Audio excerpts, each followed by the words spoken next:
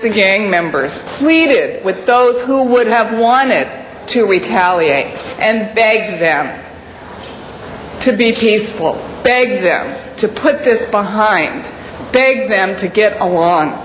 And she has been a beacon of hope in the Harbor Gateway neighborhood ever since. We are very honored to have her as a Silver Lake and CD13 resident, and we're proud of the contribution that she makes every single day to men and women around the country. She also began her career as an actor, somebody who appeared in numerous television and film projects, and her creativity, which comes out in her music, and I'm sorry we only had a chance to play a little bit of the track, but I hope that you'll all get a chance to listen to more of her music and Rilo Kiley's music, really is something that speaks the voice of a new generation of young women, and for this reason we're very proud to honor Jenny Lewis today, our pioneer woman from the 13th Council District. Please give her a round of applause. Holly Nito. Holly, come forward. Thank you. Unfortunately, Councilmember Jose Huizar from the 14th District isn't able to be here today. I'm standing in for him. Thank you. On his behalf, I'm delighted to honor Pioneer Women of the Year for the Council District 14. And that honoree is Holly Nito. She is known to her friends as a native Californian, has been a stakeholder in CD14 since 1978. When she first joined Occidental College staff as administrative assistant, and later when she moved her home from Alhambra to Eagle Rock. Now, I don't know how you move a home, but that's what they have. You moved your home. One brick at a time. One brick at a time. In 1993, transferred to the Campus Safety Department at Occidental College, where she became the director in 1997, a position she holds to this date. Cites her time at Occidental College as an amazing journey that has lasted half my life. Also tremendously dedicated community volunteer, member of the California Federation of Women's Clubs since she was a young mother, served as president of 3 clubs, currently serves as president of the Women's 20th Century Club of Eagle Rock. Since 1993, been an active member and served on the board of directors of Blend Incorporated, that is Business for Law Enforcement, Northeast Division, a booster organization that provides support for the Northeast Division of the Los Angeles Police Department. In addition to her support for LAPD through Blend, been an active member of the LAPD's Community Police Advisory Board since 1997. This all blends in with your position as public safety at Occidental College. The one thing that we can expect like clockwork, she calls once a year to tell us they're putting on their golf tournament, and she wants to know what schools are you going to designate so she can give them a $10,000 stipend. She has raised over $1 million in dealing with that program alone, and I want to tell you,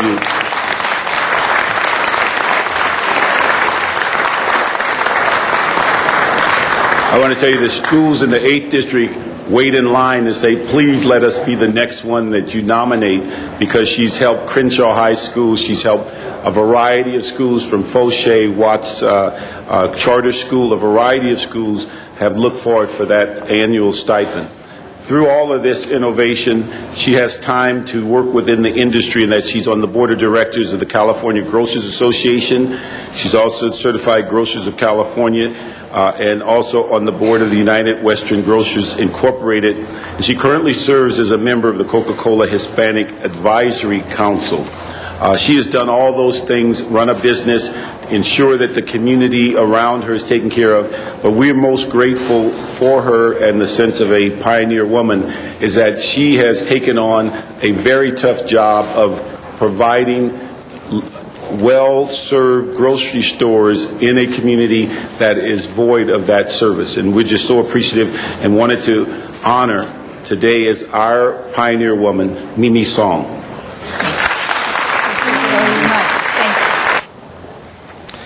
I've been privileged to work with many different folks in my past 6 years as a council member, and about, I'd say, 12 years as a staff person. And much of what we do is about how we change our environment, our communities, for the sake of our children, for the sake of our families. And we witnessed this morning some tragedies that have been converted to energy that brings hope. It talks about how communities come together to talk about how it is that their community is about our most precious participants, which is our seniors, our working folks, our children, how gangs have become that element that creates fear, doubt, sucks the life of our kids, indeed takes them away from us. And so it's the small gestures and the big gestures that come together that make a difference. With me is Shirley Fierro, our Pioneer Women for Council District 1. And I'm recognizing Shirley because as a 76-year young person, she's done more than folks half her age. Joan Henenberger Pickett. Oh, come here. So I'm very pleased. I'm very pleased to make this Pioneer Woman presentation for Councilmember LaBonge. And again, I know he wanted to be here very much, but he asked me if I'd do it, and I was very pleased. Ms. Henenberger Pickett has been an asset to the Larchmont Village community in Tom's district ever since she founded and opened Picket Fences, a hip women's clothing boutique on Larchmont Boulevard in 1994. One of my staff members, Courtney Chesla-Torres, says it is really a great store. She shops there all the time. Maritza Prescott, who is my Woman of the Year, is exactly what we've been hearing other Women of the Year saying, a person who wants to give back to community and make a difference. And when you give back, you're actually giving more to yourself than you can imagine. She's been a community leader and a public servant. Countless community projects and proposals and initiatives. Maritza has worked diligently to not only improve the quality of life within her neighborhood and direct community, but also the entire city of Los Angeles. Maritza has lived in Los Angeles since her immigration from El Salvador in 1977. Over 40% of us are immigrants from all over the planet that has truly enriched our great city. She's a dedicated volunteer toward education, planning, and land use issues. She has served as a member of several community organizations, most recently the Mar Vista Community Council. On behalf of Jan Perry in the 9th District, we're going to honor today as a Pioneer Woman is Kathy McEnany. And she's an LA police officer who I had the pleasure of working with for a number of years. She is the mainstay in working at the Skid Row area and dealing with the crime problems and all of the homelessness in the area. She's a senior lead officer. I had the pleasure of being with her in 1999. She was the Officer of the Year at Central Area and also the Officer of the Year for Central Bureau. And that is quite a commendation for someone as a field officer.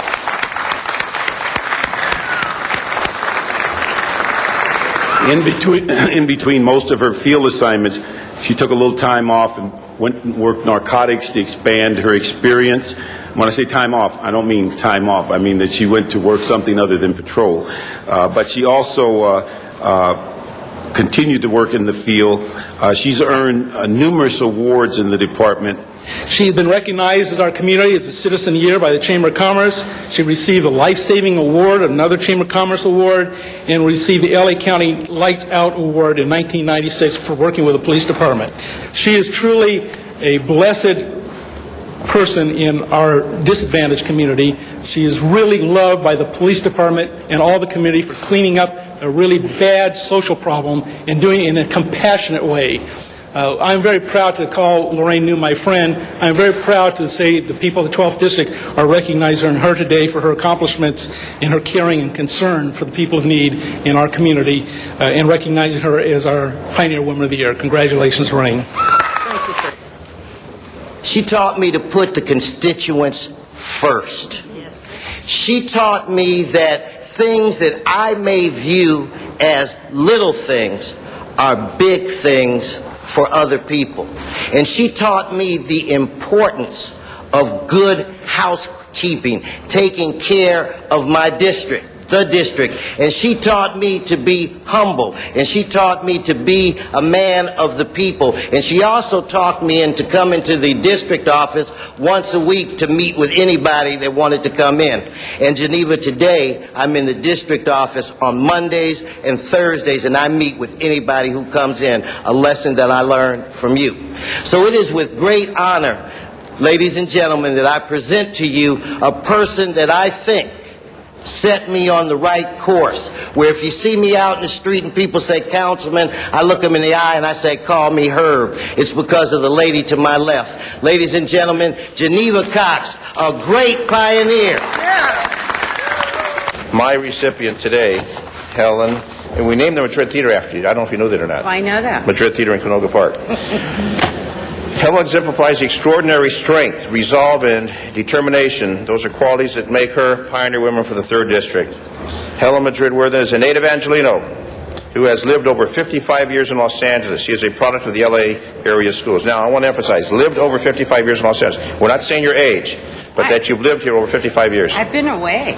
I know. In addition I know. After a 31-year career with the gas company, raising 2 sons, being a stepmother to 4 young adults, in retirement, she enjoys activities that help improve our city and the San Fernando Valley. You can listen to City Council meetings as well as committee and commission meetings on the telephone by using the city's council phone system. In the downtown area, dial 213-621-CITY. In West LA, dial 310-471-CITY. For the San Pedro area, dial 310-547-CITY. And in the San Fernando Valley, dial 818-904-9450. Just follow the recorded instructions for the meetings we want to hear. And we invite you to address the Los Angeles City Council on any item on the council agenda, as well as during public comment. You may come downtown to City Hall or go to the Van Nuys City Hall and participate via video teleconferencing.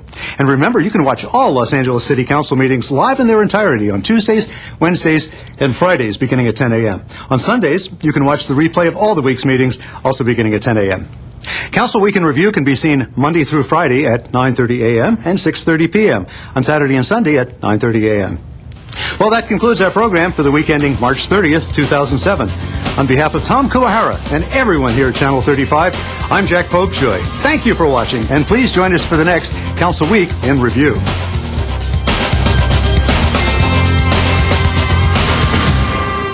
In the city of Los Angeles, when duty calls, the LAPD responds. Hey, John, lower the gun, buddy. John, leave the gun. Working as a team. Go ahead and put the gun down. John, nobody's going to come at you, all right? But I'd feel a whole lot better if you were to lower that gun. To protect and to serve. Why don't you come back here to me, all right? All right, that's good. Walk toward me with your hands up, John. Put your hands up. All units, code 466. Thanks for working with me. 299, show me code 6 on the article search for the Amber Alert. To fight crime and to keep our streets safe. Another positive hit on this bag. We believe at this time that the vehicle is in our custody. Any available unit to respond to the northeast corner, 7th and Bullets for the Amber Alert. 6K 253 14X11, show us responding. Cycle 2, we're around. This is it. Let's go.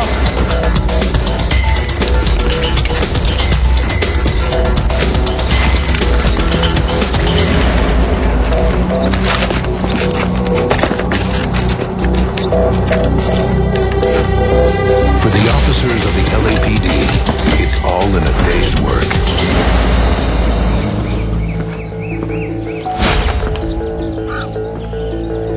Protecting our families.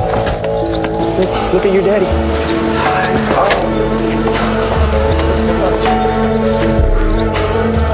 They take pride in what they do.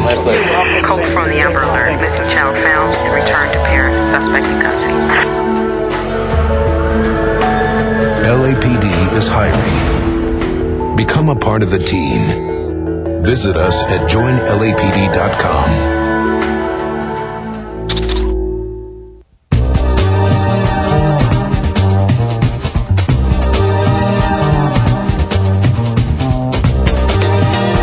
CityView Channel 35. Your city, your channel.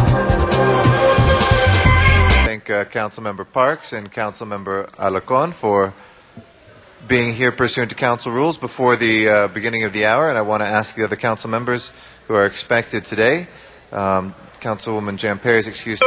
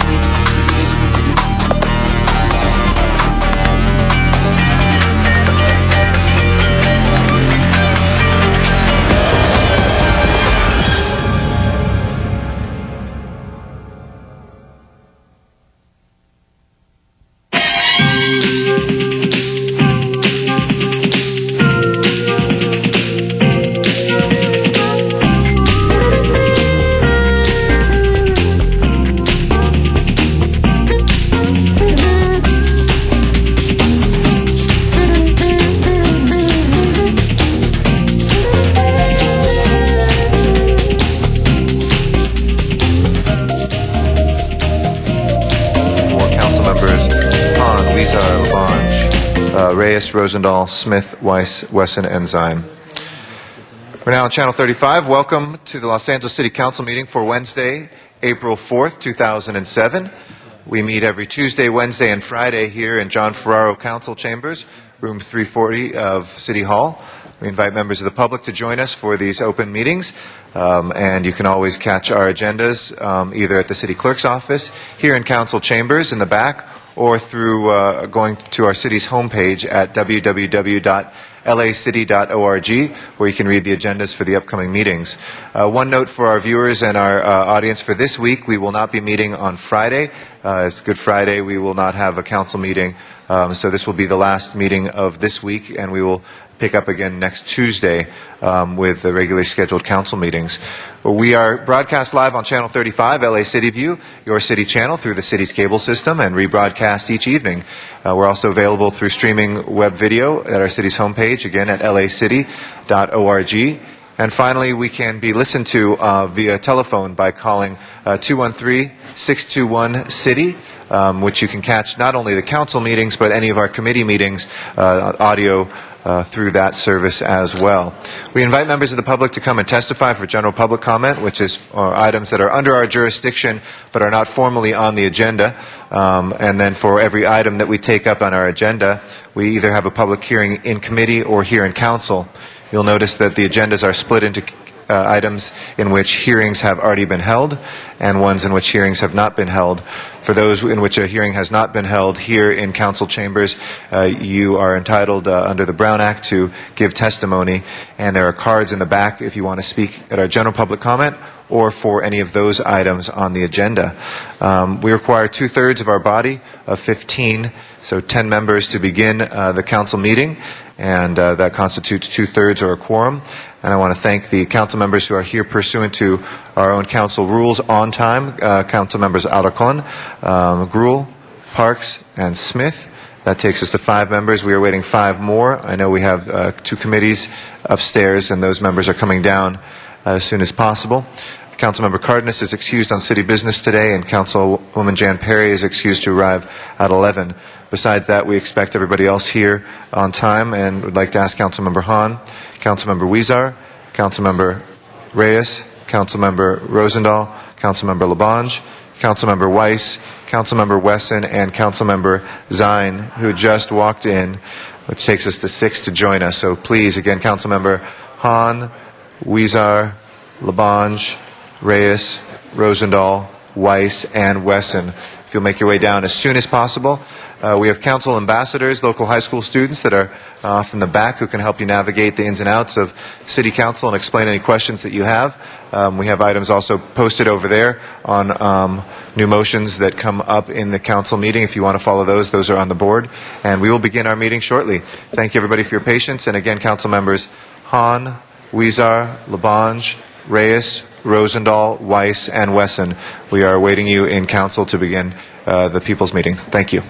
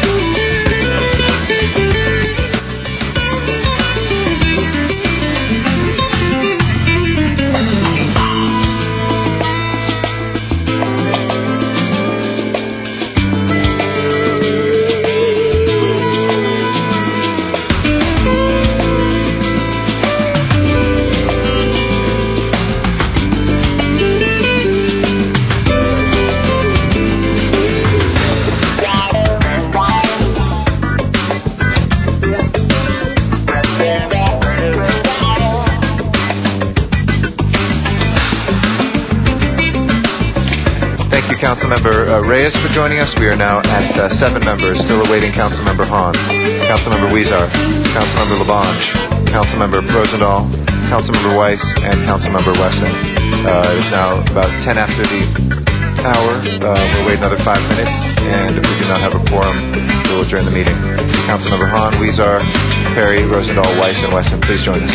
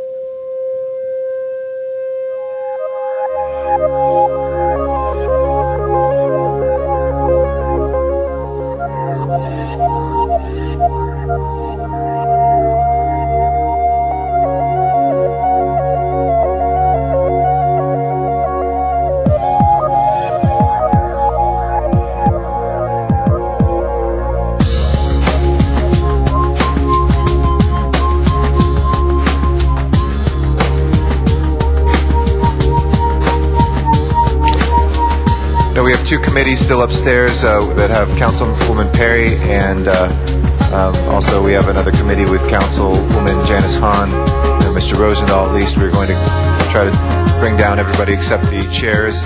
If we could ask Mr. Rosendahl, Mr. Weiss, and Mr. Labange if right there. Mr. Labange is in chambers. Welcome back, Mr. Labange. We missed you very much.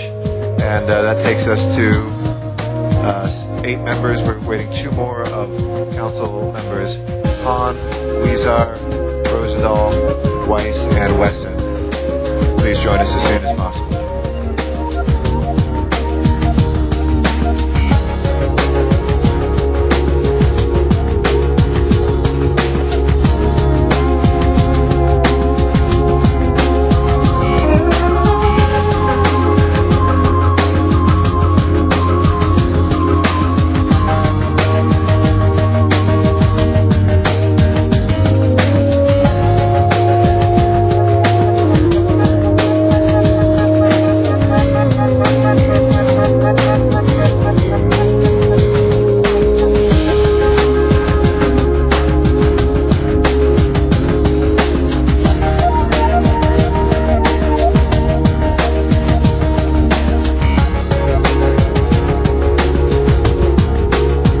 We have 9 members with the addition of Mr. Wesson. Still waiting Ms. Hahn, Mr. Weezer, Mr. Rosendahl, Mr. Weiss. As soon as we have 1 member, we will have 10 and a quorum. Mr. Weiss, if you'll join us. Mr. Rosendahl, if you'll join us. Mr. Weezer, if you'll join us. And Ms. Hahn, if you'll join us. Thank you.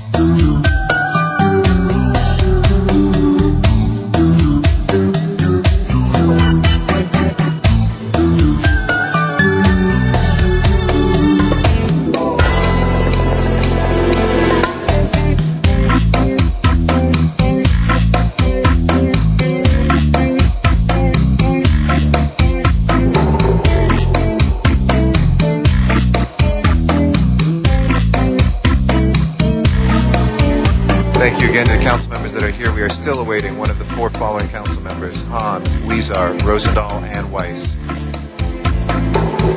Councilwoman Hahn, Councilmember Rosendahl, Councilmember Weezer, Councilmember Weiss. We're about 14 minutes late now, and we need you to begin the meeting.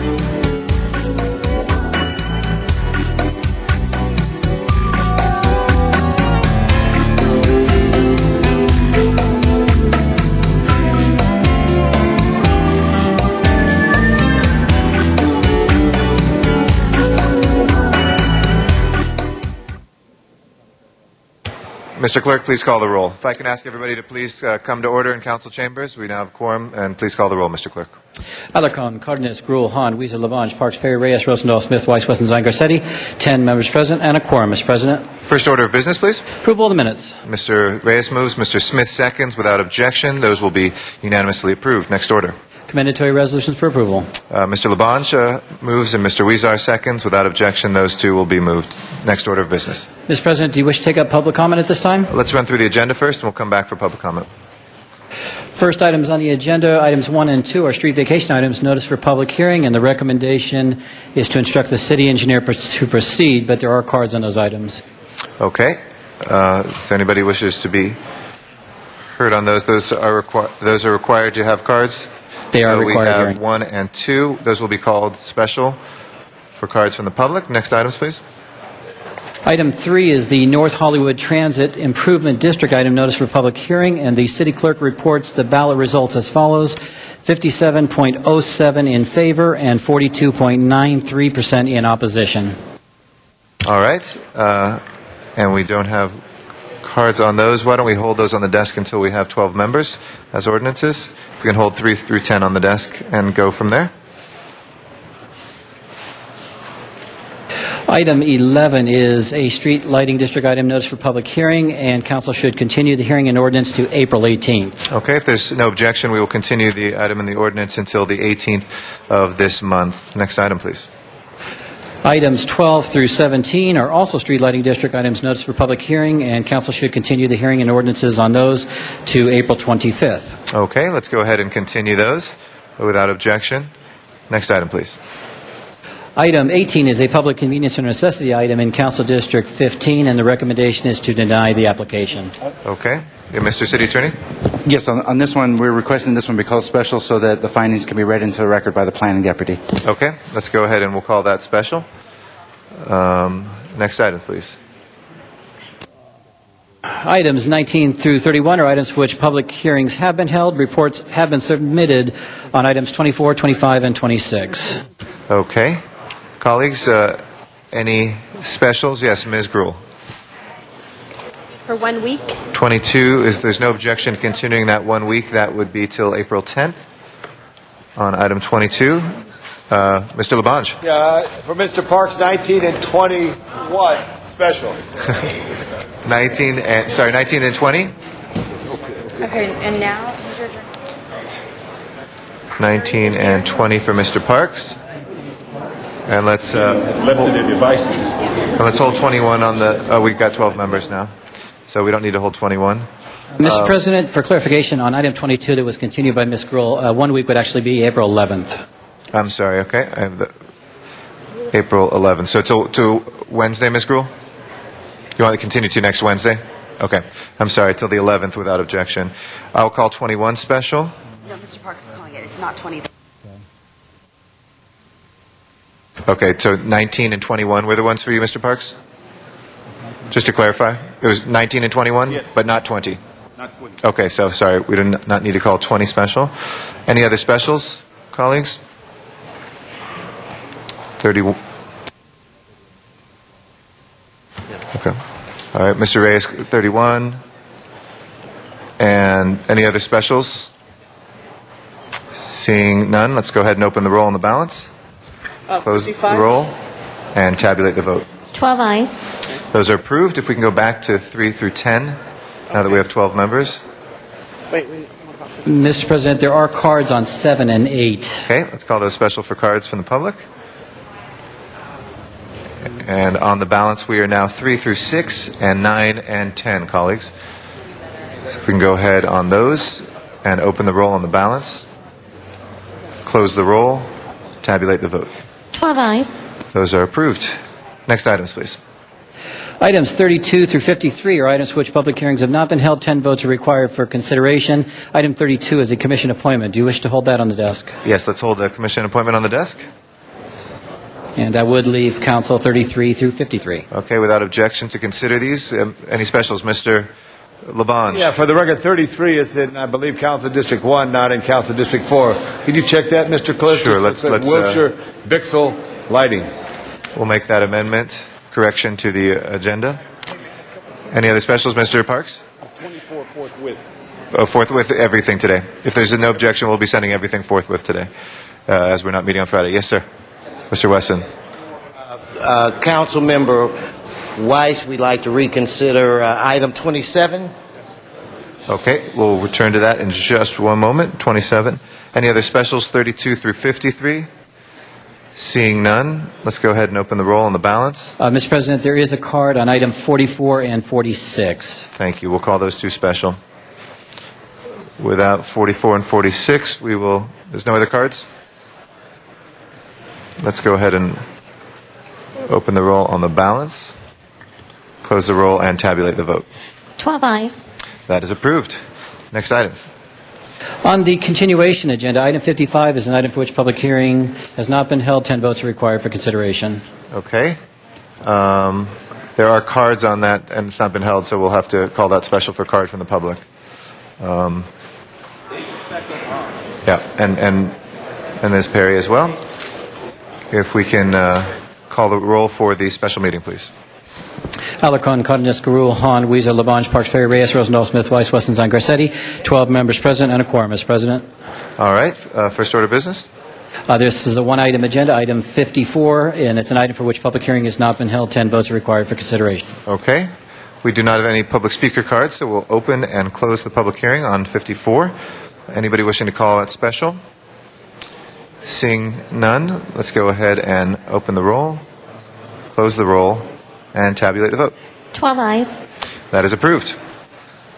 All right. We can go back to the regular agenda, or the regular meeting, excuse me. And we will start with public comment. And Chuck Tenen is our first speaker. Oh, I'm sorry. Before we're doing that, if you hold that tight, we'll reconsider 27, if we can open the roll on that, close the roll, and tabulate the vote. 12 ayes. And we'll call that special for Mr. Weiss. Okay. Mr. Tenen, welcome. Good morning, council members, President Garcetti. With regard to the increase in housing development projects in communities throughout the city of Los Angeles, there are a lot of hazardous streets that are dangerous, unsafe, and substandard that could have a significant environmental impact on housing development projects if the city allows developers to build first, fix later, or don't fix at all. One of these hazardous streets is West Magnolia Boulevard in Valley Village that has extreme traffic congestion, no storm drain, substandard sewers, poor transportation corridor access because of a substandard street that needs to be widened to make it safe. Many streets in the city, such as ours, meet this criteria and need to be fixed or looked at or studied and need new infrastructures, storm drains, street widening, transportation access on substandard streets. It should be a required right of the developers to contribute their fair share of the costs if they plan to develop for profit in areas that need to be brought up to standards. They should not be allowed to build first, fix later, or not fix at all. We need an all-in-one agency comprehensive package study and checklist before a project is approved that covers major, significantly potential environmental impacts to include these conditions. I'd like to wish the City Council, each member, a happy Easter and a happy Passover. And Wendy Gruhl, we do appreciate your hard-working efforts. It was brought to my attention by the Department of Public Works and the Bureau of Street Projects that they all received your emails regarding the hazardous street conditions on West Magnolia Boulevard. Thank you. Thank you very much. Mort Allen is our next speaker.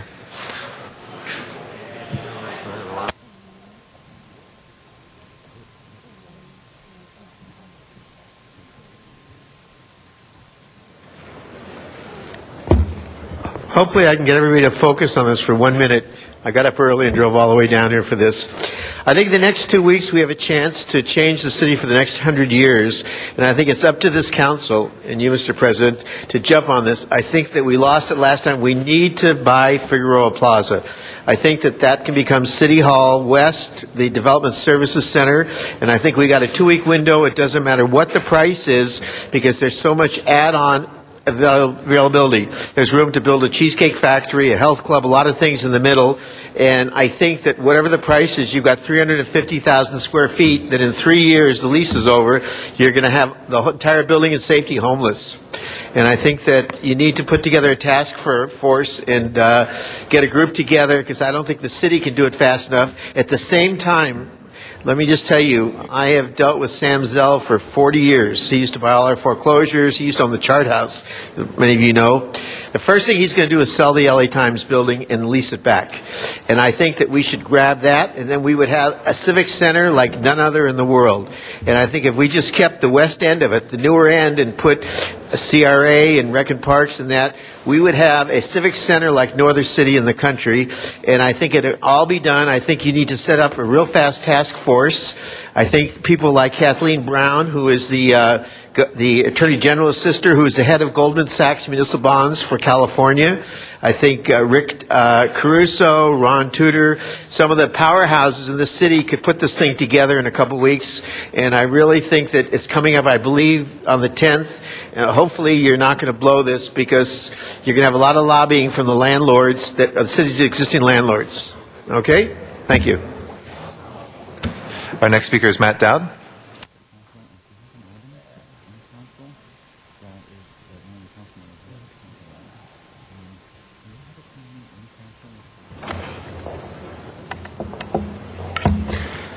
Hey, thank you very much. I'm Matt Dowd from Venice Beach. It's good to be back at City Hall. It's the Matt Dowd attack. I've got to attack Tom LaBonge for getting involved in this fairness ordinance, but you know what? It's not even his fault. It's the city attorneys. It's all these attorneys. They thought they knew better, and we got them right here saying it's all about the sale of things. Just the sale. They sent undercover police down to catch this guy selling a jar of shea butter like it's some big illegal item, and yet we've got a federal judge now saying that extricating the sale part goes against a Supreme Court ruling. We've distributed all that. You should never have signed that, but don't blame us. That's what I'm here to say, really. Don't blame us. Remember, we didn't even want to file this stuff. You asked us to. You said, go file. We're not budging. We believe our city attorneys, but they're wrong. Often, it seems. Prop R looks like another one, except Rocky was actually on board for that. So I should be the chief legal analyst in this city now, because I seen Jerry Miller out here smoking a cigarette, and if he can't even analyze the side of a cigarette packet, the government warning, see, and I got to attack. I heard someone say something about reparation here a couple of weeks ago. Well, we got that coming. Here's some African-American reparation. I heard something about phony Tony. But the real phony Tony is the mayor. Tony Cardenas is okay.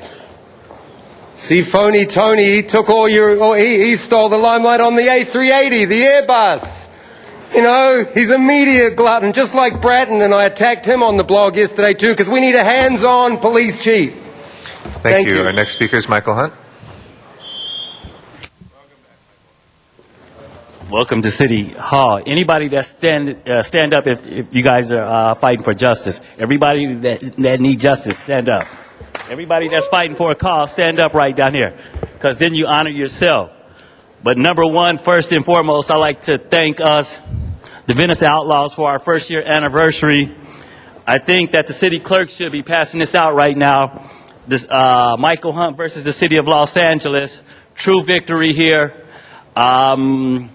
We heard Rocky say, just be honest with the folks. Well, was Rocky honest with the city council? That's what you got to ask yourself. Were they honest? Now, after being arrested 24 times, infringing on my First Amendment rights, that's what Dean Pragerson said. That's what the Supreme Court said. That's what the Ninth Circuit said. We have it all here in writing. Now, did City Council go back and ask Rocky, were we infringing on Mr. Hunt's rights? Did we take him to jail 24 times? Did we infringe on his 14th Amendment right? I think that's what you guys ought to be asking yourself, and I think that it's a great time now that We almost are at a decision with the federal court and the Ninth Circuit and the Supreme Court. But better yet, I think you guys should be asking Rocky, why would he infringe on anybody's rights and tell you guys that it was okay, that you guys should vote on this? That's the same guy that said, let's be honest with the people. So you take me to jail 24 times because of my spirituality, and it wasn't even an honest movement, but I'd like to thank you guys anyway because I had a platform to do it on. And yet, you guys, I think all of you guys should be up at Rocky's office finding out what went wrong. Thank you, Mr. Hunt. Thank you. And Mr. City Attorney? Mr. President, for the record, the federal judge has not issued a final ruling on the matter that they're referring to. Okay, thank you. Zuma Dog is our next speaker. And then I have a... Yeah, can I have your attention, please? Happy anniversary at Zuma Dog and City Council and Mayor Viagra Osa's 1 year anniversary. That's right, it's 1 year ago today I walked in off the beach of Venice, April 4th, 2006, to protest your shady, unconstitutional ban on Venice and your ruined lives. Okay, now we got a settlement judge that's going to throw your ass out, y'all, and we going to be back on the beach. Mr. Dog, if I could, you have the right to use whatever language you want, but if I could ask you to please... We have children in the room. Thank you. He's just asking me. He's just interrupting me. I'm allowed to. I'm not doing anything wrong. We're right, y'all. We were right. So that means I was in here for no reason at all. I shouldn't even been in here. So now how you like it, y'all? How's the last year been a PR? All right, now I'm writing for LA Weekly. And speaking of PR, Zuma Dog had to enact himself mayor pro temp because there's too much bad PR at the mouths of city council. First of all, the city, the LAX airports, they're still open for business. Zuma Dog does not support a boycott. And don't be telling people not to come downtown to the LA airports because we're trying to get tourism. And when you say don't come downtown to the airports, you're hurting tourism, y'all, and convention business. So stop saying those things. What are some other stupid things that prevent people? All right, now let's see. Also, don't paint squiggly lines on the roads at 5 p.m. in Tom LaBonge's district. They're painting decorative squiggly lines. It looks like Walt Disney threw up on the sidewalk, and you're doing it at 5 p.m., closed it down to one lane, y'all, and that's ridiculous. Plus, I'd like to remind you that I'm allowed to dance like Justin Timberlake in public comment, because First Mr. Dog, expression, y'all. there's a second warning. If you can please address us in a calmer manner, we can hear the ideas. I have a question. Thank you. Is physical movement protected under the First Amendment? I asked you politely if you could please address us in a manner we can hear better. Yes, y'all, but the answer is yes, y'all. Just like his ordinance 4215 unconstitutional, the answer is yes, y'all. Welcome to year one of Zuma Dog. Say hello to my reality cameras. Mr. City Attorney?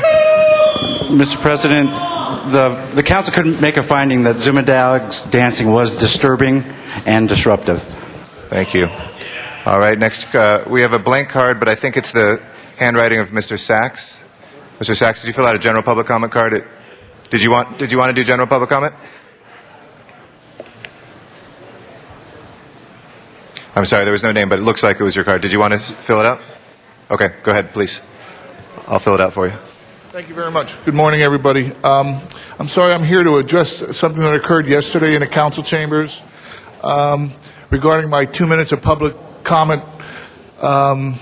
I was commenting on items that were already held for committee hearing, and I believe when I approached the lectern that I apologized for not making it to those committee hearings, but I still wanted to make comments on them. According to the rules that you state prior to the meetings, council can act or not act on items, or you can speak publicly on items under the council's jurisdiction. The reason I wanted to speak about those bonds that were offered yesterday on yesterday's agenda was because of Councilman Padilla's previous discussion regarding the airport bonds and the police department bonds, and the fact that he was upset or he was concerned with the fact that the city was going to be spending maybe $23 million extra if the CAO's plan for offering those bonds had been approved.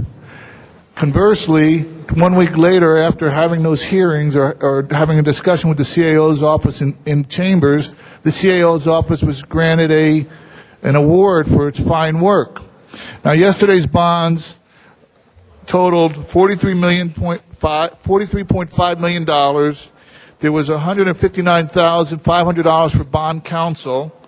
There was $92,000 for bond disclosure fees, and there was $67,000 for financial counsel. Yet none of those counseling charges were included in the bonds for the police department bond offering or the LAWA offering for Tom Bradley renovations. Additionally, in bond number 19, which was, I'm sorry, I've used up my time. I guess. Thank you very much. Appreciate your comments today. Our next speaker is Mary Sederholm, and then we'll go to Van Nuys for Sharon Brewer.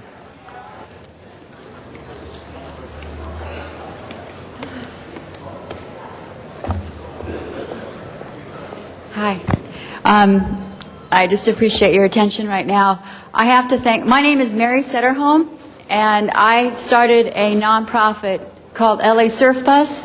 I handed out to every one of you a folder. And what we do is we bring kids from tough neighborhoods for free to the beach. We charter buses and bring them to the beach for a day of surf lessons, bodyboarding, ocean safety. And we bring them down that same day every single week. Let's say MacArthur Park, we bring down every Friday. So for 8 Fridays in a row, these kids get to come to the beach. Again, the program is free, and what I've done is I've personally gone to these parks as I tried to start the program at the top, and they didn't get the concept, so I walked into the parks myself, and they took it. And what's happened is in the last few years, this program has just exploded. Because the kids want it, the park directors want it, they say that it anchors their park. And I personally, I've been on welfare with my 5 kids, and I know how important a day is at the beach when you don't have money. It's the one place you can go. It's a playground that you're not going to be harassed at. It's so good for the kids. And, you know, basically, these parks, because I couldn't afford to, spring for $500 a day for a bus. A lot of these parks went to several of you to ask for help with buses because they so badly wanted to go. I said, look, I could only afford 5 weeks, 5 Fridays. So they picked up the phone and called some of you. So you don't realize it, but in the last couple of years, you already have been approached. They haven't just told you why. So right now what I'm doing is I'm, getting a little bit more sophisticated with this is what I understand. And I'm approaching you all. I have gotten some grants, and but anyway, I need your help, and I'll follow through. Appreciate it. Thanks. Sounds like a great program. Appreciate your comments. Thank you so much. Sharon Brewer is our next speaker out in Van Nuys. Hi, Sharon Brewer. Regarding no city council on Friday, is there a way that you can come out on Friday the 13th so that we don't lose our 1 day a month? Permit, April 1st, 2007, Persian New Year event. Signed permit, not enforced, questionable fees charged. Park use fees, $1,000 flat rate. There are no flat rates. Fee rate schedule states 501 to 1,000 anticipated attendance. Use fee, admission charged, $1,400. 1,001 plus. Over minimum fee for each additional 1,000 attendees is $250. The booth fees, 20 booths at $50 each. Fee rate schedule states $50 fee applies to nonprofit organizations, may have sales. Chemical toilets, 1 per 200 expected attendance. 10,000 people requires 50 toilets, 5 to be handicapped. Reality was 23 regular, 1 handicap, 3 sinks. Rec and Parks correspondence, March 22nd, 2007, stated that the promoter agreed to bring in more portable restrooms than last year and to have more of the ADA compliant, which he didn't do. The reason for his charging the $10 and the $5 was supposed to take care of his overhead. So far, he ended up saving on the portable toilets. He saved on the park fee that was the correct fee that wasn't charged, and the booths.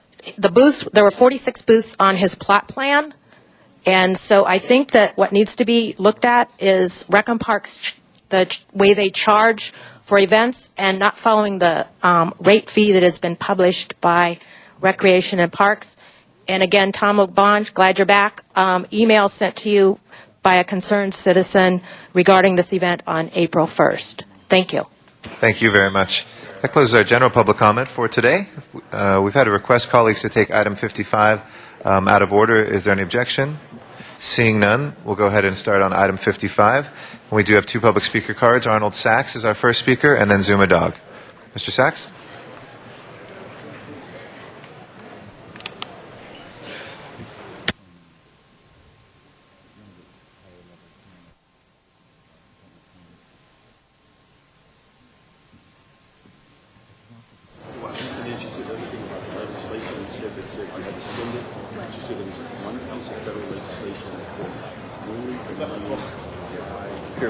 We'll give it to the sergeant. You can set it right Go ahead. We'll give it to this. Just keep it there on the podium. We'll get it. Go ahead and give us your comments. Thank you very much. I may be out of order here, but I would just wonder, since we're amending articles to the Los Angeles Municipal Code, is it possible to find out what code was used to allow the LAWA to...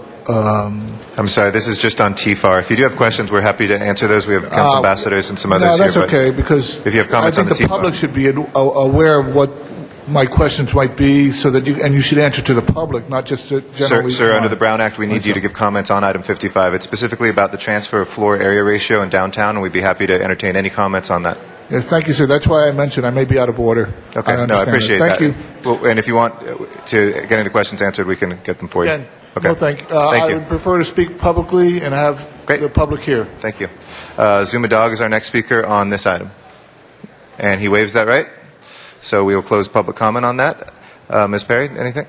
Are we ready to vote? Ready to vote. Okay. All right, if we can open. Yes. First of all, thank you so much for using discretion to allow me to talk, even though I waived. I appreciate it. This is the one-year anniversary of Zuma Dog at City Hall. Let's take an anniversary picture together. But as far as this goes, what this is really about, y'all don't want the mayor to get control of the airspace rights, and the mayor doesn't want you to get control, y'all, because there's money to be made off these airspace rights, y'all. And the problem is, this is just a way to circumvent density laws. There's a reason they have density laws, y'all, and it's not to be violated by coming up with some genius bamboozle to sell space, y'all. You'd sell the space between Zuma Dog's ears. Let me do take two, because I got reality crews filming. You'd sell the space between Zuma Dog's ears if you're allowed to, y'all. So here's what you got to do. I urge City Council to get together with Mayor Antonio and cut out some kind of deal where you cut each other in, because it becomes inefficient if you're doing things twice and you're vetoing him and he's vetoing you. And let's get down to the real thing. It's all because you want some of the piece of the pie that's being cut in, y'all, because the whole city revolves around shady campaign contributions and putting people on expense reports that aren't supposed to, and that's what the Ethics Committee website's for. And I think we're going to see a whole lot of names under item number 55 when you start looking into these high-density circumventions, y'all. So I'd like to say, please don't stop deceiving. Don't stop deceiving. Thank you, Mr. Dog. Constituents are leaving. Be like people. Mr. Dog. I can't sing like Journey. I had to amend the lyrics because I'm getting sued from YouTube. But I'd like to say, don't do this just to circumvent high density, y'all. There's too much high density around not enough infrastructure. The schools can't accommodate. The police can't enforce. The pipes can't pump the sewage. The streets can't handle the traffic. And it's just getting an out of control wreck, y'all. And as you can tell, I'm losing my train of thought, y'all. But happy anniversary. 1 year. Get ready for year 2. Thank you very much. I'm just getting warmed up. That's close public comment on this one. Submit it to the guard. Now go ahead, give us your name, please, and give us your comments on this.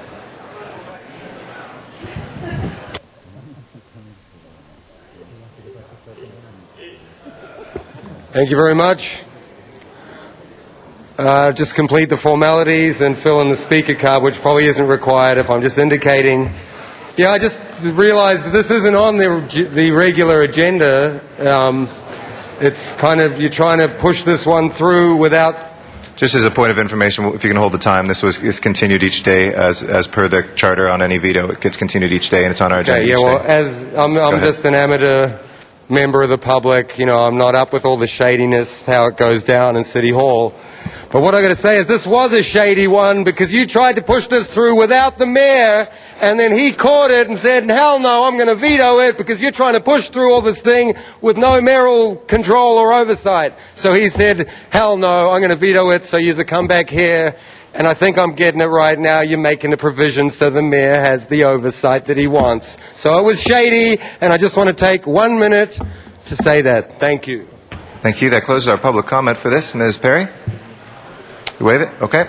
We can proceed with the vote. If anybody else wishing to be heard on this, if not, let's go ahead and open the roll, close the roll, and tabulate the vote. 13 ayes. And that is approved. If we can return back to the commissioner appointment at this time. Yes, Mr. President. Item 32 is the appointment of Anthony De Los Reyes to the Civil Service Commission. Great. Mr. De Los Reyes, if you'd like to come forward and join us here at the table. I want to thank you for your patience this morning and putting yourself forward for service to the people of Los Angeles. And with that, I'd like to recognize the chair of our Personnel Committee, Mr. Zine, who had the hearing on your nomination. Thank you, Mr. President. Good morning again. Good morning.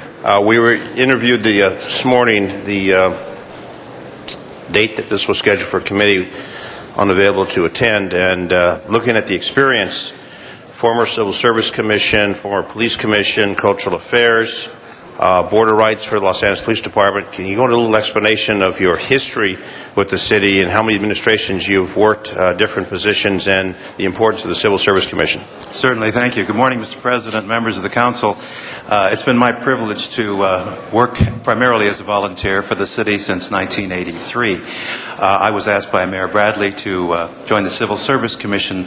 I was there for almost 9 years and served as president for 2 terms. In the aftermath of the Rodney King incident, Mayor Bradley asked me to come over to the Police Commission, and it was my privilege and honor to work with the department, the mayor, and the council from 1991 to 1993. That commission was instrumental, I think, in revising the city charter to include citizen oversight in the process of disciplining police officers where appropriate. After leaving the Police Commission, I became a member of the hearing panel for officers accused of misconduct, and it's been my honor to serve in that capacity from 1994 to the present time. I was just reappointed last month to that body. 3 years ago, Mayor Hahn, I guess it was 4 years ago, appointed me to the Cultural Affairs Commission, and I served on that commission until last month, and it was my honor to be president of that commission for 2 years. Mayor Villaraigosa has asked me now to return to the Civil Service Commission, and with your approval, I'm very much looking forward to that. Thank you. I think that your previous experience over those many years really gives a strong background and foundation for the variety of activities the city's involved, especially this important commission. And as we discussed this morning, some of the issues involving testing of applicants for the police department, the standards that are established, and I just remind you that when those issues come before the commission, disciplinary matters, etc., that keep in mind it's the people of the city of Los Angeles that are represented by these individuals. So if it's the standard within the police department or fire department or any other department, just keep that in mind, that those individuals are responsible to the people of Los Angeles. So we want to make sure that the Civil Service Commission clearly reviews any changing, any standards. And when it comes to disciplinary cases, with your experience, former experience and current knowledge and the Police Board of Rights experience, make sure that those decisions are made fair and impartial. But the bottom line is these folks are working for the people of Los Angeles, the taxpayers. I'll certainly keep that in mind. Thank you. Thank you. Mr. President, I would ask that we would unanimously approve this recommendation return to the Civil Service Commission. Thank you. Thank you, Mr. Zine. Mr. Parks is our next speaker, and then Mr. Smith and Mr. Alarcon. Good morning, Commissioner. Good morning. How are you doing? I'm doing well, thank you. Nice seeing you again. I just wanted to kind of amplify what Councilman Zine had said earlier. We have a couple of items that we're working on and will be coming to Council soon that deal with the background issues. And I realize that there's a view that the Civil Service Commission is independent and can make these judgments. But the concern I have, and expressed by some, is that when we're changing the direction and implementing something that has been for the first time, such as use of hard drugs that has never been introduced, Those kinds of decisions, in my judgment, appears to be something the council should have a role in to endorse it and not be done independently. And what we also were concerned about is that when the item came before your commission, it was worded in a fashion that no one would know what the substance of the issue is. So you couldn't Prop 5 it, you couldn't do anything because it was 6 months down the road before anyone knew it occurred. We're now getting information from a recent public safety committee that the police department is now concerned about maybe a lessening of physical standards to where people's body fat and different things have changed, again, without any public review. And so we're just concerned because we've learned those lessons in the past. We've learned if you don't get healthy people in, it's going to cost you on the tail end of the system as far as pensions and other kinds of issues.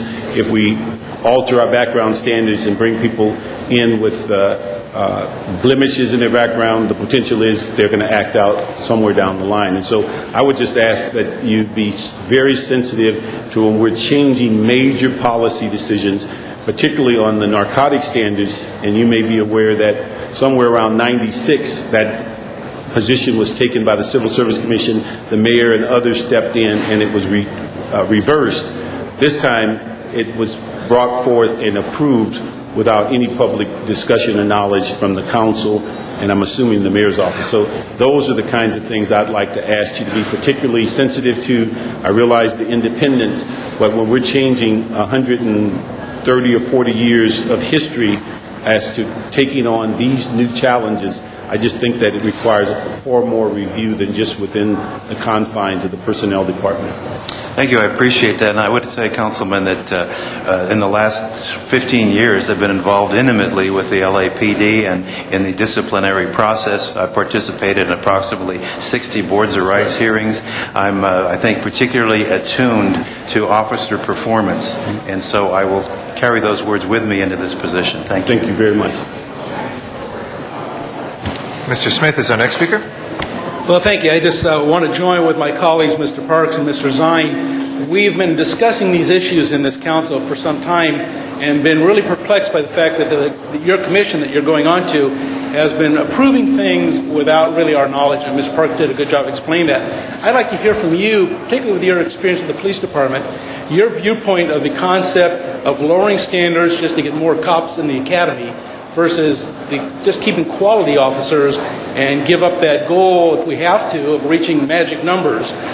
It is my opinion, as Mr. Parks and Mrs. Zine, that I think we'd rather have better officers than no officers. Rather have no officers than lesser quality officers. So I'd like to hear a little bit of your opinion on that and hold my time for one more question. Certainly.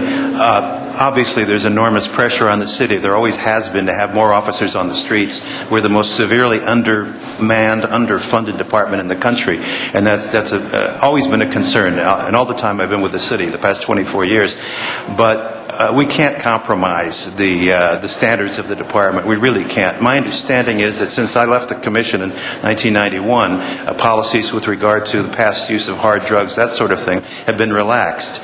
I was not part of that dialogue, so I can't answer why. But it would trouble me greatly if we continued down a path like that, because it exposes the city to liability, exposes citizens to inadequate police protection, and whether we have 9,000 people on the force or 14,000 sworn, they've got to be the best we can get. And if anything, it says to me that maybe the role of the council also is to make sure that we can recruit appropriately, because that's always been a problem with the city. Maybe we have to think more creatively about spreading the net as far as possible. But ever since I've been involved with the city, we've had the finest police department in the country, and I wouldn't stand by and let that be jeopardized to any degree. Well, thank you very much, and I concur with your comments there. I would ask you to go to the police academy now. I was told by a training officer just recently that we have a cadet in the academy with a size 48-inch waist. That we've loosened the body fat requirements so much that we have a police candidate up there right now that can't keep up with the runs, that can't get over the walls, can't do the things that we were all required to do when we were in the police department. In fact, I had to lose 45 pounds to get in the police department, and it was the best thing I ever did in my life, so I'm glad I did it. But now what we're doing, instead of saying, instead of saying you must meet this criteria, we're saying we'll take anybody, and instead of making them go over the wall and making them thin down, we'll just buy bigger uniforms. And the end result is that we were going to pay greatly at the end of this process when that officer has a heart attack, when that officer gets hurt in the line of duty because he's not in physical shape. And we'll pay bigger bucks at the end of the system than it is to be propitious now and do the right thing. I'm very encouraged by your comments, so thank you very much and good luck. Thank you. Appreciate it. Thank you very much, Mr. Smith. Mr. Alacon is our last speaker. Yeah, members, Anthony de los Reyes and I go way back. I actually was a junior administrative assistant, started in the personnel department in 1985 or 86, something, and he was a commissioner, so I feel that much of the information that I've learned regarding the civil service, having progressed to personnel analyst and then senior personnel analyst, was in a way mentored by Mr. de los Reyes. So what I'd like to offer is that in the history of my work in the city of Los Angeles, there are very few people who demonstrate consistency of fairness and knowledge on the subject before them. Very few people who rise to the level of Anthony de los Reyes. You can tell by his previous response that he is very considerate on each subject. He doesn't rush to judgment, and he really tries to get to the depth of the issue, but he's always trying to maintain quality in our civil service system. So I can say nothing but kudos regarding Mr. de los Reyes, and I believe that he will be a great contribution. In fact, probably a little wiser than he was 20 years ago, and so we should get an even better version of the Commissioner de los Reyes than we had before. But I commend the mayor on his selection, and I'm very pleased that you're coming back to the Civil Service Commission. I think that's going to be a boost for all the issues, not just the police department, which are critical, but all the issues related to civil service. Thank you. Thank you very much. Mr. Reyes? Thank you, Mr. President. I want to say good morning to Mr. de los Reyes. I have not had the pleasure or the fortune of knowing you as long as my colleagues are aware of your background, but I did want to ask you, given the context of this history and your experience, looking at our economy and looking at our diversity in our city, are there changes that you feel we should be making or where we can improve upon and making sure that we are addressing the quality of life issues as we go through our personnel and looking at this notion of civil service, like what changes we need to make given how technology has evolved and how we can be more efficient? If you have any thoughts along those lines. Well, as I've said, it's been a while since I've been on the commission, but I would like you to know that when I first joined the Civil Service Commission in 1983, the city was under a federal consent decree with regard to the hiring of minorities, the advancement of minorities and women within the city service. So I immediately had my consciousness raised with respect to equal opportunity for all citizens to participate in city employment, the city's workforce reflecting the citizenry that it serves, without compromising quality.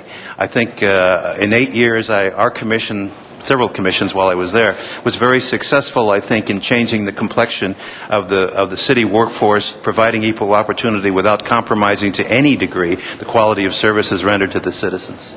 It's been about a 15, 12-year gap since you left the city, more or less? Well, I left the police commission in 93, but I went on the board of police commissioning hearing examiners in 94. So I've been continually involved with the city for 24 years now. Great. Well, look forward to working with you, and hopefully we can continue to understand how we take advantage of technology in implementing more efficiencies and creating those opportunities that truly reflects this great city, and I look forward to working with you. Thank you very much. Thank you, sir. Thank you, Mr. Reyes. If nobody else wishes to be heard, let's go ahead. We'll open the roll on the nomination, close the roll, and tabulate the vote. Ayes. Congratulations, Commissioner. Thank you very round of much. applause for our new commissioner. Appreciate it. Thank you for the kind words. Thank you. Next item, please. Item 1 was called special for cards from the public. Okay. Item 1, Matt Dowd is our next speaker.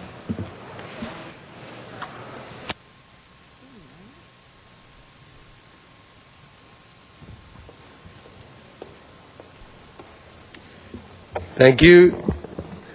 Yeah, I could have sworn I had a card on item 32. If you could check that as well, please. I'm sorry, I was let me see waiting if you at the did. back for that. My apologies, there is one. Would you like to give a comment? We'll reconsider that So right I have now. to let me can open the roll let on me waive, reconsideration. let me Hold on one waive this second. one, and we'll go back to that one. Okay, if we can open the roll on reconsideration of 32, please.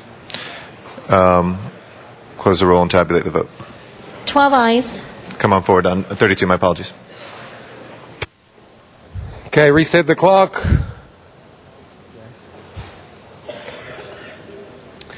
See what happens, folks. I'm just giving you a reminder, the 12-month anniversary, what goes on at City Hall, the shenanigans that we can expose. But I'm not here for that. I'm just here to say that this is a good nomination, appointment from the mayor. And I'm just here to remind you what it's like to have the Outlaws on the record. Thank you. Thank you for your comments on the nomination. If we can open the roll again, close the roll and tabulate the vote. 12 eyes. That's approved. Number one, the speaker has waived his card on that. So on number one, if we can take that up next. Anybody wishing to be heard from council? Seeing none, please open the roll, close the roll, and tabulate the vote. 12 eyes. That is approved. Next item, please. Item 2 is called special for cards from the public. Mr. Dowd, item number 2. Yeah, in lieu of good faith, I'm going to waive this one too. Thank you. That closes our public comment. Any members wishing to be heard on item number 2? Seeing none, let's go ahead and open the roll, close the roll, and tabulate the vote. 12 eyes. That is approved. Next item, please. Item 7 called special for card from the public. Okay. Number 7. We have 2 cards. Matt Dowd. Mr. Dowd? On number 7, would you like to speak on item 7? You know? Okay. Anybody else wishing to speak on 7? Come forward. Mr. Hunt? Yes, can you please read the name on the card for us, please? Give us your comments. This is time for you to speak if you'd like. Well, the lighting district, I think that we should vote it in. Lighting district, everybody for light, to light up you guys' house, or to follow the justice for everybody that's down here fighting for tenants' justice. Thank you, Mr. Hunt. That closes public comment on 7. Please open the roll, close the roll, and tabulate the vote. 12 eyes. That is approved. Next item, please. Item 8 called special for cards from the public. Mr. Dowd, item number 8.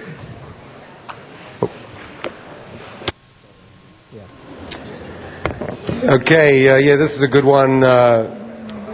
Consideration, lighting ordinances. This is where they basically charge the neighborhood to improve the lighting. And I just want to remind everyone out there that if you don't have to lay down and let these things roll through if you don't want them. You can go to the public meeting, go to the public hearing, make your protest known, and then you can save yourself these charges that are going to show up on one of your lighting bills. Thank you. Thank you. That closes public comment on that item. If we can open the roll, close the roll, and tabulate the vote. 12 eyes. That is approved. Next item, please. Item 18 is a public convenience necessity item in CD 15, and this was called special for clarification of the findings. Ms. Hahn, this item number 18, Ms. Hahn, is before us, the finding of public convenience of necessity. I believe there's something for the record we needed to establish. Thank you. Mr. President, this is my motion to oppose the application for determination of public convenience and necessity for the sale of alcoholic beverage for off-site consumption based on the findings. Apparently I have to have 4 good findings on why I'm opposing this. They are, number 1, there's high crime in this area. This property falls in district number 1827. In 2005, LAPD reported crime statistics for this district as a total of 418 reported crimes compared to citywide average of 268 crimes. So crime in this particular district is 30% higher than the high crime district average. This location is poorly maintained with constant graffiti and trash in an adjacent parkway and rear of this building. Number 2, I don't think this serves the public convenience or necessity. There are currently 3 active alcohol licenses by ABC for this specific census tract. Of these businesses, S&S Market sells beer and wine only 1 block away, about 300 feet away. Number 3, there is significant community opposition to this. I have a petition with 43 signatures, 6 ABC protest applications, and a letter of opposition signed by 25 residents from the George McDonald Court Resident Association that have been submitted to the Planning Department opposing the request to allow this business to sell beer and wine. And 4, the proximity to sensitive uses, churches and schools. There are 2 religious institutions within 1,000 feet of this subject site. Grape Street School is within 1,000 feet, and 92nd Street Elementary School is 3 blocks away, just beyond this range. And the George McDonald Court Senior Housing is located right across the street. So for these 4 reasons, colleagues, I am opposing this application to sell beer and wine at this location. You've heard me talk enough in this council chambers of the crime issues that I have in this community. We are beginning to turn this community around. We're beginning to lower the crime statistics, and this is something at this time that I am going to oppose for these reasons. Thank you. So we have a formal I want you to vote. motion to oppose. If there's anybody else that wishes to be heard. Yes. Yeah, a yes vote is I need on your the yes vote on recommendation. this, colleagues. A yes vote to oppose. A yes vote to oppose. Please open the roll, close the roll, and tabulate the vote. 12 eyes. That is approved. Thank you. Next item, please. Item 19 was called special by Councilmember Parks, and an amending motion has been circulated. Okay. And Mr. Parks, we've had a public hearing. There's 16 cards on this as well. Do you want to reopen public hearing on this for? I'd ask that we open it and maybe have 10 minutes on each side. Okay, I'd like to do that too. We'll try to do at least the first 5 speakers on each side here. We'll go 3 and 3, starting with Veronica Perez-Becker, and then Kevin Kozal, and then Carl Lambert. Those will be the first 3 speakers. Veronica Perez-Becker, CCA. Rent control has never been extended to new construction, and we strongly oppose measures to do so now. What would this measure do and not do? If adopted, this measure would incentivize the construction of condominiums, further reducing the city's much-needed rental housing stock, and dissuade construction of new, energy-efficient buildings containing the additional housing units we so desperately need. It would give those already hesitant to invest in our city another reason to stay away. And for what? This measure will not help tenants. That it may or may not create some affordable units 20 or 30 years down the road is not a good enough reason to enact bad policy that hurts us today and will continue to hurt us 20 and 30 years down the road. Instead, we implore you to start working with us to create housing policies that incentivize affordable housing construction rather than enacting measures that stunt housing production. We implore you to reject this measure or include this issue in the city's year-long study on rent control, something that will not have purported benefits for 20 or 30 years can surely wait a year to be thoughtfully considered. Thank you. Thank you. Kevin Kozal is our next speaker. Welcome. Good morning. My name is Kevin Kozal. I'm an attorney with the law firm of Harding Larmore. Our firm represents the Apartment Association of Greater Los Angeles, the California Apartment Association, and the California Housing Council. The ordinance before you today will impose rent control on newly constructed units if they are built and offered for rent within 5 years of the date that prior units were withdrawn pursuant to the Ellis Act.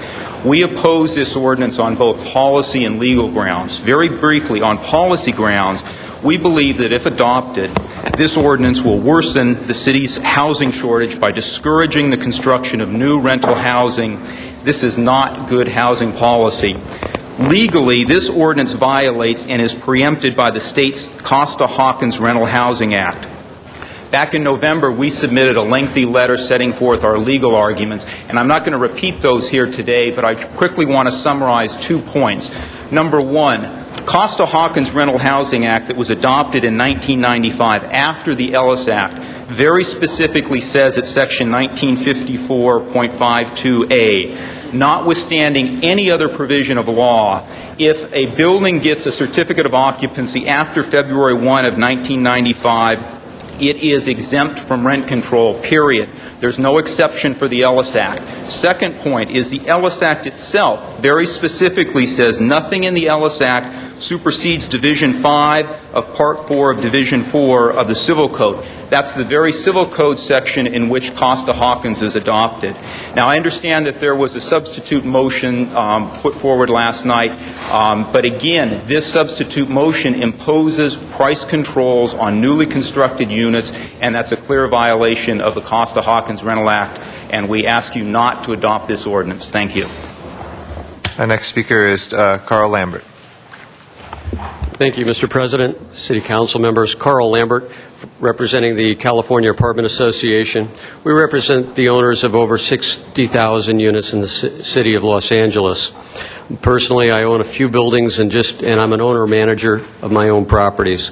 But really what you're proposing with this revision to your ordinance is rent control for the wealthy, because the new units that are going to be built will be at fair market value, and then the rents will be significantly higher than anything that is affordable.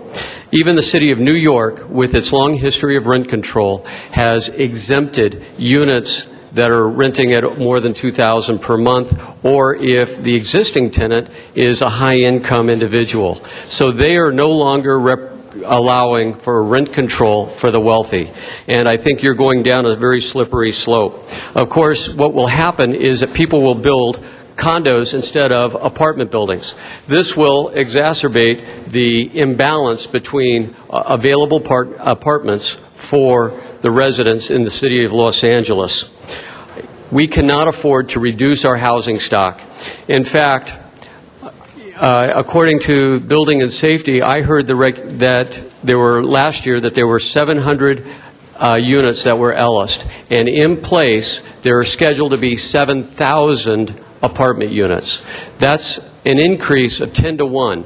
You need to encourage the appropriate replacement of obsolete housing stock, and today's high-end apartments will be tomorrow's affordable housing. It's always been the case. This is bad public policy, and you are inviting a legal suit, and I think that the city of Los Angeles needs to budget accordingly. Thank you. Thank you. Larry Gross is our next speaker, and then Michael McHugh, and then Shashi Hanneman.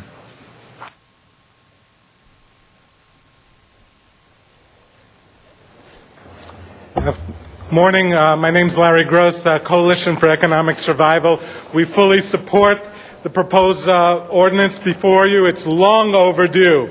All it does, it merely allows the city to adopt what the state Ellis law says.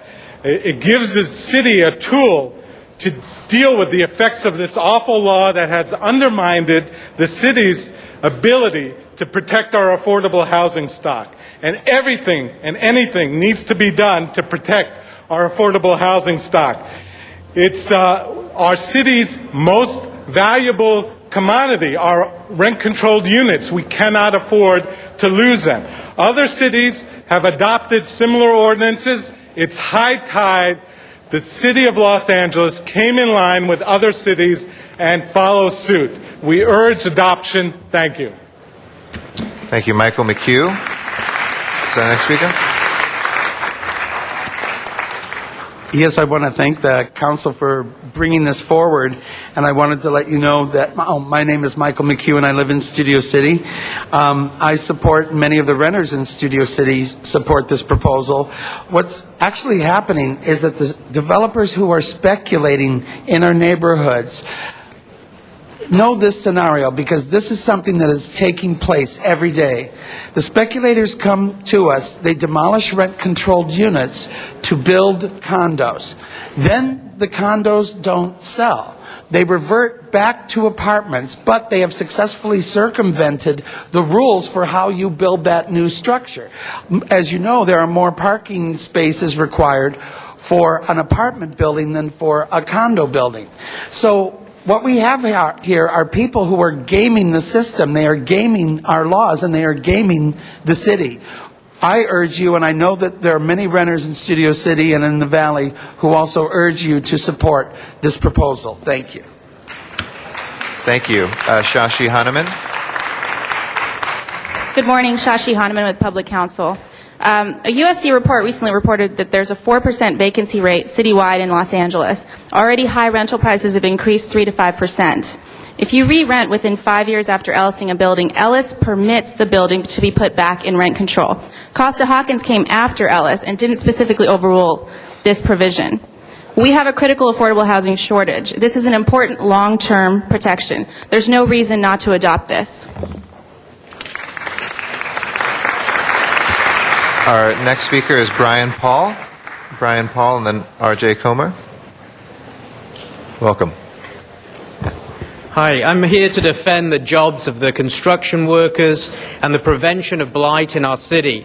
On my street, there was a building that had drug dealers and gangs in it. A developer came in, fixed the sidewalks that the city takes 80 years to fix right now, got rid of the bad elements in the neighborhood, put up a beautiful new building, repaired the sidewalks, and we're all so much happier.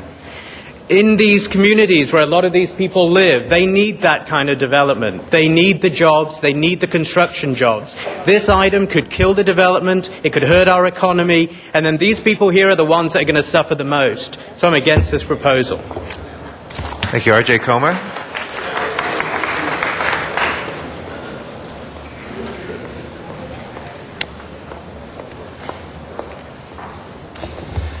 Mr. President, honorable city council members, my name is R.J. Comer. I am a partner at Armbruster & Goldsmith. I represent a number of different entities that care about this issue, but also as a citizen of the city and as somebody who owns property in the city, I care from that perspective as well. And before I go into some technical amendments to the Ellis Act, I wanted to say that I also agree with the speakers you've heard about that oppose putting rent stabilization on newly constructed units for the reasons they've stated.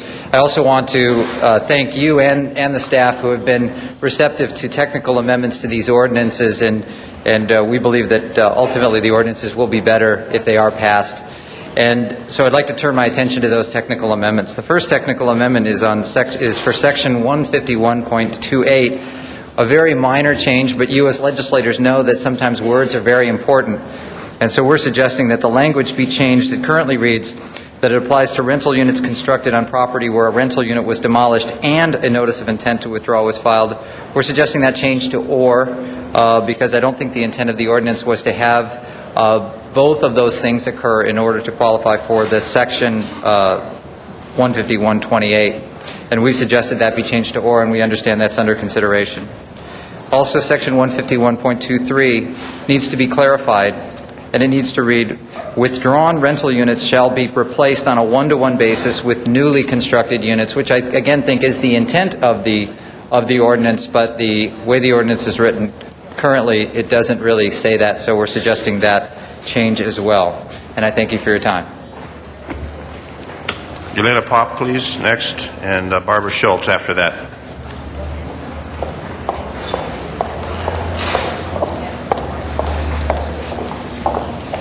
Good afternoon, or actually good morning.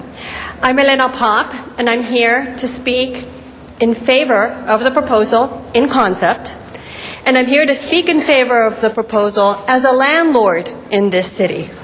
We need to protect our tenants, and any person in the city of Los Angeles who chooses to be a landlord needs to be willing to comply with the law, and we absolutely have to take whatever measures we need to take to protect tenants from the negative provisions of the Ellis Act. So I'm here to speak in favor of the proposal. Thank you.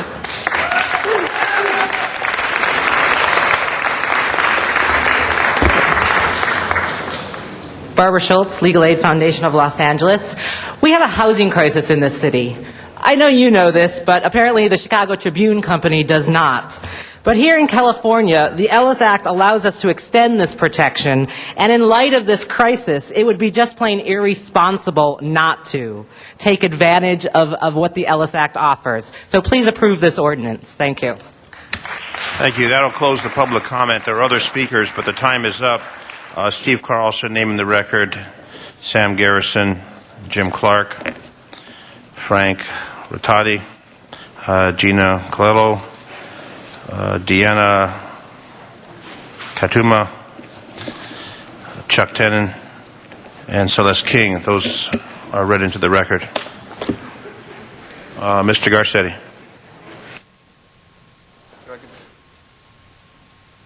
Did you want to continue, Mr. Parks, first?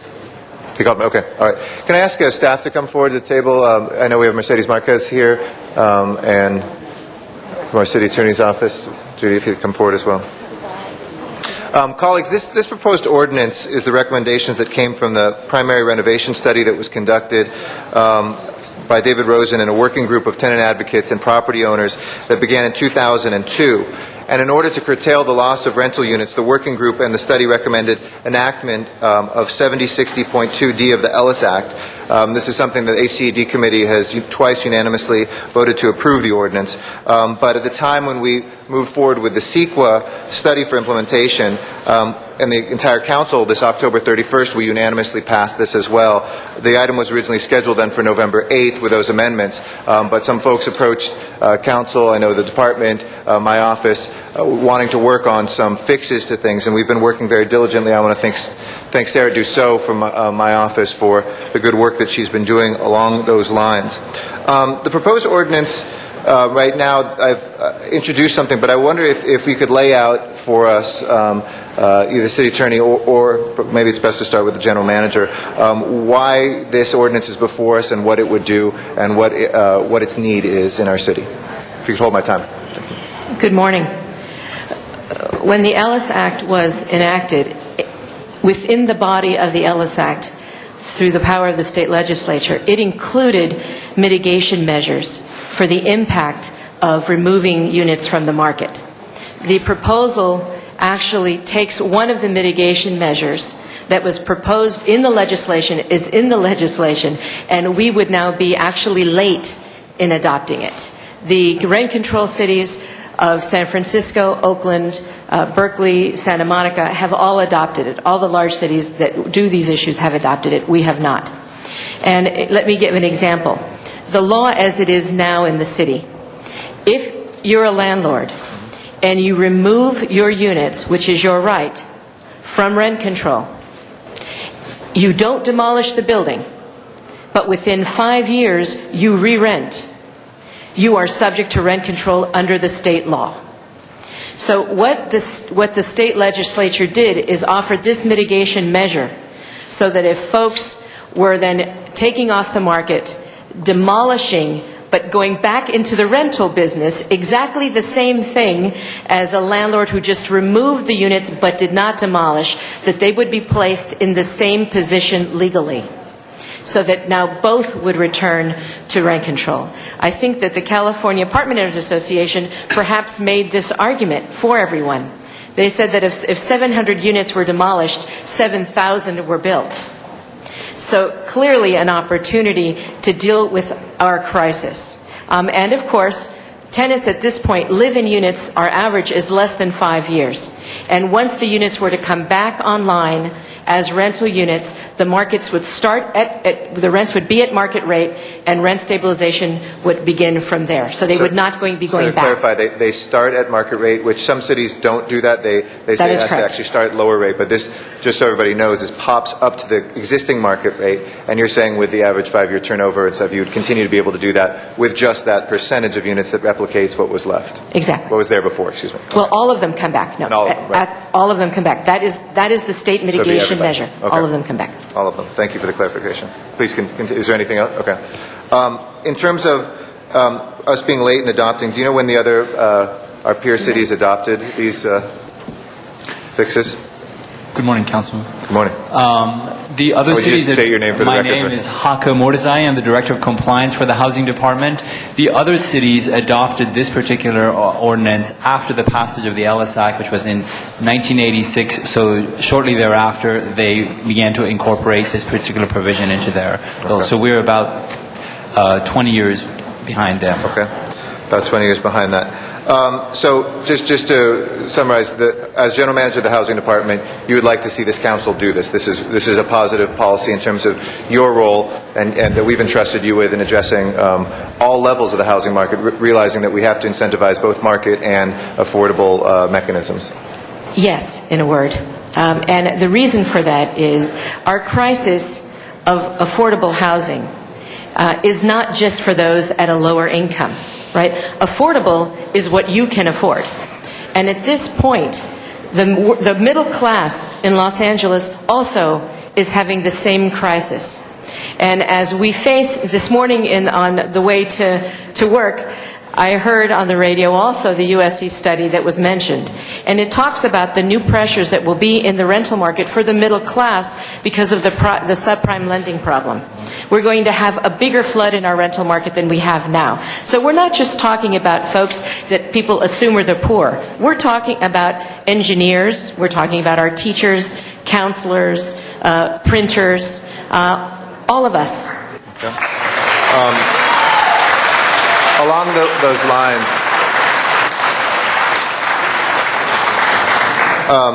this is not the strictest. I know sometimes folks say that we only do things for tenants and we never do them for landlords. Sometimes we have tenant advocates who say we're really set up for the landlords and not for the tenants.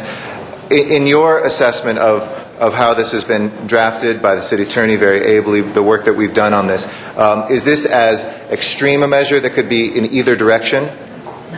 No, because of the yeah. It is actually quite moderate.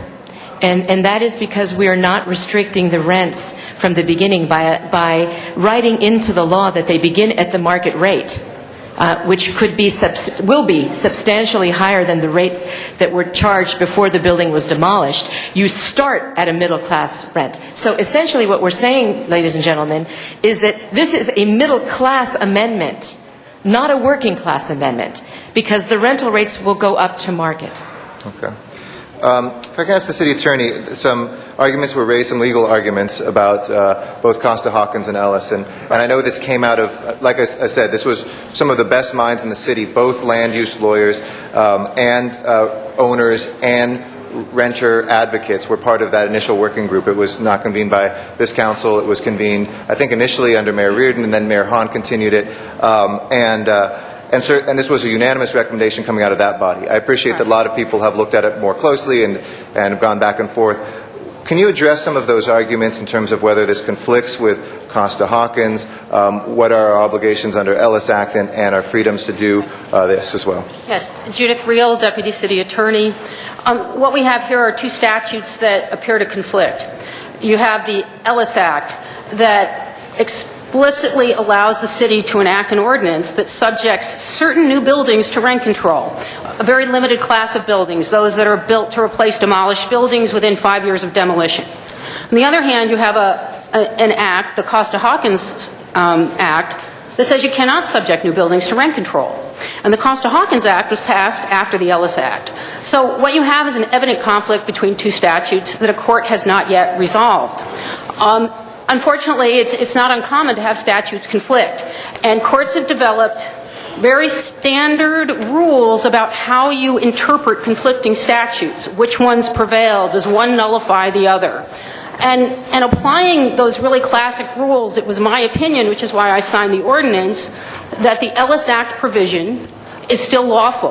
That typically when two statutes conflict, the courts take extreme measures to harmonize them. And the more general statute, Costa-Hawkins in this case, is considered the more general, and the more specific statute, that is Ellis, is considered an exception to that general statute, even where the general statute is passed after the more specific statute. Not all of the rules favor this interpretation.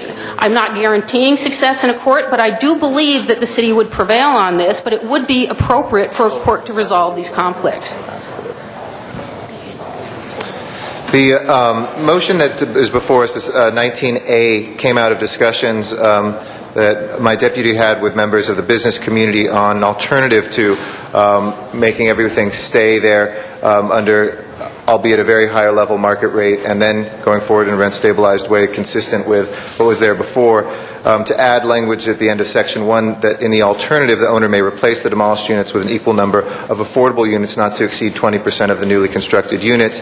These would be affordable for households at and below 80% of area median income as defined by HUD and the Los Angeles Housing Department. Ms. Marquez, could you speak to that and whether that would be, is that a tool that you're in favor of as well? Is that useful in addressing some of the concerns that were brought up and also the suggestions from the business community on this? The decision here, of course, is we're weighing all of the different policy issues that we live within the city. And certainly in the housing department, we run several businesses. So rent stabilization is one of the business we run, but we also run the business of affordable lending in the city, so the Housing Trust Fund. So as I take a look at that amendment, I focus in on, okay, what would it cost us to build those units? What is the savings to the city? What is the savings to the trust fund? How much less would the city council and the mayor have to find every year to build those same units, right? So if we're looking at an issue like this, let's say that we put $100,000 per unit as the subsidy that the city would eventually put into any newly built unit in the trust fund. And then talking about an additional, maybe $300,000 in the end through state subsidy. So when you take a look at the value of that, if in a 10-unit building that is demolished, even if 100 are built, if you save 10 as affordable, that is $1 million in that one building that the city did not spend to build a new unit, and probably somewhere in the area when we're all said and done of at least $2.5 million that is not having to be spent and that can go to other units that are newly built. What I find, what I like about the idea is also this. We have no dollars that can be leveraged with the state to get a unit at the level of 80% of area median. You know that the tax credits and MHP in the state housing department are all limited at 60% of AMI. That is a very big problem for us because we have many residents who live in garages, not necessarily because they can't pay a rent or wouldn't be available for affordable housing, but they're over income for the affordable housing that we build, but they can't afford the whole deal. So if we were able to limit at 80%, we would, for the first time as a city, be actually making sure that rental property for folks between 61 and 80% of AMI were being built in the city. Zero number at this point is being built in the city, and actually the number would continue to be zero for the number of rental units that are being built between 60 and 80 of AMI in the state. That is how bad it is. It is a problem that everybody in the state has that I bang my head over backwards to try to figure out how to solve. So if we were to make an amendment, and this would not be a bad way to go. Okay. Thank you, and I know that your head hurts from banging your head so often on this issue, and we appreciate that. Again, I want to just establish for the record just what a careful process this has been, how deliberate it has been. The recommendation in 19A asked this to come back to make the proposed revisions here and have it in HCED. So again, we'll have the chance for people to be able to comment on it.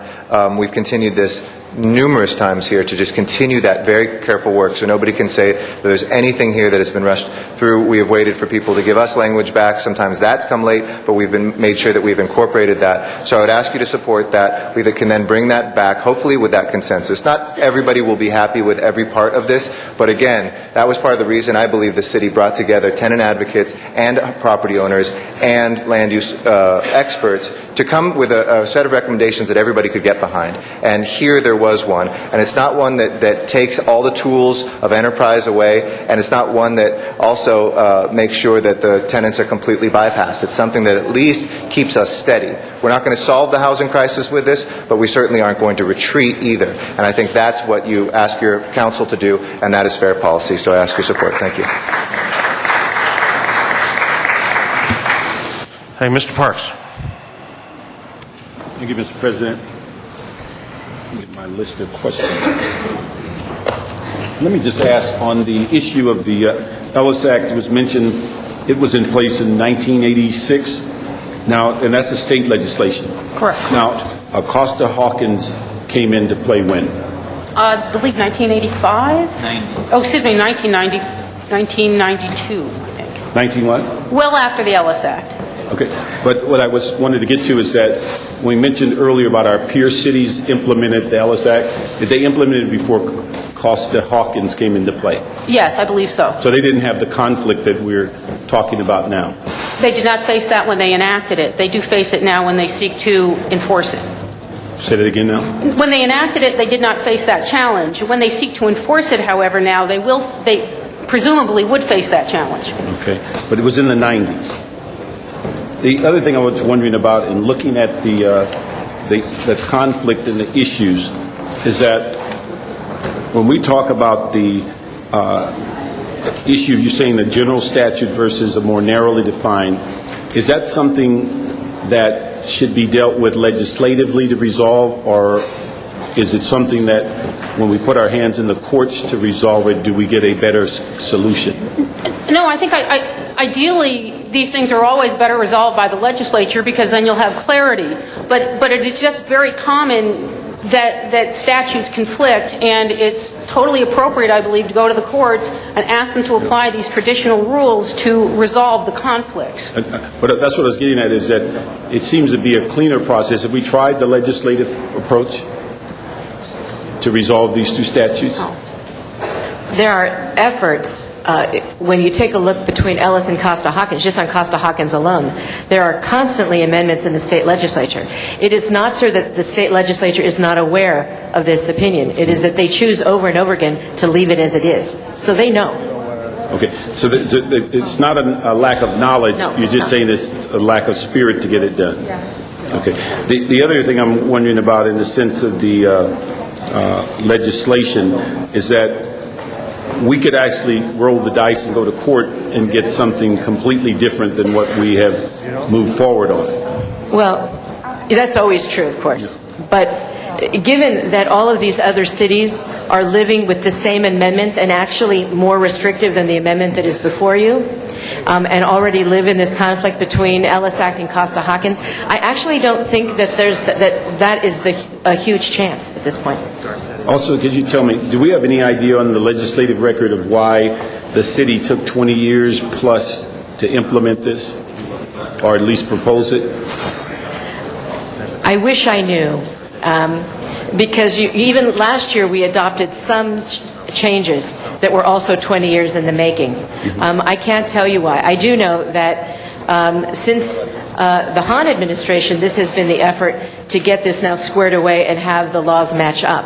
But really, just in the last 2.5 years, it's been a very lengthy public process, which I think is healthy, that has led us to today. So at least for the 2.5 years, there's been very steady progress being made to try to get it resolved. And Mercedes, you're aware that we've been trying, I guess, the last 3 years to get a rent stabilization study. Is it our intent when we do that study that it would cover this issue as well as 21 in the sense of looking at all of the ramifications of rent stabilization? Not specifically. The gist of the rent study, and sir, you know more about it than anyone around the Horseshoe, really is to understand from a market point of view how it is that landlords are faring with the parts of rent control that limit the amount of rent that can be charged, so the issue of the CPI index, the percentage, and also looking at utilities. So we're taking a look at what it is that rents are charged and the return to landlords. So it's largely an economic response, and not so much looking at these legislative issues. And I would tell you, I've heard also what was testified to earlier. I'm getting very concerned that if we keep adding on to the rent study as a way as not to face the issues, we're going to be in the rent study for the rest of our lives because the price of the rent study is going up and up and up, and we won't finish. Having waited 4 years, let me assure you we're not going to wait the rest of our lives. But the issue is I'm just concerned that it's a piece of the rent stabilization in which we're talking about the impact of taking property out of rent stabilization and 5 years later replacing it whether that is something that would be touched on because it deals with the issues of landlords' property rent stabilization. I don't think that the issue is actually so much as it relates to when you take it out of rent control, as it is more from the point of view of developers who take these buildings out and what's their fair return. I don't think it really relates to rent control, because if you look at it, a building that is under the RSO is worth less on the market than a building that is not. So you could make the argument that anyone who purchases a rent-controlled property pays less for it, then demolishes and makes more than the person who isn't violating the Ellis Act. So I don't think it's actually an issue. But I think that's hypothetical, and I think that's what I hear from the development community, that we make these hypothetical judgments, but when you buy nails and plaster and things like that, the real issue is that a lot of that doesn't pan out in the long term, and that's what the issue of. It took us 20 years to look at rent stabilization, because so many years people said 3% you can live on, except developers and owners came in constantly saying all of these things have doubled and tripled, and we kept saying you could live on that. And I think the hypothetical versus the real is what I get a sense that the missing loop in the discussion as far as whether we're going to get to this point. Let me ask you one other thing, because my time is running out. Push my button later. When we use the term that as far as the intent to withdraw, that's a requirement by state law. Yes. Okay, and where does that go? Does that issue to the city that they're making that intent? Okay, and without, sorry. I believe it refers to a document that an owner has to file with the Los Angeles Housing Department it triggers the sort of protracted eviction process. So it is a document that gets filed with the Housing Department. Okay, and the reason we file it is because the Housing Department tracks housing under rent stabilization. If it were not under rent stabilization, they would not have to file that form. Correct. Okay, thank you. Thank you, Mr. Parks. Councilmember Grewal. Mr. Zine. And as you look at this, the motion was introduced in 2002 to discuss this. And it is 2007 as we're dealing with this. And as we all know, we develop laws sometimes to deal with sometimes the unscrupulous, the ones that are the potential real big problems. And what we found, and particularly talking to Judy Reeland, I think it was about a year ago, and some of my tenants can attest to this, when we sat at Colfax Elementary School talking about one of the first buildings in my district, larger, and beginning to see the, I guess, the trend of the loss of affordable housing. That, Judy, you mentioned this kind of moving slowly through the process and dealing with those where we were finding in some instances, and again, it's maybe a small percentage, but the laws have to cover everyone, which are those that were evicting everyone, said they were going to build condos. That was their intent, so they could go under the Ellis Act, and then, boom, it was an apartment building. Yes, a reinvestment, but it was an apartment building. And now we're seeing a little bit different, the next step, which is owners that probably were interested in having condos, but the condo market has gone down, and so for economic reasons, they are now renting those or leasing them, whatever the technical aspect of how they're doing that. The question, and I just want to reiterate, I think what Mr. Garcetti said, and as well, General Manager said, which was these apartment units will go up to market rate. Correct. That's correct. Now, if you could, the 19A that have been introduced, could you explain, because we were talking here, and exactly how that will work and why you think that is better than the initial draft ordinance that was proposed based on some legal issues and implementation? As I understand it, a hypothetical. If you have a building of 10 units, a rent control building of 10 units, it is taken down, demolished. If you rebuild based on all of the different land use regulations that we have, and it would permit you to go to 50 units, given density and height and all those things, 10 of the units would be set aside as affordable to people up to 80% of AMI, which for a family of 4 is about $55,000 a year. The other 40 would rise to market, whatever the market will bear. So there is no one in the city who is determining for you or certifying that that is a market rent. It is what the market will bear. I can, from what we know more than anecdotally, that rent would be well above what someone even at 100% of median could afford, and more than likely would be somewhere in the area of what someone between 120 and 150 of AMI could afford is what market would be. Correct. So substantially higher than the rents that were being paid that were under rent control before it was demolished. Okay. And do they have the option of choosing one or the other? Is that? Yes. Okay. They could either put all 50 at the market rate, what the market will bear, and then have the RSO attach at the time that they rent them up, or they could choose to have the same number as were demolished set aside at the rents that someone at 80% of AMI could afford, and the balance would go to the market rate and rent control would never apply. Okay. So, and the Ellis Act, going back to one of the questions, Mr. Parks Act, the Ellis Act was adopted in what year?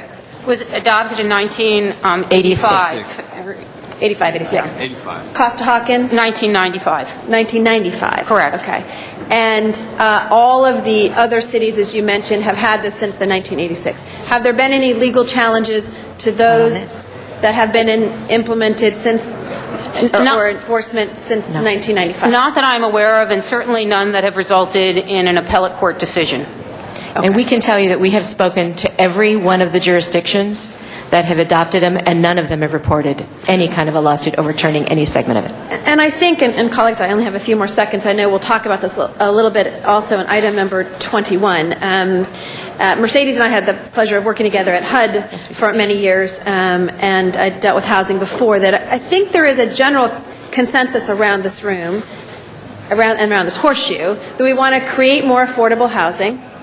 We want to create opportunities for home ownership, and that we want to preserve our housing stock as much as possible. And what we're finding, and one of the challenges why this is such an issue in item 21, is our housing stock is deteriorating.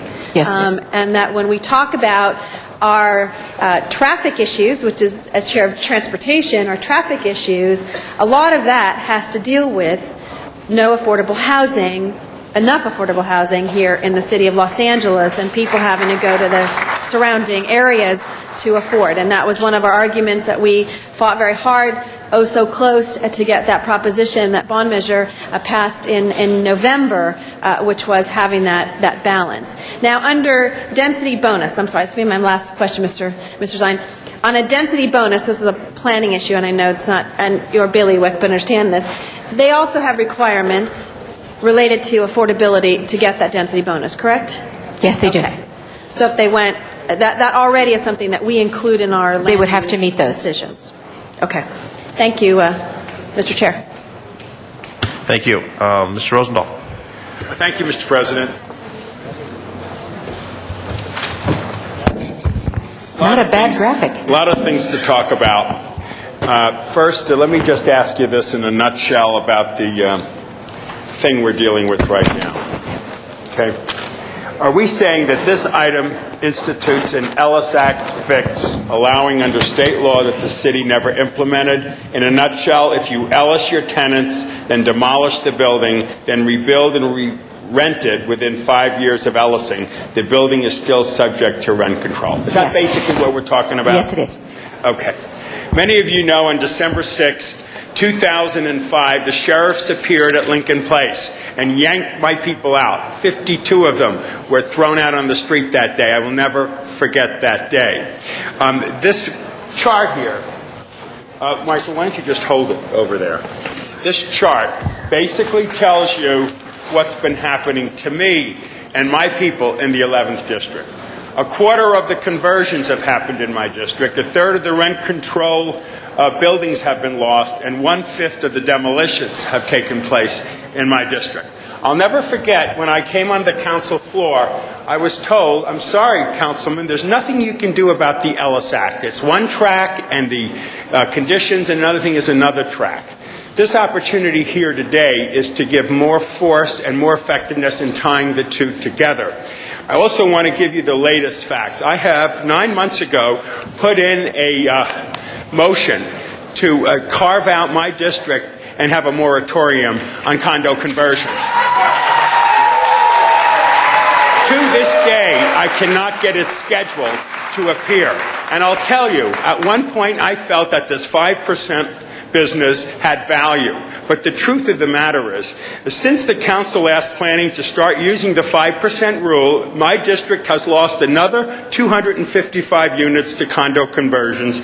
And in 4 months before that, we lost 185 units to condo conversion, for a grand total of 440 units lost to conversion since I asked for the moratorium in my district. In that same time frame, I lost an additional 262 units to demolition. This is 70 units a month I have been losing in my district since I asked for a moratorium. We are bleeding in the 11th district. My affordable housing, which is rentals, 50% of my people are rentals, are being thrown out, and they can never move back into the district because there's no affordable housing in the district. When we talk about affordable housing in the 11th district, we have good housing stock that is affordable. Every day we are threatened by this condo conversion, which is yanking these people out, throwing them to other places, and building high-end condos. I love condos. I like first home buyers. I like the whole concept of it, but not at the expense of the middle class and the working class that continues to happen in my district.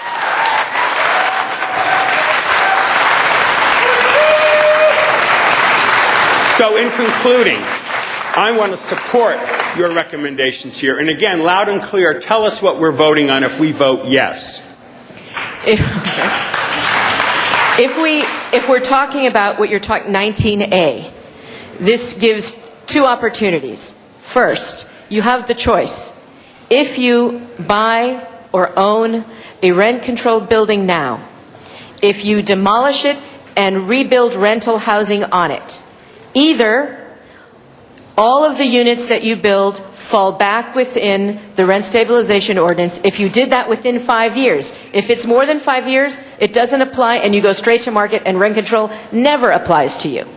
Or you take the number of units that were taken down, that same number come back as affordable housing with covenants, the same way as if we had funded them through the trust fund. Those units only are set aside for rents at no more than what a family at 80% of area median can afford. The balance of the units all are never within rent control. They go straight to market, and they are never controlled or reviewed by the housing department or any other agency at all. Those are the two. I think it is important to note that in our city, only 21% of the condo conversions are done by owners who've owned the building 5 years or more. Right. The vast majority are converted by speculators who buy them for the purpose of converting and do that within 1 year of ownership. Right. Well, we thank you for that, and I know we have a tie-in to 21, which will come back, but I just put in an motion that Ed Reyes second, that really, when we deal with this whole Ellis Act business, we need to have a condo conversion hotline phone number, so people can call in, and the city can let these people know what their options are, what their opportunities are, when the hearings are, so that the people are empowered, and not just the land use attorneys for the condo conversion people. We'll talk about that. Thank you.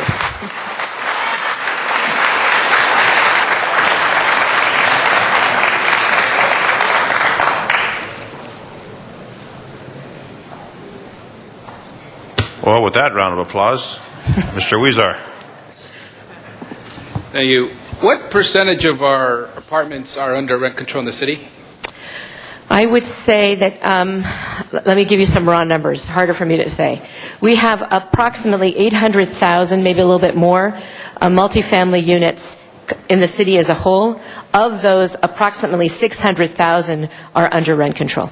And are we seeing, I would imagine we're declining the number that we're seeing. What's the rate per year if we have such a statistic or whatever rate? I don't have it with me, but yes, the number does decline as units fall out for all the reasons that have been cited. Either they're bought, demolished, converted. Those are all the reasons why. And also some go off the market, they're demolished, and they don't come back as housing at all. They may come back as commercial. Do we have some type of number that could tell us what that is? The number. Well, I don't have it with me, Councilman, but yes, we do collect it. We're under a housing crisis. Just very generally speaking, what's the city doing about it? What's our housing policy to address the housing crisis that we see? Well, that is a varied and complicated problem, and so I want to be careful about. Take a whole lot more I want to be careful about not. Just quickly, if you could give me 2 or 3 points, sure. What the city is doing, or what you've heard this council leadership say in terms of what you've been doing to address the housing crisis, if we have one. That's my point. I think we have one. Okay. We have one. I would say this: we have taken an approach in the last 3 years in the city that started to define what it is the city as a whole would want to achieve. How would we achieve it, and how would we measure it? And so what we've come to is what we call is a 0 to 150 policy, meaning that we want to be involved as a city in helping individuals and families who live within zero income, are the homeless, up to 150% of AMI, which is roughly $100,000 of family income for a family of 4. So now our housing policy as a city takes into account all of those different communities with various different strategies. So homeless, permanent supportive housing on the one end, public housing. So we're building more public housing. No more. We're not.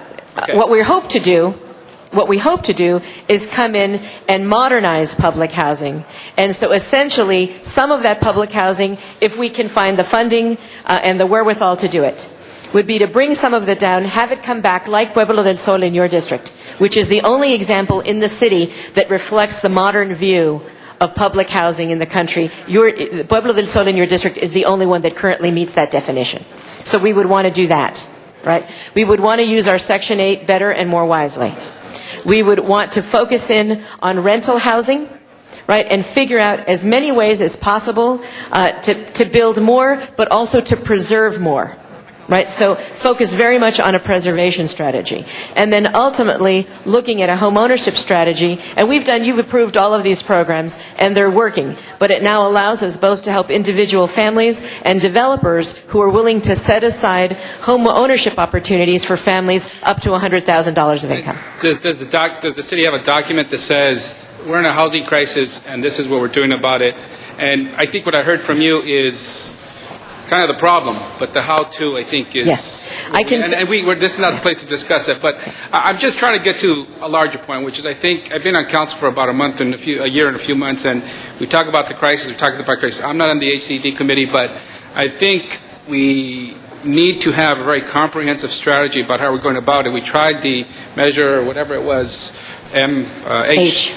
But just for funding, but to actually articulate even that funding and how we're going to really implement that, we're still steps away from really addressing the issue. This is one small piece of a larger piece. I just wanted to remind all of us about that. But if I could, sir. Sure. At the moment, the mayor has tasked various agencies. He created what's called the Housing Coordinating Team. He asked the Housing Department to lead it.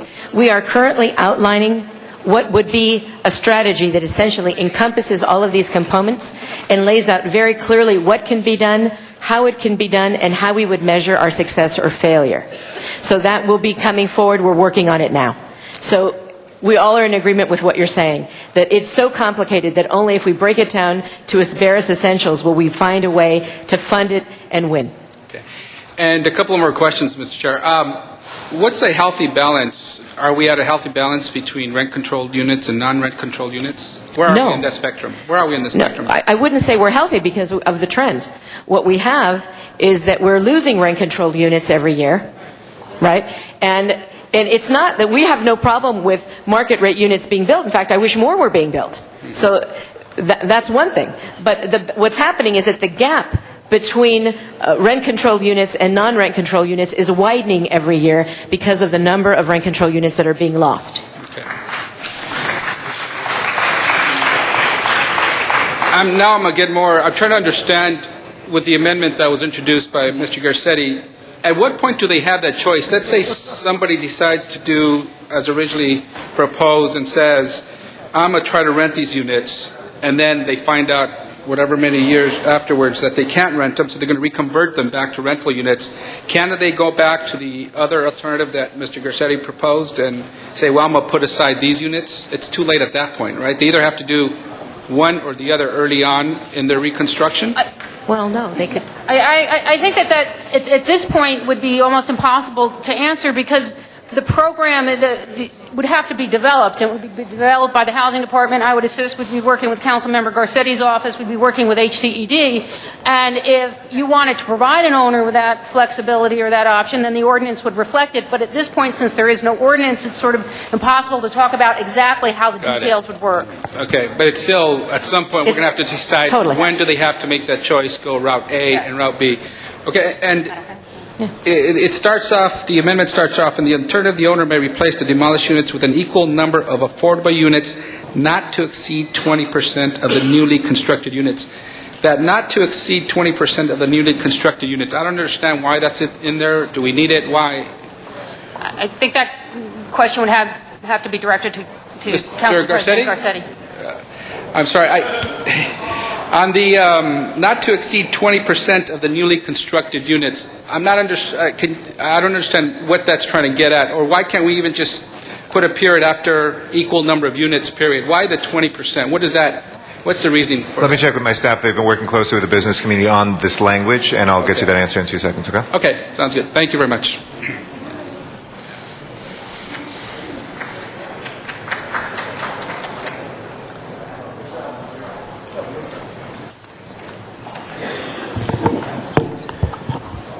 First of all, with regard to the conflict of state legislation, has there been any effort to get the legislature to clarify?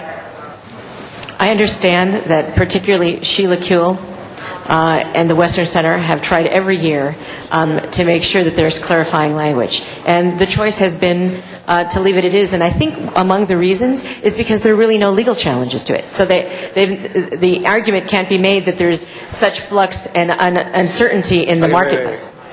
So that's why. So that's a yes? Yes. Okay. And I take it those efforts have failed? Yes. So we can't get the clarification. So this may or may not go to court, but the courts will have to decide. And since there are conflicting indicators from the legislature, then we basically can take the posture of either one and let the courts prevail. But and so I'm fine with passing this motion and worrying about the court decisions later.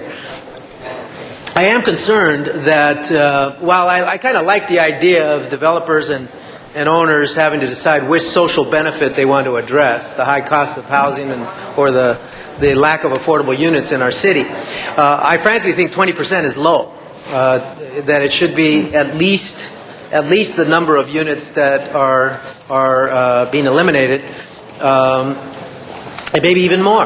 If we're going to eliminate.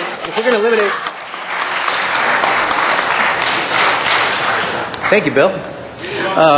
If we're going to eliminate rent stabilization, we can anticipate that the cost of housing is going to go up every opportunity they have to raise the rent, until the shortage of housing is no longer a problem in Los Angeles, which I don't think anybody's going to hold their breath on that one.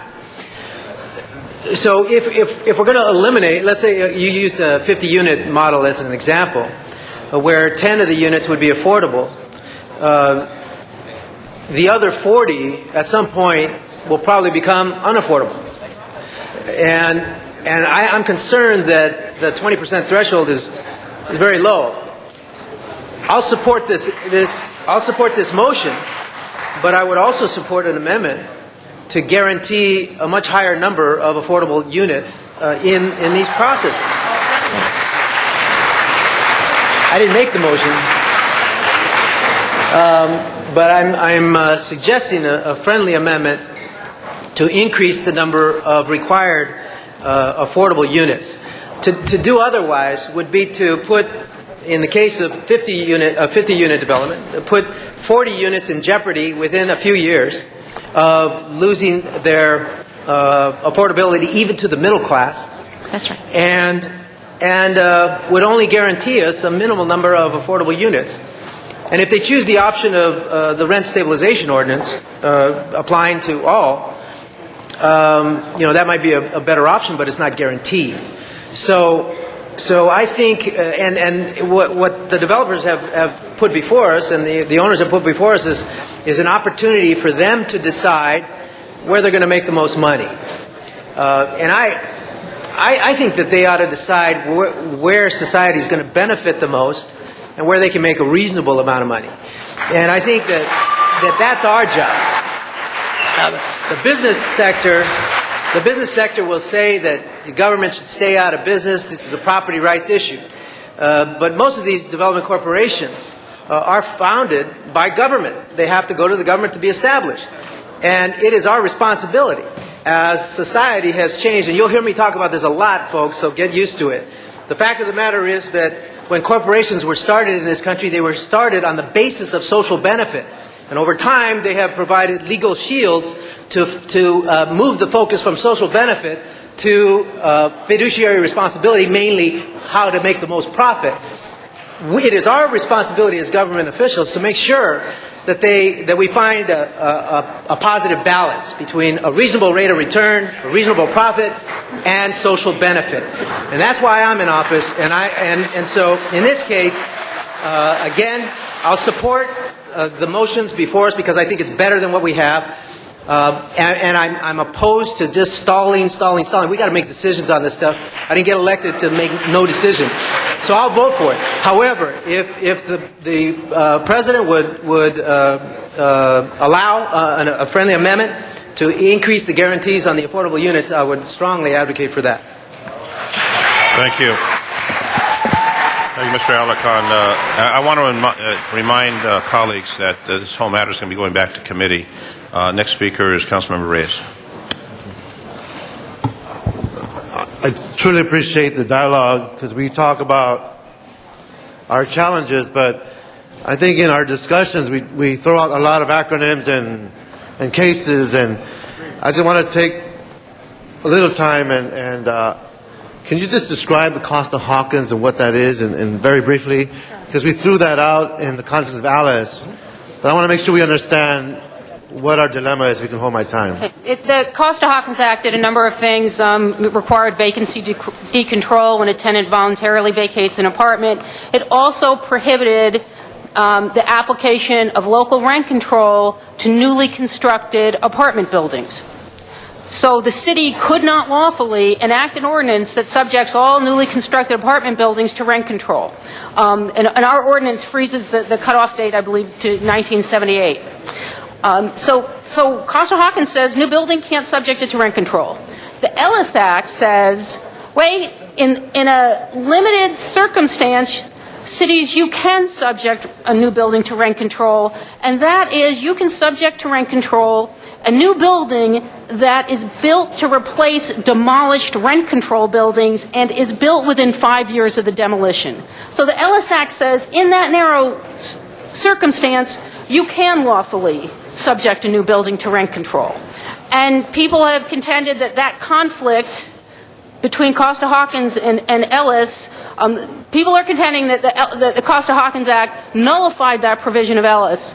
And courts are very reluctant to find what's called a nullification by implication. And so I believe the weight of the case law would compel a court to uphold that Ellis Act provision and thus allow the city to enact an ordinance subjecting, in that very limited circumstance, new buildings to rent control. Now, in terms of the impact on the city, could anyone give me a broad profile of what is a profile of this city? I'm informed that we have up to 65 to 70% of the people living in the city are actually renting. Yes. What's the figure?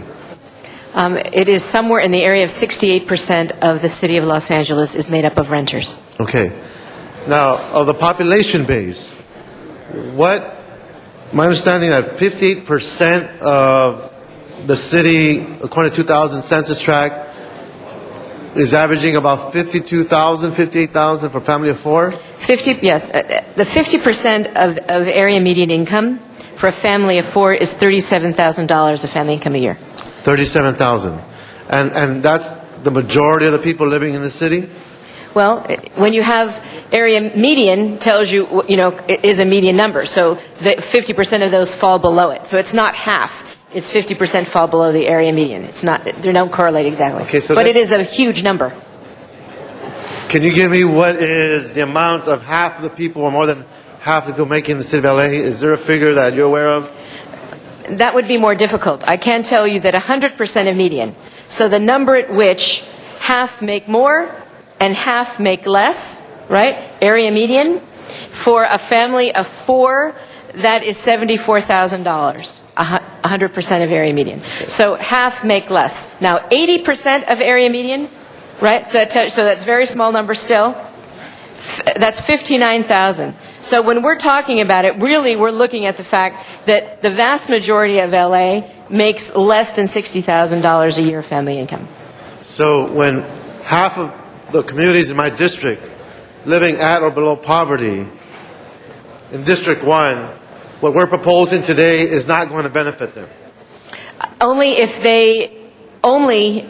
the option B is adopted, and then given the area median incomes in your district, sir, not many people would be helped by that. Now, on the other hand, by having folks up to 80% of median income begin to have some housing available, it would actually make available other affordable housing for folks in your district. Because as opposed to this idea that the very big luxury apartments are going to trickle down, that's not what's going to trickle down.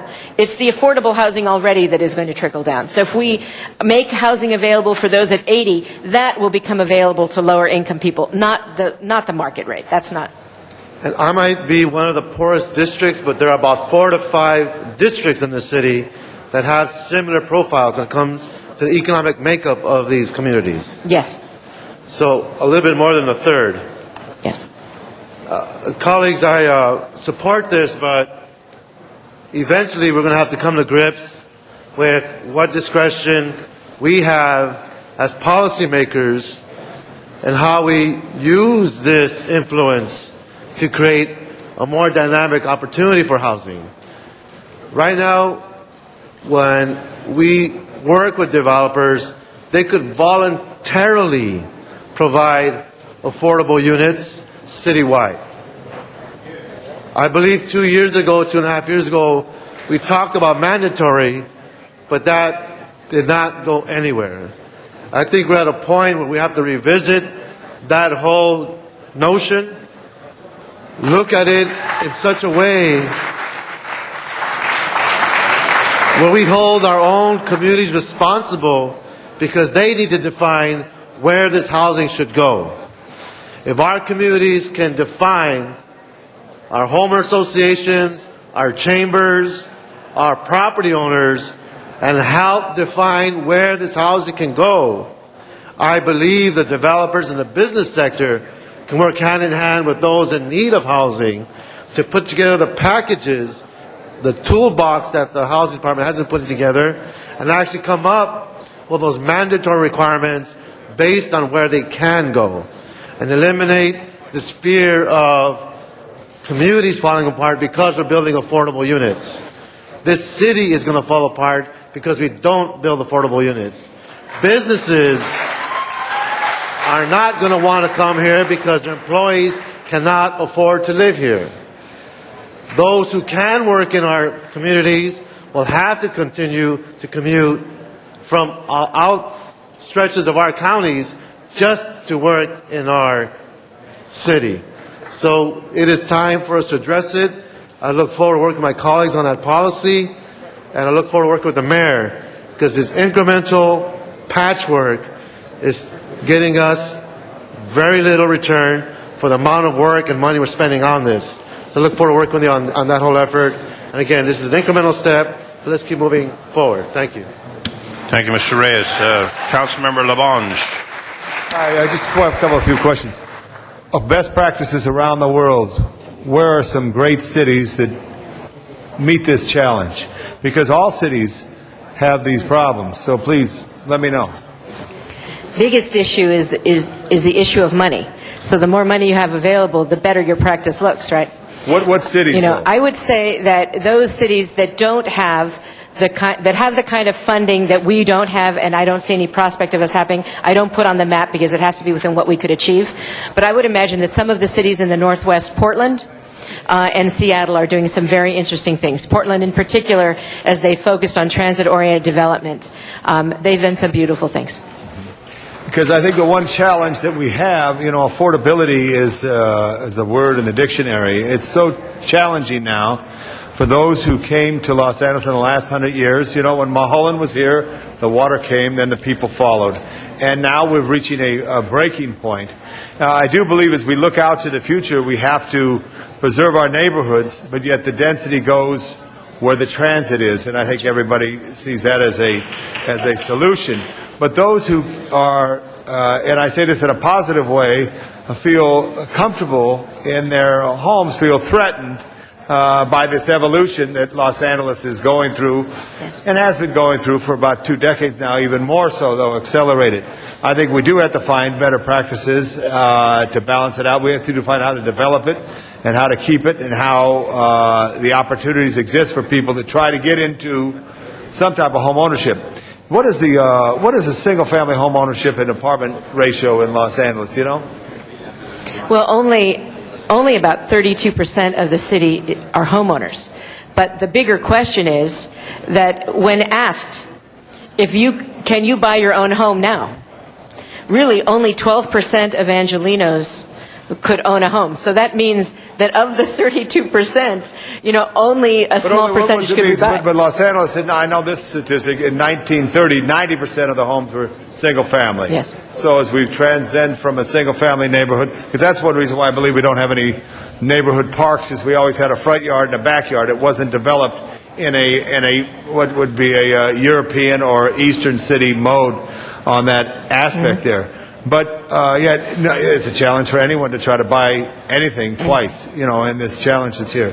So I think we have a lot of work to do and look at this matter here, and I thank everybody for their participation in this. This is going to committee and then coming back. Understood. That's correct?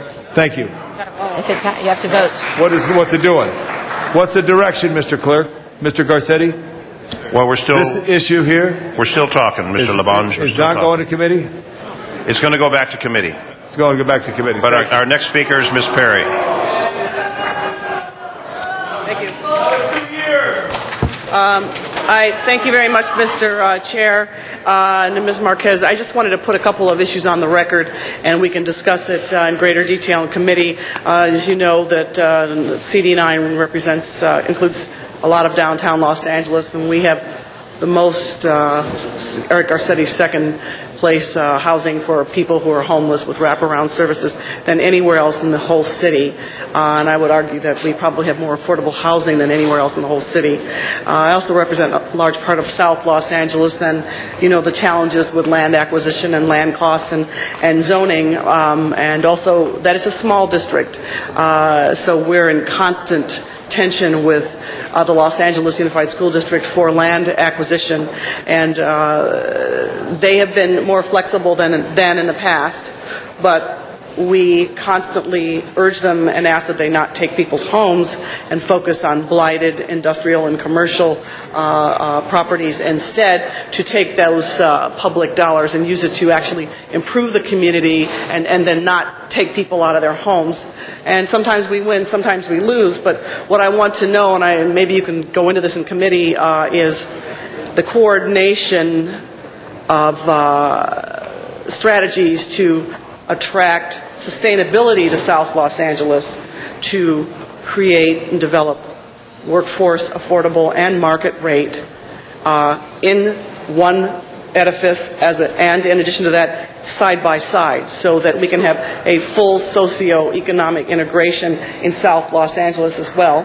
And this next issue is the strategies for long-term taking people from being tenants to being owners. The amount of money that we spend on subsidizing affordable units it's significant. $300,000 at more, to pay for units in affordable housing projects, when it may be possible that we can use that to transition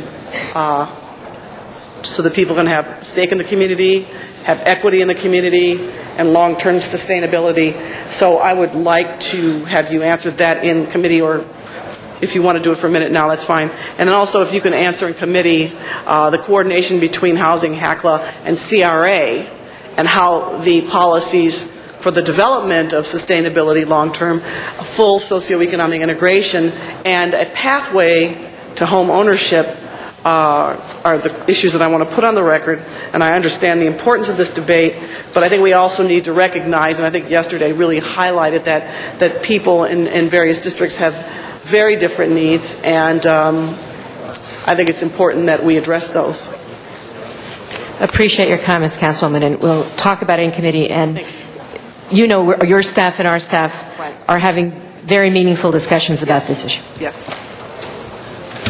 Thank you. Next speaker, Councilmember Parks. Thank you, Mr. President.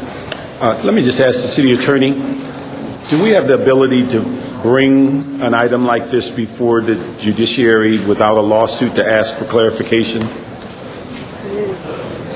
Not before the courts, no. My approach thus far, Council member, is Council instructed our office to draft an ordinance. I believe the ordinance is legal. I drafted it. I just wanted Council to be aware that there will be a legal challenge to it. I believe the city will prevail. That's sort of a very ordinary way of bringing these issues to a head, and really what we need is an appellate court decision on this issue. That's what I was wondering, is there an option, or is just this is the route we chose? No, this is really the route that needs to be taken. Courts are reluctant to get involved in hypothetical situations before there's actually a conflict that's been brought to a head. Okay, so the lawsuit is what drives the review then? Yes. Okay, let me just ask, earlier there was a comment made that we had in the neighborhood of 600 units in rent stabilization, 600,000. And we have a total of 800,000 total, or a little bit more on multifamily. Now, what I was wondering is, you mentioned the 600 is dropping. Are we gaining in the 800 to where we're seeing an appreciable difference? That depends. Dennis, could you hold my time? Time's being held. Okay. That is a market issue.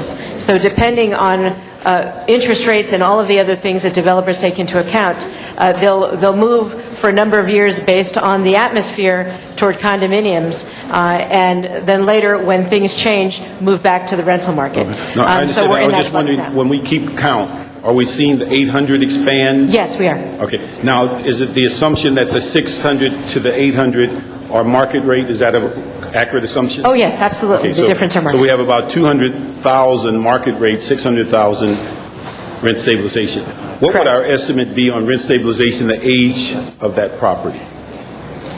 I don't know right now the average age of the properties. But certainly we know that rent control went into effect in 1978. 78. So everything is the most modern building under rent control was opened before October of 1978, and everything else is older than that. Okay, so everything at least is 78 is the newest building. Exactly. So what is that? 30 years? Correct. 30 years of time that property is, with rent stabilization and other things, may be deteriorating at a faster rate than the market rate new property that's been built since 78. Well, I don't know if they were deteriorating at a different rate. To tell you the truth, sometimes the older construction was better. Mm-hmm. So it all depends. Okay. But I mean, the thing is that, excuse me, you're on my time. The issue is that the older buildings we've seen from some of the programs you put forward recently is where we put most of our attention as it relates to repair, maintenance, because of the age of the building. Absolutely true. Then if we're concerned about losing rent stabilization property, then how do we encourage or incentivize people to build more apartments as this other property is deteriorating and eventually will fall by its own weight? Well, if you mean new construction that would go market rate, new construction as it relates to apartments that are eventually going to have to replace these 30-year, 40, 50-year-old buildings that are in rent stabilization? How do we incentivize that? Well, to the degree that we can, those are largely land use issues and probably expediting issues as it relates what the city can do to make it easier all the way around for developers to build. Whether it's market rate or commercial, those same things would apply. But I wish that I could say that in the market rate world we had a lot of control, but I think the market actually controls that, and there isn't as much as cities can do, as much as we would hope we could do. Okay. The market dictates that. Okay. Then the other part, do we have any idea what part of the city may be most impacted by this item 19? Well, if you take a look at the graphic that Council Member Rosendahl put forward, it does tell you only what is seen as most vulnerable, and that is more on the west side. But you know, what is the west side now is also changing. So I would say that it actually impacts Council Member Wesson's district and begins to go west from there. As land, you know, those things, what makes a unit vulnerable is also the market around it. So the more healthy the real estate market is in a neighborhood, the more vulnerable the building is to conversion. Are they also? Do we have any idea of what size building is? It something that appears to be more apt to be moved in that direction? They tend to be in units that are maybe 20 to 30 units in a building. But I would say the more important thing is actually the size of the lot that they're on. So oftentimes you have older buildings, but that were built on very large lots. And so what they're measuring is what can I get, because of the land use regulations and density bonuses, what can I get on that lot versus how big is the building now, right? So they make a decision, do I convert it as is, or do I demolish and build new? And that largely depends on the land itself, not so much the building. How would projects be impacted if the developer took it off the market, basically acquired land next door, built a much larger project, and then brought it back within 5 years? That's a great question. I think we would have to take. Thank you. That's a great question. We would have to take a look, I think, at the land mass and make an equitable distribution. I would not think it would be fair to hold a developer accountable for having bought a vacant piece of land and then implementing the formula on the whole thing. It would have to be based on the portion of it that was residential only, not another. It would be piece. project by project. Yes, we'd have to have a formula. Formula. Okay. Yeah. Thank you. Okay. Councilmember Garcetti. Thank you so much, Mr. President, and thank you so much, colleagues, for the debate, and I appreciate the great work from our fellow members of the city family on this. I want to be clear because I said it before, and Mr. Labange asked for it to be clarified. The main ordinance I'd like to keep here. I don't want to send anything like that back to committee. I want 19A to go to committee, and we'll make that change. And 30 days, I'd like to continue it here for 30 days, so we keep it in council. I think we're ready to move with this, but as I said, we want to show, and we want to, in good faith, do this in a deliberative way. When people make suggestions, we want to improve things. If that's a suggestion that both, tenant advocates, housing advocates, and apartment owners and business associations seem to think is a good and fair option to give us two goods of how we can preserve, because we know that, as was well articulated by our general manager, that the rent stabilization avenue is a kind of a middle-class subsidy. This gives what would be more of a poorer subsidy or a more working-class subsidy. And again, we want to make it as close to even for the owners so they can make the decision. They can have two options, but we achieve the potential of doing two goods with this. So if we can send that piece back, Mr. Alicon's suggestion about the level, open to any level as we discuss that in HCED, and I know our great chair will work with us to move that deliberatively, to have that discussion so we can instruct the city attorney exactly at where. We should be aware that market forces at some point, if we make the numbers so high, nobody will ever take that route.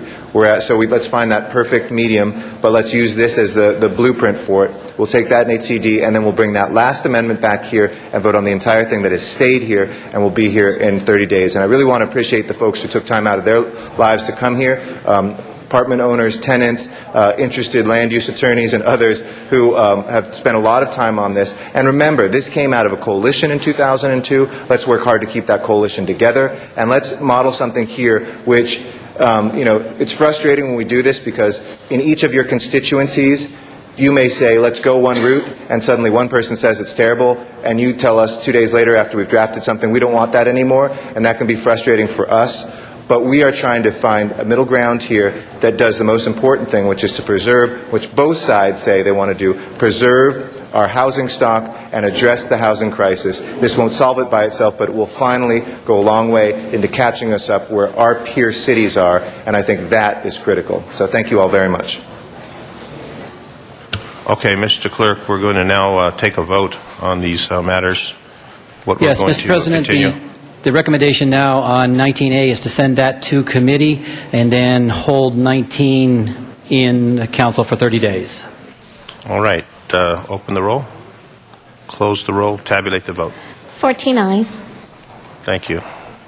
Thank you. Next item, please. Item 21 was called special by Councilmember Garcetti. Mr. Garcetti. I call it special. I figured a lot of people would want to talk about it. I defer to our chair on this. Mr. Wesson. Mr. President and members, I think we have a lot of people who've come here today, and we need to afford them the opportunity to state their views. So I just, I'm uncertain at this point how many minutes we want to allot. 10 minutes on each side. 10 minutes for. Well, we have a stack of cards, probably like a book worth. 15 minutes on each side. 15 minutes each side. There we go. And the reason why I say that, we've had a series of hearings.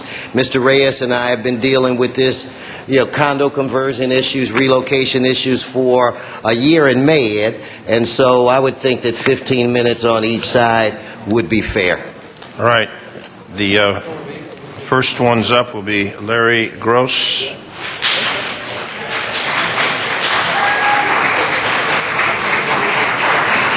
Following that will be Shashani Hanuman, Elisa Barrett, and Barbara Schultz. Those will be the first speakers up. Larry Gross, Coalition for Economic Survival. We appreciate your effort on this issue, but at the end of the day, these proposals fall short in easing the pain and do nothing to cure the disease. They are simply not enough. And while we support the Planning Commission relocation motion that's being brought forth by Hahn and Rosenthal, providing more money to evicted tenants do nothing to curb greedy developers from continuing to run amok, cannibalizing affordable housing and spitting out high-priced condos into place. LA's social fabric is being undermined as neighborhoods are destroyed, families displaced, lives shattered, all fueled by greed to make profits, and more profits. And then without public discussion, the city council attorney provides an ordinance that wipes out one of the key tenant protections that existed. So in summarizing, the crisis requires action immediately. We urge you to restrict condo conversions, curb demolitions, and stop the evictions now.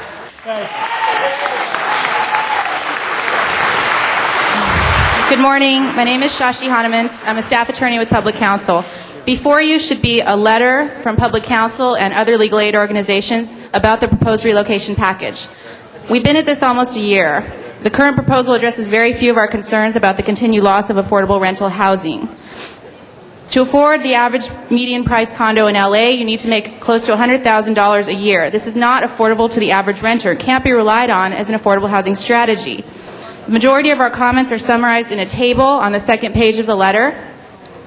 And the table says that nothing on the table today addresses the real problem of preserving rental housing. We need to do something about demolitions, that we need real guidance as to what constitutes cumulative impact, and this shouldn't require an expensive study, that we need to reinstate the deleted protections for elderly and disabled, that means-based and length of tenancy proposal is administratively cumbersome and presents fair housing concerns. We support the numbers approved by the Planning Commission in December. And finally, don't allow landlords access to private tenant information. That's a fair housing violation. Thank you. Next speaker, please. My name is Elisa Barrett. I'm a staff attorney for Betzetic Legal Services. Could I have everyone here today who is a tenant or a tenant advocate please stand? And also Stand up. These are some of the very brave people who've taken time out of their days. Not many of them have paid leave from work, and they're here. They're a drop in the bucket, and they're here to let you know that their communities are being destroyed. So look at their faces, because they're the people that you need to be helping today. I just want to talk about one of the points in our summary, which is that the Planning Commission asked for the Planning Department to be given greater guidance when it's implementing LAMC 12.95.2. The Planning Commission, HCED, and Plum returned with that guidance. It says that if there's a 5% vacancy rate or less, plus other factors are present, we need to think that probably this is not a development that should be going forward. The other factors we're asking you to take a look at are here on page 3 of our letter.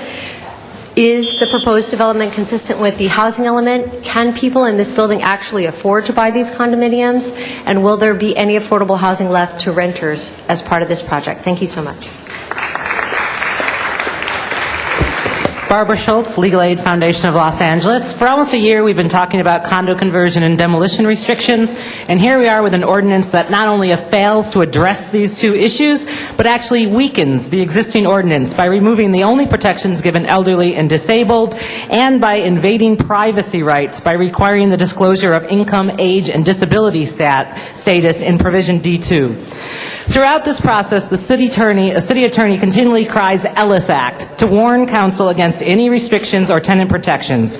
Look at the legislative history of the Ellis Act attached to our letter, and you will see it is not the big bad wolf it is made out to be. Before the act was passed, the League of Cities said, we don't want this to interfere with our condo restriction ordinances, particularly long-term lease guarantees. The ex-sponsor said such fear was unrealistic because the Ellis Act does not take away a city's right to regulate conversions. And with that caveat, the Ellis Act was passed. So please restore Section G6, delete changes to D2, and please pass the Planning Commission recommendation for increased relocation, and let's get on to the real issues. Thank you. Dos Pena. Dos Pena is the next speaker. PDNA. Dos Pena. Okay, you're the next speaker. Deanna Katamura, Elena Pop, and Beth Stiegler. Those will be the next speakers. Good afternoon. My name is Dulce, and I am 19 years old, and I live at 1811 Morton Avenue. My family, among many others, are being affected with the threat of a condo conversion of the apartments we live in. These building owners are trying to convince you that by demolishing rent control units and creating condos, LA tenants will be able to become homeowners. It is ridiculous because building owners well know that those tenants do not have the economic backing to buy these condos. You, as our elected council members, have to look at the families in your constituency and see how they are being torn away from their homes. We urge you to protect the affordable housing that exists and deny condo conversion permits to landlords like Eric Sussman, Morton Gardens landlord. And I've noticed that talking does not get anything done. We need action now. Thank you.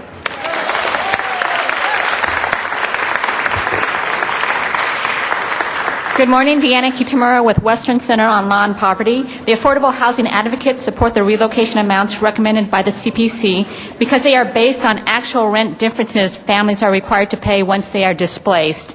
Unlike the CPC recommendations, the proposal before you today bumps up the relocation amount to tenants who have lived in their homes for 5 years or more. We have three concerns with this proposal. First, if this passes, the city is essentially painting a bullseye on the backs of the tenants who have resided in their homes for 3 to 4 years. Landlords of non-RSO buildings will likely evict these tenants. To protect them, the city should adopt a just cause eviction ordinance to ensure that the city's actions do not lead to negative consequences. Second, 73% of renters in LA have lived in their present homes for 5 years or less. That means that the 5-year residency requirement does not benefit the majority of tenants today. Third, because landlords going into the condo business are often fairly new owners, that means that the verification issue, the verification of length of tenancy will fall onto the most vulnerable tenants. Thank you.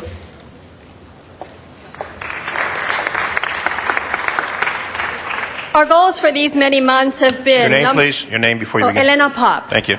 Our goals for these many months have been, number one, to protect the character of our neighborhoods. Number two, to address and comply with the city's obligations to plan for the housing needs of all segments of our population. And number three, to provide protection to tenants facing the loss of their homes.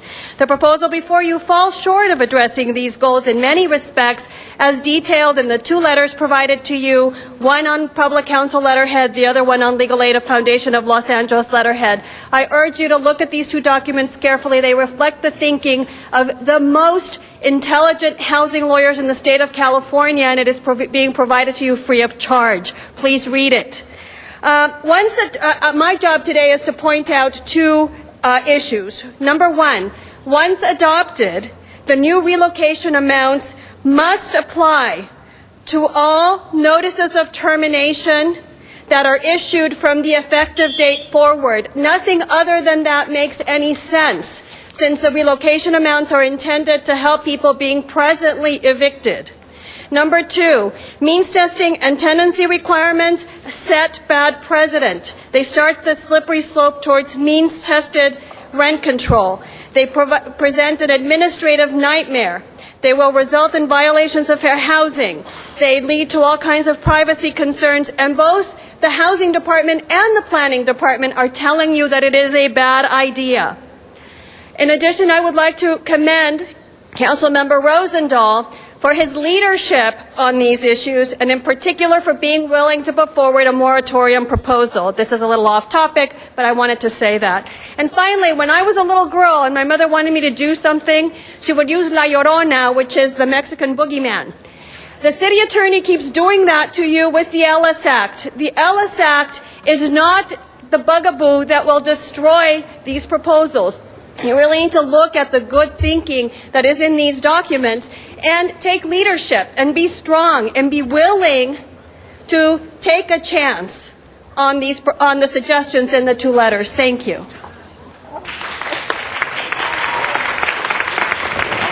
Beth Steckler. Beth Steckler, I'd like to cede my time to Blanca Salazar. My name is Blanca Salazar. I live in Los Angeles in 301 North Alvarado. I live for 10 years and have a 2-year for disability. The new owner give me for half a month for go out. I need help. Thank you, Barbara, help me for don't live in under the bridge. I need help for moving. For 5 persons in the building, 5 persons, the handicap, Barbara, help. Thank you. I need help. Thank you. Our next speaker is Veronica Becker, Michael Schwartz Reyes, Susan McLennan, Chuck Tenon, Michael McHugh, Noel Weiss. Those are the next speakers up. Is that it? And the last one in that group will be Zuma Dog. You didn't call my name. What's your name, ma'am? Jean Waldorf Black. Well, your name hasn't come up yet. It hasn't? No, ma'am. Okay, thank you. So the name I called, please come forward. Veronica Becker. Veronica Perez Becker, CCA. We support Councilmember Wesson's proposal and thank him for his leadership. We have a common goal, to provide relocation assistance to tenants who will suffer hardship as a result of being relocated. We support increasing tenant relocation fees, but the numbers recommended by the Planning Commission go too far and at the same time not far enough. The one-size-fits-all approach disregards the diverse tenants, landlords, and buildings in this city. We ask Council to pass something that is fair and balanced. There is a better way to structure relocation payments that will give the most money to tenants who need it the most. We oppose an amendment that would lower the threshold from 5 to 3 years. The current proposal already gives the most to those who need it the most. The amendment would erode the small steps we are taking in the right direction. We also ask that increased fees not apply to projects where a tract map has been deemed complete. The plan that the Housing Department has created for self-certification of income would not significantly add to the city's administrative load. Is it a little more work? Perhaps. Is it worth it to ensure that we do the right thing for tenants and property owners? Absolutely. But we need your leadership to make our common goal a reality. Thank you. The next speaker is Michael Schwartz Reyes. Did you forget me? No, not you, no. Michael Schwartz, not here. Susan McLennan. Chuck Tennant after that.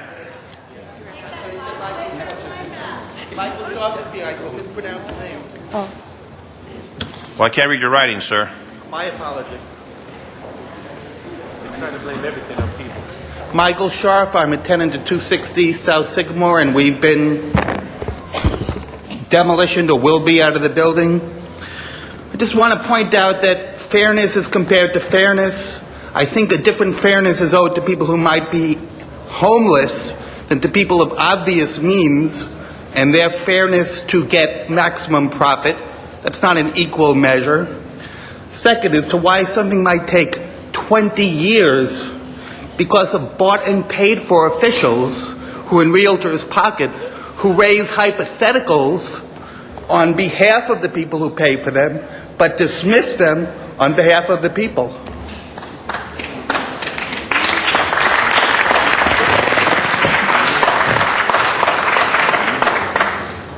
My name is Susan McClellan, and some of the city council members talk about fairness, that they want to be fair to the tenants, developers, and property owners. So far, there has been a lack of fairness for the tenants. Numerous tenants are having their lives ruined financially, and many poor, disabled, seniors, families with children are becoming homeless because of losing their affordable housing and not being able to find affordable housing because of their below extreme poverty incomes. I hope and pray to God that the council members immediately stop the destruction of affordable housing due to condo conversion and demolitions and protect tenants from having their lives ruined by being evicted from their homes. I ask that the council members support strengthening the provision to deny conversions and extending it to demolitions if the vacancy rate is below 5%.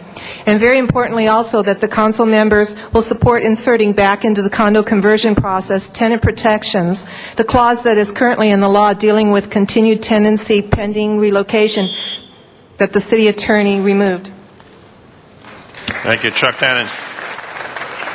Chuck Tennant, Valley Village, regarding the proposed tenant relocation protection ordinance. It's a big, big first step towards the right direction. From when housing first started having these problems 20 years ago, there were lots of studies, there were committee discussions, the introduction of reform measures, and now to the City Council for vote to try and help minimize the horrific housing crisis and loss of affordable housing for profit with little or no tenant protection. I'd like to thank Jane Usher, Planning Commission President, for moving this forward, and Herb Wesson's Housing Committee, Herb, Ed, Eric, and Jan for all their hardworking efforts and long hours in getting this tenant issue to the City Council to vote on this reform and housing crisis and open the doors in taking corrective measures and moving forward to try and correct it. So City Council members, put your vote where your heart is, because public housing is the heart of the city. Thank you. Well, that's out. We're out of time. We're going to see if Councilmember Wesson wants to extend the time. So hold on, please. Mr. Wesson, you want to extend the time? 10 more minutes on this side, and then we'll do the same for the other side. The next speaker is Michael McHugh. What happened to me? You're after him, Mr. Weiss. All right, thank you. Just pay a little attention. You got it. Thank you. Yes, my name is Michael McHugh, and I'm a board member-elect to the Studio City Neighborhood Council representing the renters in the Valley. I want to thank everyone on the council for finally bringing this to a vote, and I wanted to let you know that the Studio City Neighborhood Council, by a unanimous vote, voted to support the proposed increase in the relocation funds owed to renters who are evicted due to demolitions and rent-controlled units and/or conversions. The Studio City Neighborhood Council is standing united together in favor of this proposal, but they did not vote on the means test. The vote was taken about 5 weeks ago, and the means test, I cannot speak for the council, being elect and not sworn in yet, but that's not something that we've discussed yet. But I know that they support the relocation funds being increased, and I think that the means test is just making yourselves wide open to a huge bureaucratic mess. It's not the right way to go with this, so please take that out of the motion. Thank you. Now, Mr. Weiss. Thank you, council members. My name is Noel Weiss, and I'm here to argue in favor of a pure 9 and 17 proposal. We're now at the intersection where principle meets reality. It's not a very highly traveled intersection because it requires a firm commitment in the face of uncertainty.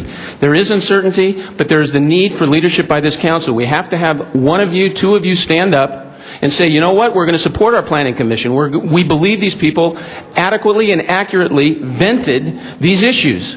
Now, these people on the other side had an opportunity to go before the planning commission. They spent time. Your planners, Gail Goldberg herself, disapproved of Mr. Wesson's compromise. And I respect Mr. Wesson's motives because they are pure. And he's coming from the right area. But the problem is we don't need more dispute when we already have difficulties with landlords and tenants. It's not as if there's not problem enough. I believe firmly that if you vote for a pure 9 and 17, what your planning commission recommended, it would benefit Thank you. the overall housing debate. Thank you. Thank you. Zuma Dog. One second.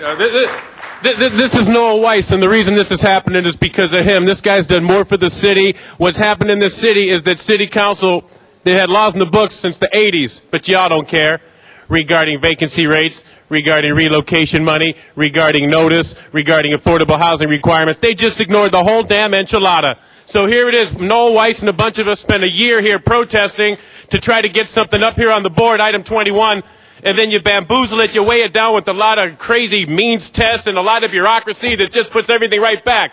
So I'd like to see a council member stand up right now and say, we want to clear 21 item without all that means test. It's extra bureaucracy. You're going to have to fight it in court. It's going to end up costing you a lot more money than if you just did a straight 9 and 17. So I right now challenge one of these council members to stand up and scrape off all that bamboozle stuff that Herb Wesson slapped on there at the last second after stuff was already approved by neighborhood councils. They're at a meeting at the planning joint use thing at the last second. Oh, by the way, a whole lot of extra amendments. I say scrape them off and do it pure right now. Let's see someone have some real leadership in this city for once. Thank you. Carl Lampert. Carl Lampert's the next speaker. James LHZ. Stephen Wallace. Jim Clark. Arnold Sachs. If you're here, come forward. If not, Marta Feinstein. Susie Witten. Any of you folks in the chamber? Matt Hunt, Matt Dowd, R.J. Comer. Those are the speakers that are in that order. Carl Lampert. Carl Lampert's not here.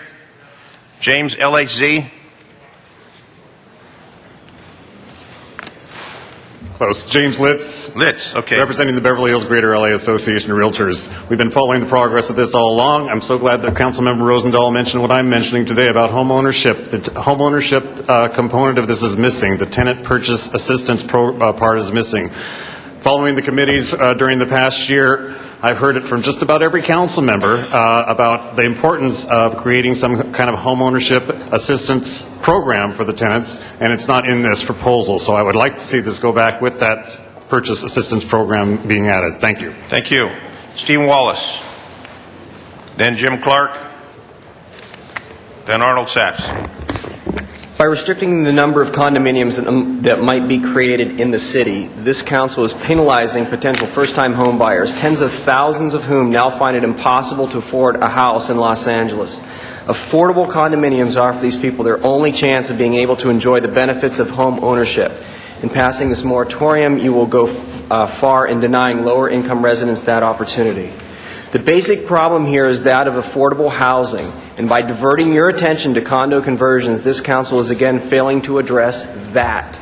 I simply don't understand why housing owners would be punished because of a problem that is yours to fix. Please don't further abdicate your responsibility to create affordable housing in a meaningful way in Los Angeles by harmfully attempting to patch the bigger problem and pushing the burden and pain of subsidizing this neglect fully on to the owners of housing. Thank you.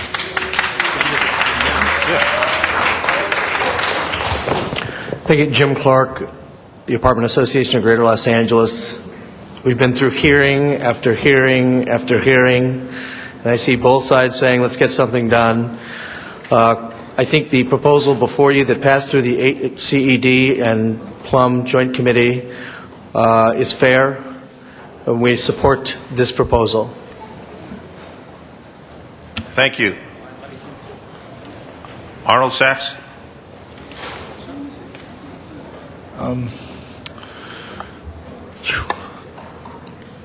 Questions regarding relocation funding for the tenants. Who would pay the relocation funding? Would the conversion of condominiums by corporations that become licensed liability company corporations, and the tenants not having the resources to enter into legal wrangling to receive their money? Would the money be obligated up front to the tenants to relocate? And the fact that you're placing a number on it, by the time these amounts come to fruition, it'll be unaffordable anyway. You need to increase the stock of affordable homes for the people to be able to live in, and you need to be able to find places to move if they have to be relocated. Thank you. Were there any speakers against that haven't been called? Okay, I think you're for, ma'am, according to the sheet. Okay, your name? I'm trying to sort the cards out, the for and the against. Mr. Labange? Can I just ask, because a lot of people came down, if you line them up, have them introduce themselves, give them all a minute, they could state their case, and the confusion that is there, it seems they could resolve it. That helps them. This woman's been standing for 20 minutes. I understand, Mr. Labange, but we're trying to go by the cards. Did you folks fill out cards? They're standing. I'm giving you a chance to think outside the box, Mr. Fill out a President. card. Okay. You've got like 2 minutes left, ma'am. Come forward then. Your name? Lady with the hat? Ma'am? That's you? My name is Jean Waldorf Black. I am affected right now by the decisions that have already been in place in not allowing tenant rights to be recognized in favor of the developers. I ask one question of the city, please, now. Why do you insist on giving the message to the children that the city does not want them? The 9 and 17 bill is an extremely important step towards addressing our city's vast need of affordable rental housing stock and protecting the middle and low-income clientele who need to be served, as well as developers and tourists. With existing laws about to expire, such as rent stabilization, we must take proactive measures to replace them with new ones that will represent the needs of a very large segment of our populace, one that feeds our industry daily, not just seasonally. I want to thank tenants advocate Noel Weiss for coming up with 9 and 17, and Eric Garcetti, Herb Wesson, and Janice Hahn for recognizing its importance as a step towards dealing with a huge problem that has been ignored for too long: protection of affordable housing stock for middle and low-income renters. I would also like to publicly thank Wendy Gruhl, Nancy Hernandez, Dale Thrush, and Abigail Greenspan from C2, and Ken Bernstein from Cultural Heritage for helping rescue the tenants of R.M. Schindler's historical Laurelwood Apartments from a non-complying landlord. Thank you. Wendy Morrison. This is Brian Paul. This is supposed to be against time, and now you're doing for again? No, it's against time, sir. Yeah, Still but against all these people time. have been talking for, and then you give them 12 It's extra against time, minutes sir. 10. I'm trying to get these cards sorted out with the group. You know what? I'm against this relocation because I think that you need to have an exemption for mom and pop owner occupiers of 1 to 4 units. Even San Francisco has that in a similar proposal. LA City haven't. They've ignored that. And those mom and pops, sometimes the only way they could have afforded a home was to get 1 to 4 units and do it that way. The lenders think of it as a single family. Everybody else does. Only the city of LA just lumps it with these big buildings. If you don't, after last year's lack of rehabilitation ordinance, there's a complete lack of rehabilitation. It's zero. No conversions now. So what's going to happen? Are we going to have blight in our city? Are we going to have gangs coming into the neighborhoods and taking over these apartments? Rosendahl, we have the problem right in your area, right near your district office. You've done nothing about it. Graffiti all over the place. Rosendahl, when all of that development's gone, what's going to happen about the jobs? What's going to happen to our community? I'm going to take some of the minutes that the people that were Just a point of against. information, Mr. President. When you address the council, address the president, not the member. There's a bundle of rights here. The bundle of rights that we all learn in law school the very first year. It says very clearly what are your rights as an owner and what are your rights as a lessor. And what we need to look at is, are we following the law? Because it seems to me that you're trying to take the rights away of the homeowner. Thank you, sir. Now we're going to go with the group that is fill out cards that is against the proposal. The cards that are against the proposal will give the same amount of time as we've given to the other side that are against the proposal. And the first speaker on that will be Mel Wilson. Mel Wilson. We've extended the time, and now we're going on the other side. Mr. Wilson. Mr. President, Mel Wilson from the Southland Regional Association of Realtors. I'd like to thank Mr. Weston for taking the leadership and Mr. Reyes throughout the hearings. However, I'd like to bring something back to what all the council members have bought into long before today, and that is in 2004, the council committee adopted a policy to do a comprehensive rent stabilization study. You've already approved it. You've funded it. It's out for RFP. The housing department is now looking at it. And what is it going to look at? It's going to look at relocation allowance. It's going to look at vacancy decontrol. It's going to look at supply of housing. It's going to look at demand for housing. Why are we spending $1 million to study this, and you're now going to take all of this out of order today and vote in a piecemeal fashion? I think it's wrong. I think it's irresponsible. I think you need to do the way you agreed to do it. The renters agreed to this process in 2004. Property owners agreed to this process, and I would urge you to go back to that process. Thank you very much. Thank you. Ann Gunder. Ann Gunder. Good afternoon. Thank you so much for giving me the opportunity. Somebody took our time, so now I'm taking it back. According to the data issued in February 2007 by DQ News Real Estate Reports, the average price for a condo in Van Nuys was $431,000. Now, the average salary for work in Los Angeles was $40,150. So you do the math. But condos are historically the slowest sellers. Valley Village condos have seen a decrease in prices by as much as 23%. So since you can't sell the ones that are already on the market, why build new ones? Thank you. Supposed to be against. Lynn Rinker. Lynn Rinker.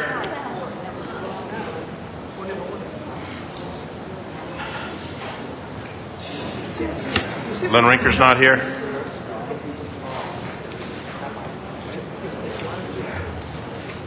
Jonathan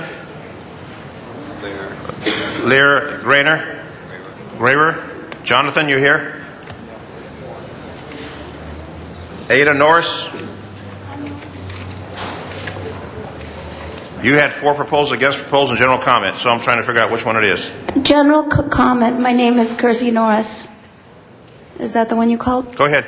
I'd just like to say I'd like to thank Eric Garcetti's office and Arturo Gonzalez from Tony Cardenas' office. They're the only ones who called me back. Tom Lavange's office did not seem to care. I live in Los Feliz. I'm a single parent.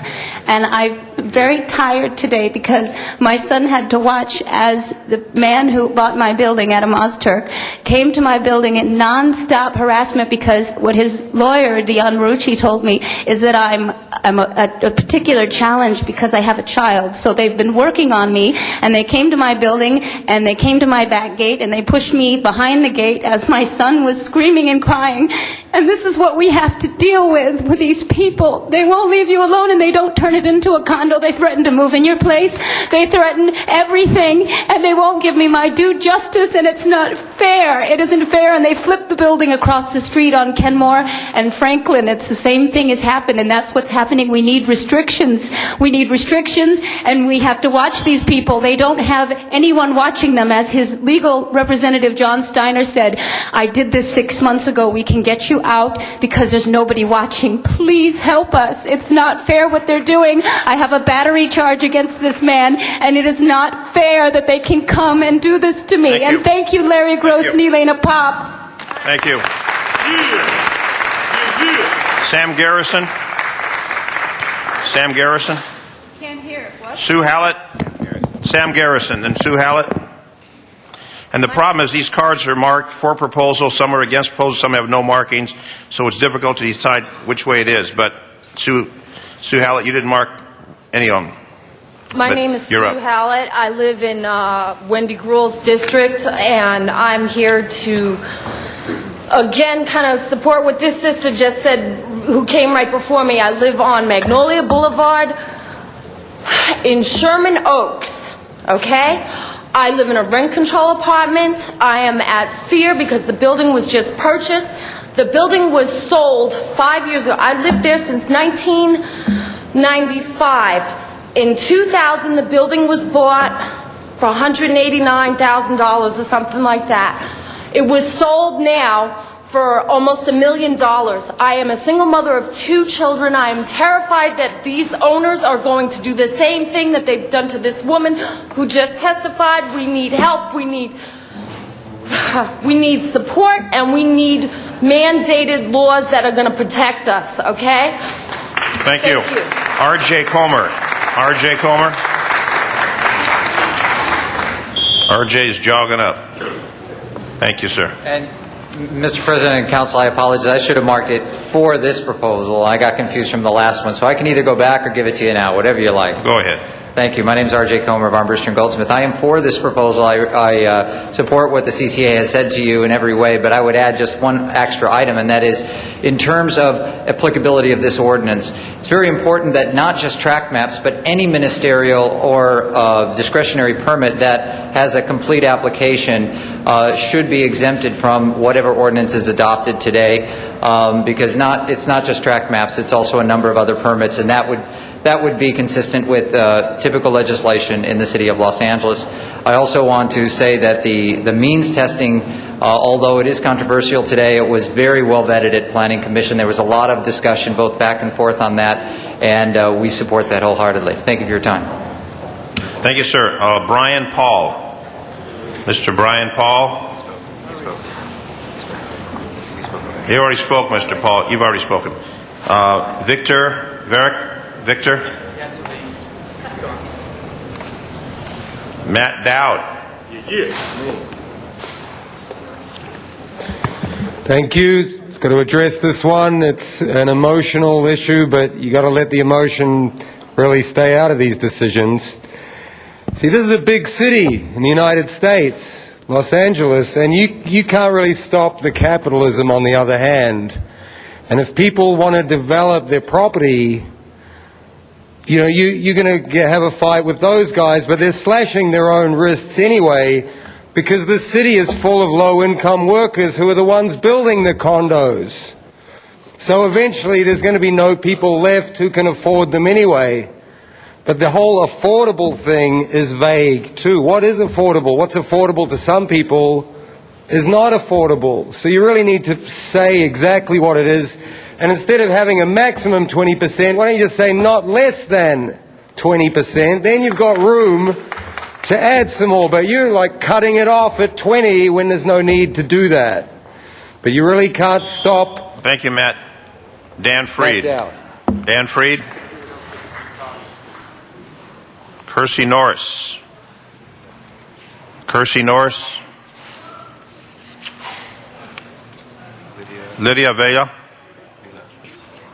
Lydia Avila.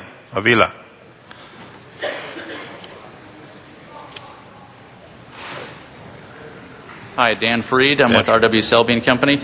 I have a point of clarification I request your assistance with. On the agenda for today, it says that paragraph D, as part of this ordinance, will require that tenants who voluntarily move after approval of the map but before any notice of termination of tenancy will receive full entitlement to the relocation assistance. Is that still proposed to be included in today's ordinance? City Clerk, please clarify that matter on the question. Actually, I don't know if I can be the one to do that, Mr. President. There are a number of amending motions right now on the floor. Okay, well, in case that is part of the proposed motion, then I would have a grave concern with that, as it is paramount to a taking. An apartment owner in the city that has several hundred units who happens to have a map on their property but has no intention of removing the housing stock and converting it to condos would be required, forced to pay relocation to every tenant demanding it in the building. On a building of 100 tenants, that would be a $1 million liability. The owner would either, I guess, be required to abandon their tract map, go bankrupt, or, I guess, expedite the removal of the housing stock in order to sell them as condos and get them the $1 million necessary to pay the relocation fees. Thank you, sir. Were there any other individuals against the proposal? Sir, come forward. Mr. King. We wanted to be fair on both sides of this. Gina Cavella. Mr. King. This afternoon. Good afternoon, members of the council, President.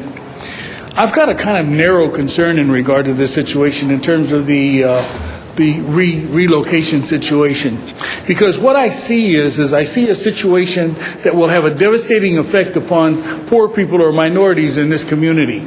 I think that what we're looking at is we're looking at a situation when you talk about the kind of numbers for reallocation that must be paid are going to have a tremendous impact on the ability of young couples and young people to begin to amass wealth here in this city.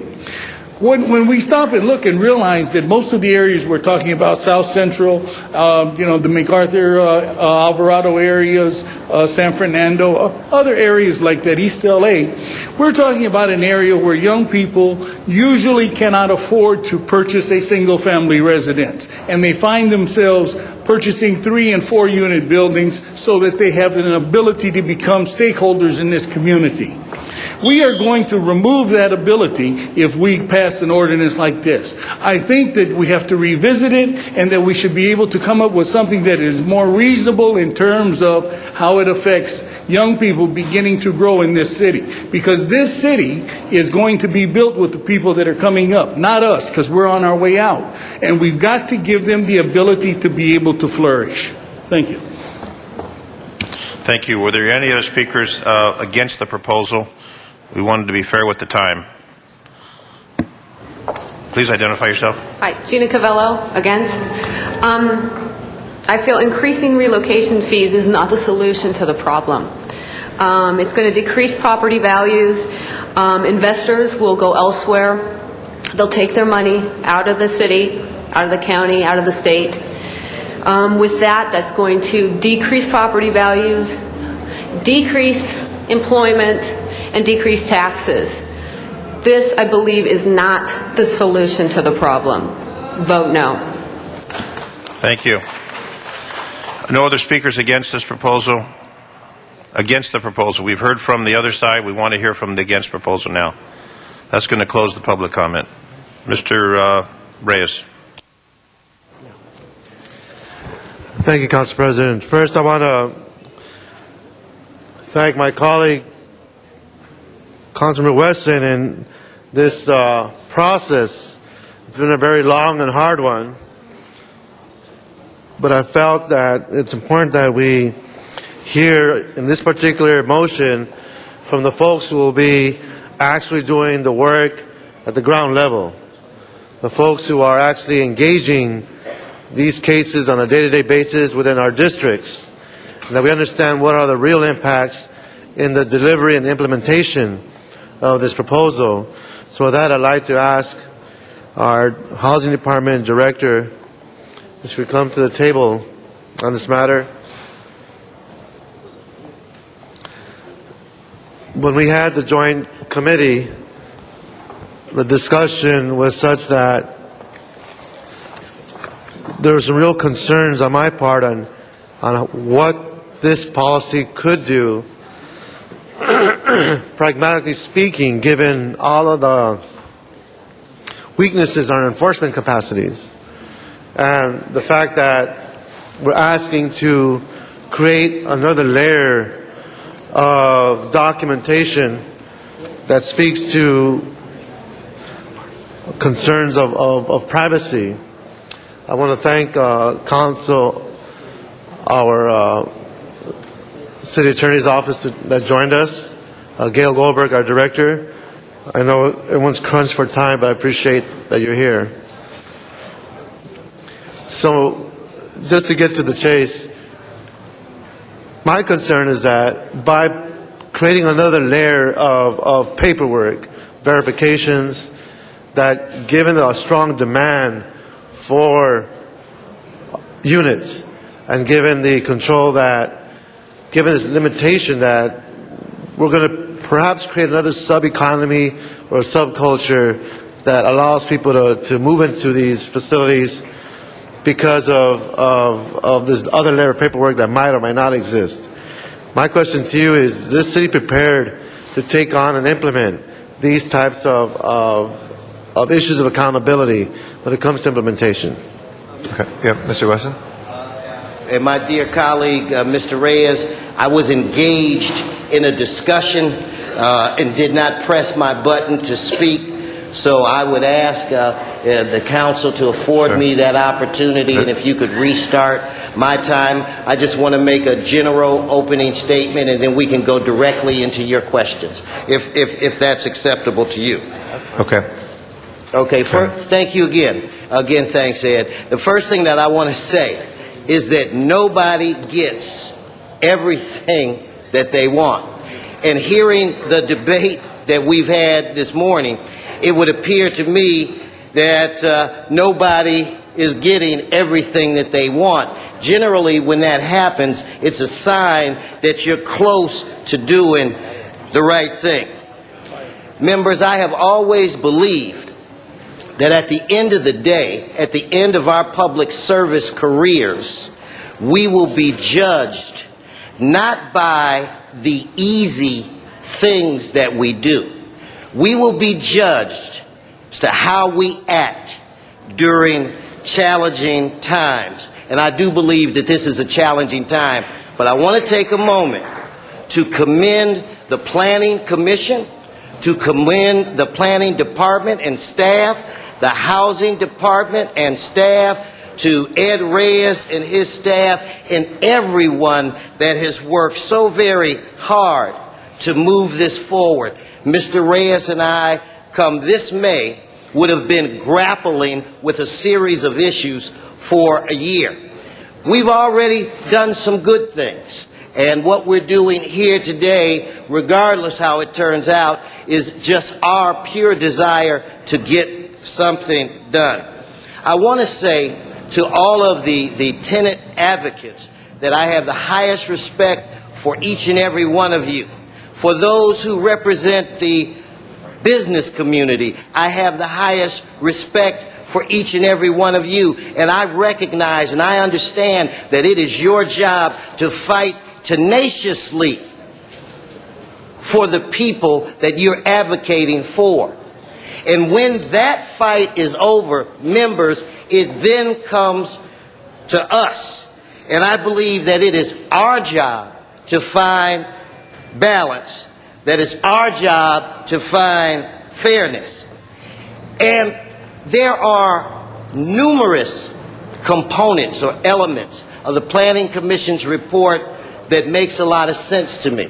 In fact, so many of them make sense that there are only 3 of them that we want to alter. And the reason why I think we should have the debate to alter it is because of balance and fairness. When you look at this report from the Planning Commission, a lot of hard work, a lot of butt time, there's actually nothing. When you try to put together a compromise, what that means is both sides get something. Isn't that what a compromise means? The business community, and I'm not shilling for them, I am independent and have been that way my entire life. They get absolutely nothing. The landlords get absolutely nothing. So what we offer today is not some huge amendment. It is a tidbit. It is a kernel. It is an olive branch. So that at the end of the day, they recognize that we're sensitive to their needs as well. Like I said, there are basically 3 amendments that we've added. Relocation assistance based on length of residency, relocation assistance based on income, and we define dispute resolution, the dispute resolution process, which is already in code, and we set a fee to take care of it. As I bring this to a close, there are individuals that Ed Reyes and I have seen at every meeting. I call them the Red Shirt Brigade. They are always there.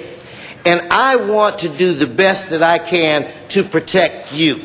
You are the people that work hard every day.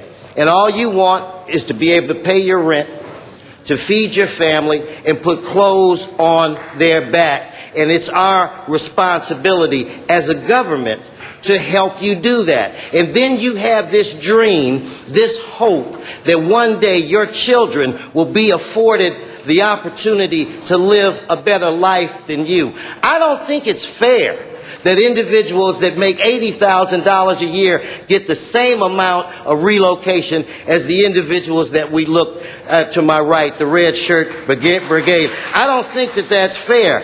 Now, today, you're going to hear, let's purify the process. Let's simplify the process. Simple means easy. Easy does not always mean right. Easy does not always mean just. Easy does not always mean fair. You're also going to hear about income tests, means tests, and that this is the worst thing since an invasion of the Huns. As we speak today, means testings are going on.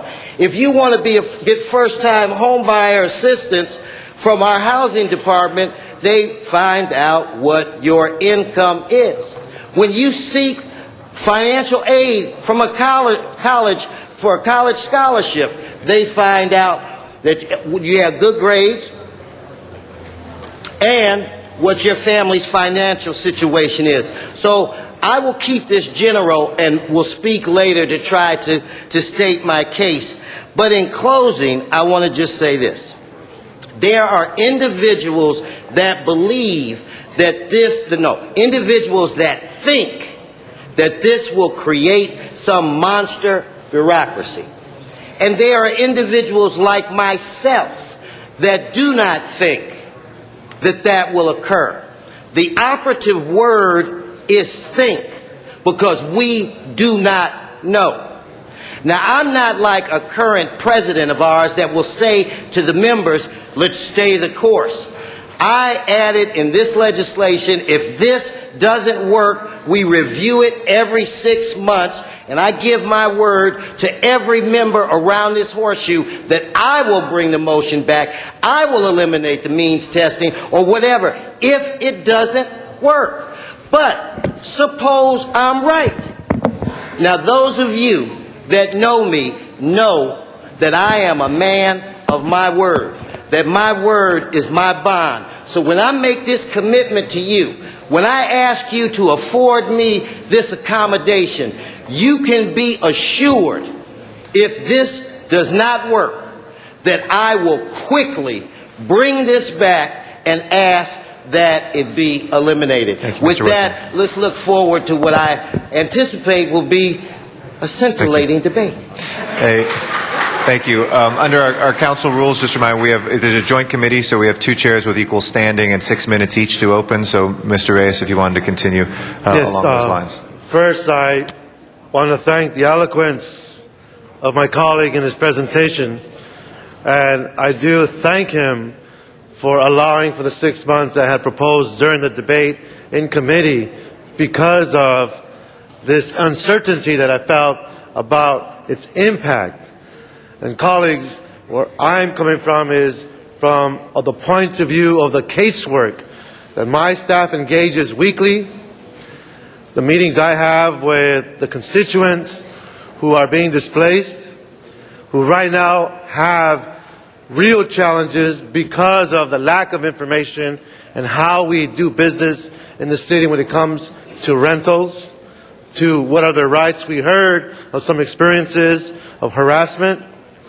And so the notion of how we can implement to ensure quality of life for those who are in a position where they do not have the resources, are not familiar with the process, how is it that we can implement a program that is actually going to function?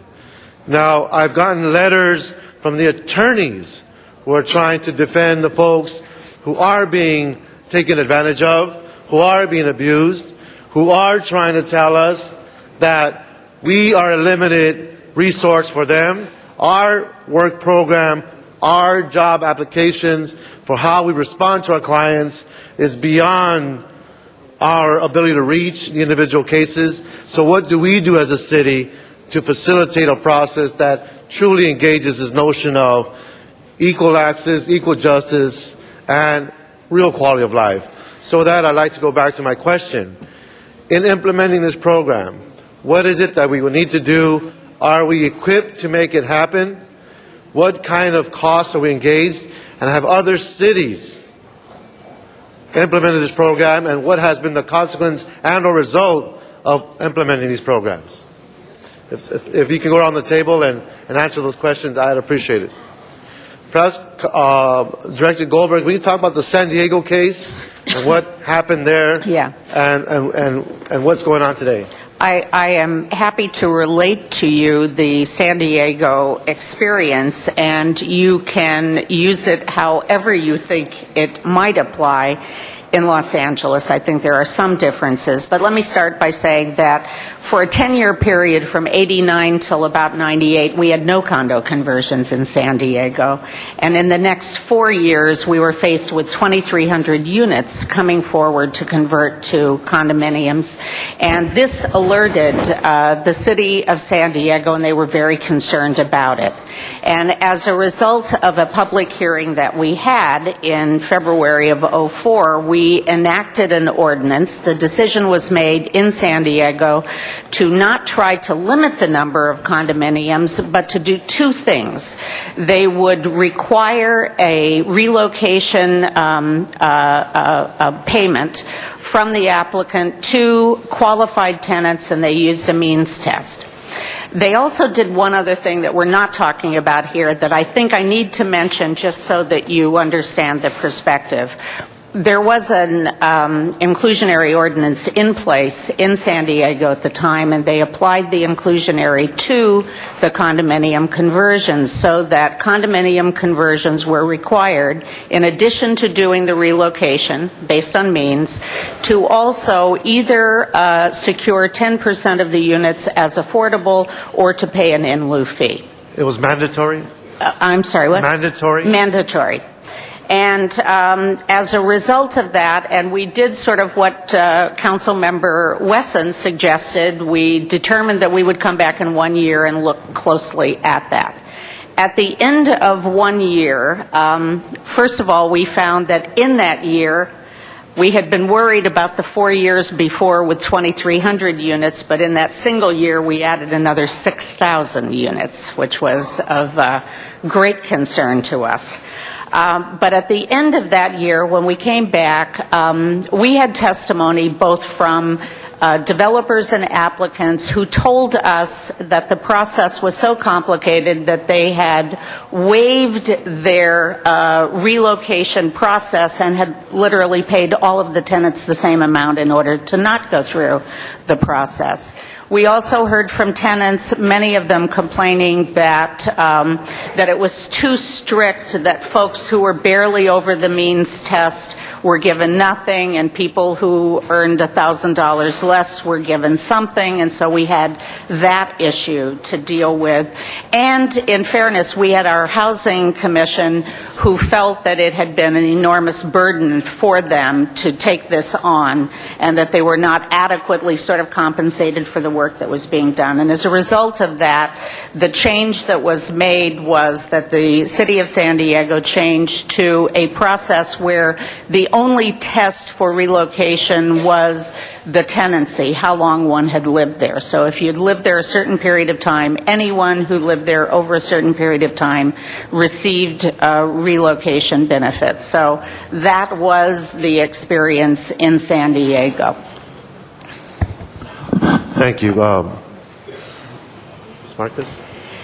If the question in general, sir, is if this ordinance is passed as is presented today, no other amendments before us, this proposal, could the Housing Department put in place the necessary structures to meet the obligations that are in the ordinance?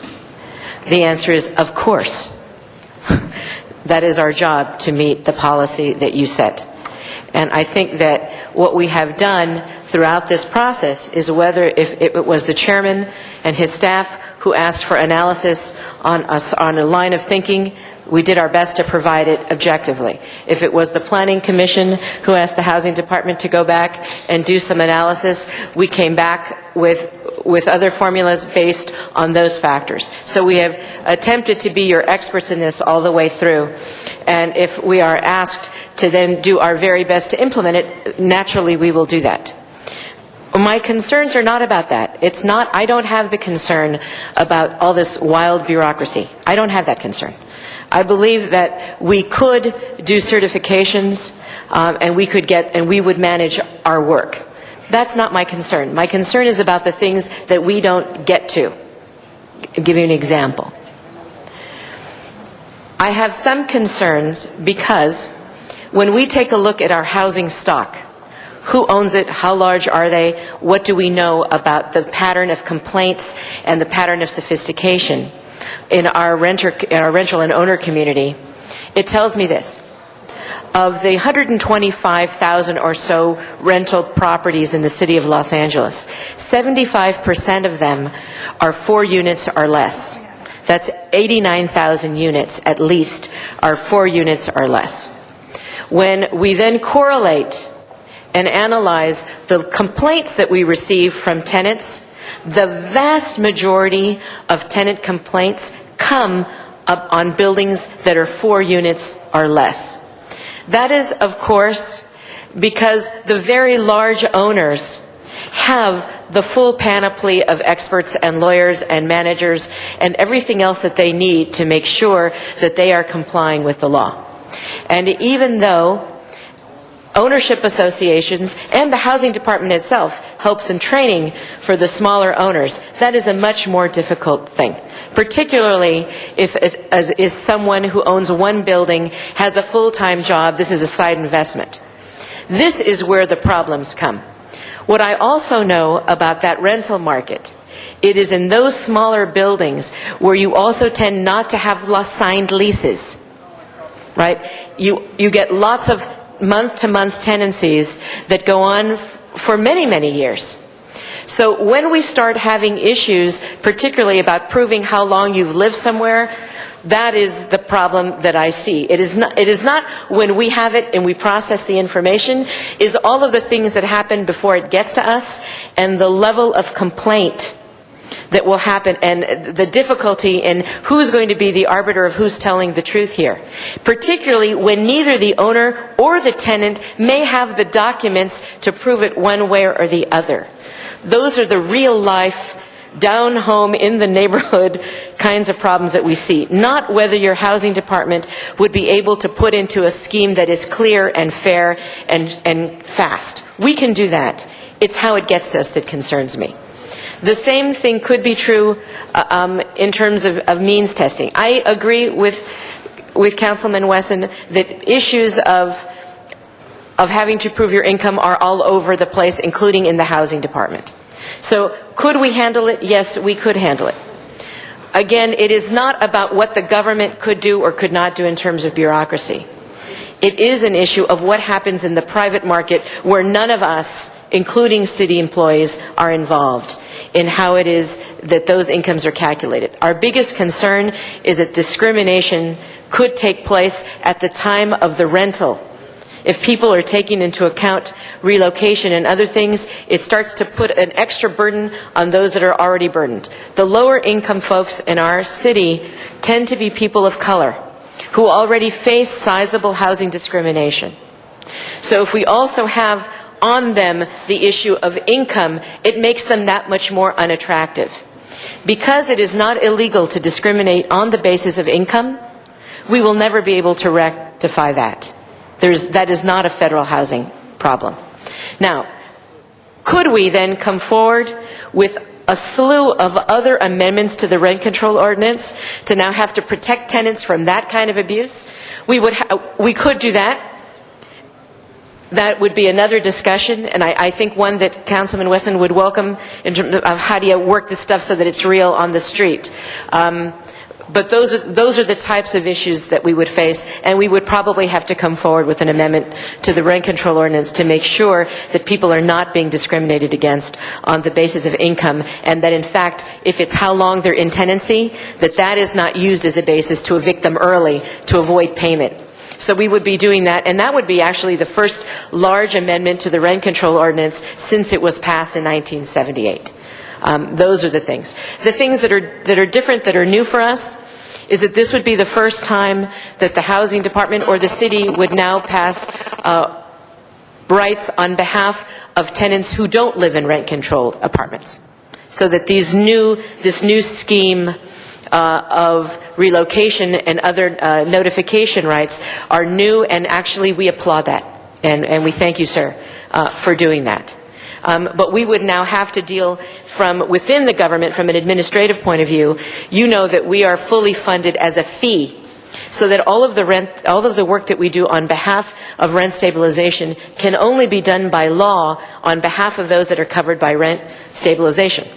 So we would actually be charged other fees, and those are within the scheme of the ordinance, to cover any new rights. That includes, sir, anything that has to do with hotlines, having people staffed at our 8 different offices.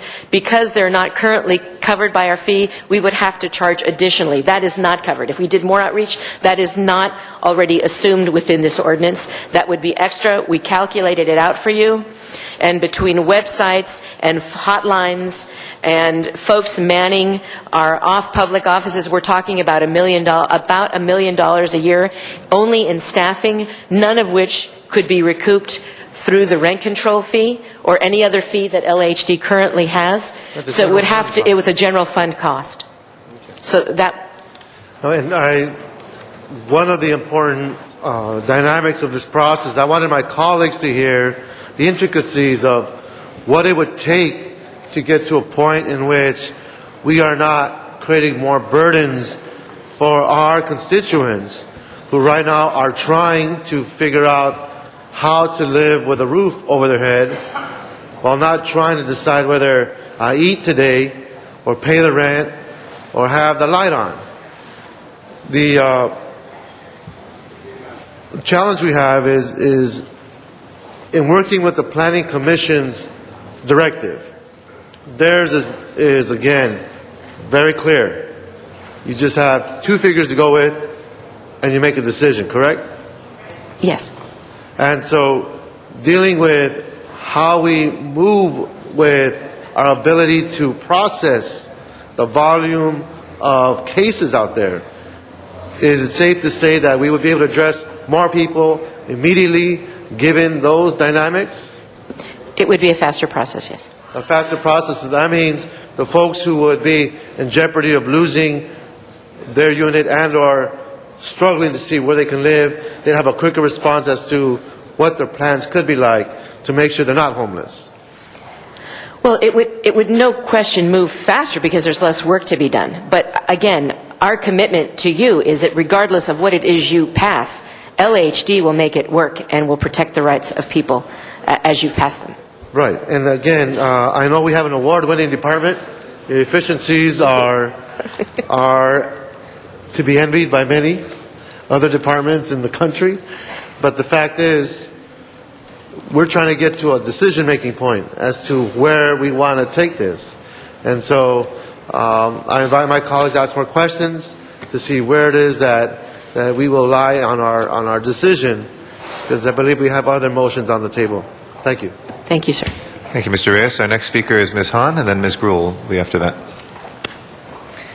Thank you. And again, this is certainly, as Councilman Wesson said, this is not an easy issue. This is certainly a very serious issue. I think we have seen that by the number of people that have taken the time. It's not easy to come down to City Hall. It's not easy to take a day off, find parking, get your minute of testimony in. So it does not go unnoticed by us that so many of you came down today to speak your mind on this issue.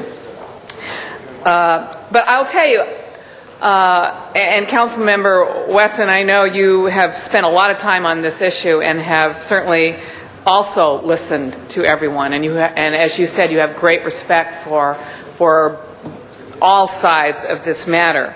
I'm very compelled by what Gail Goldberg has said and by what Mercedes has said.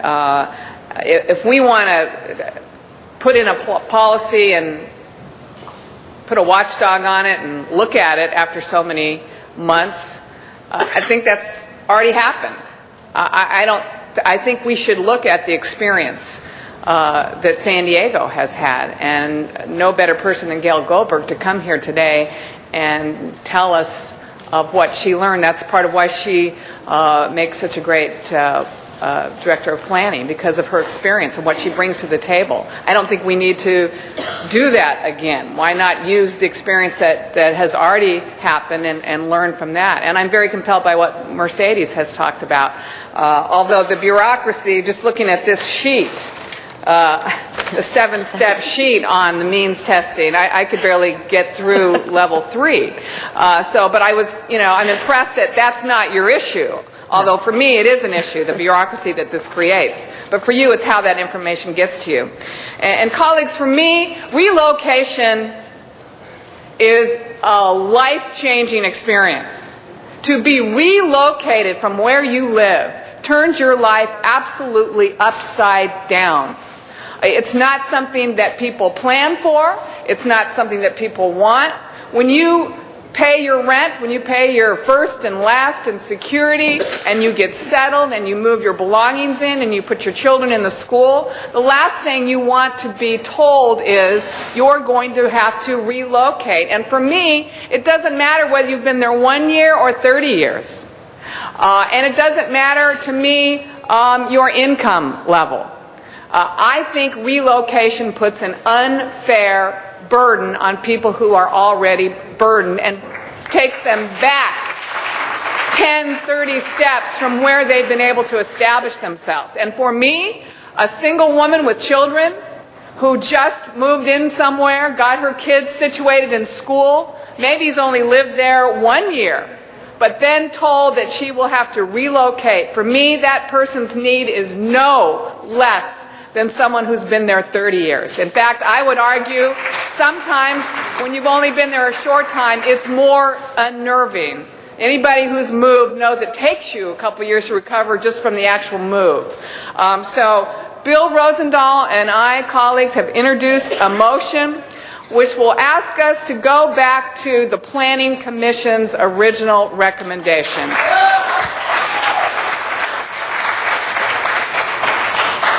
They have recommended that we increase the relocation fees, which haven't apparently been increased for 20 years, to $9,000 and $17,000, depending on the qualification, the seniors, the disabled.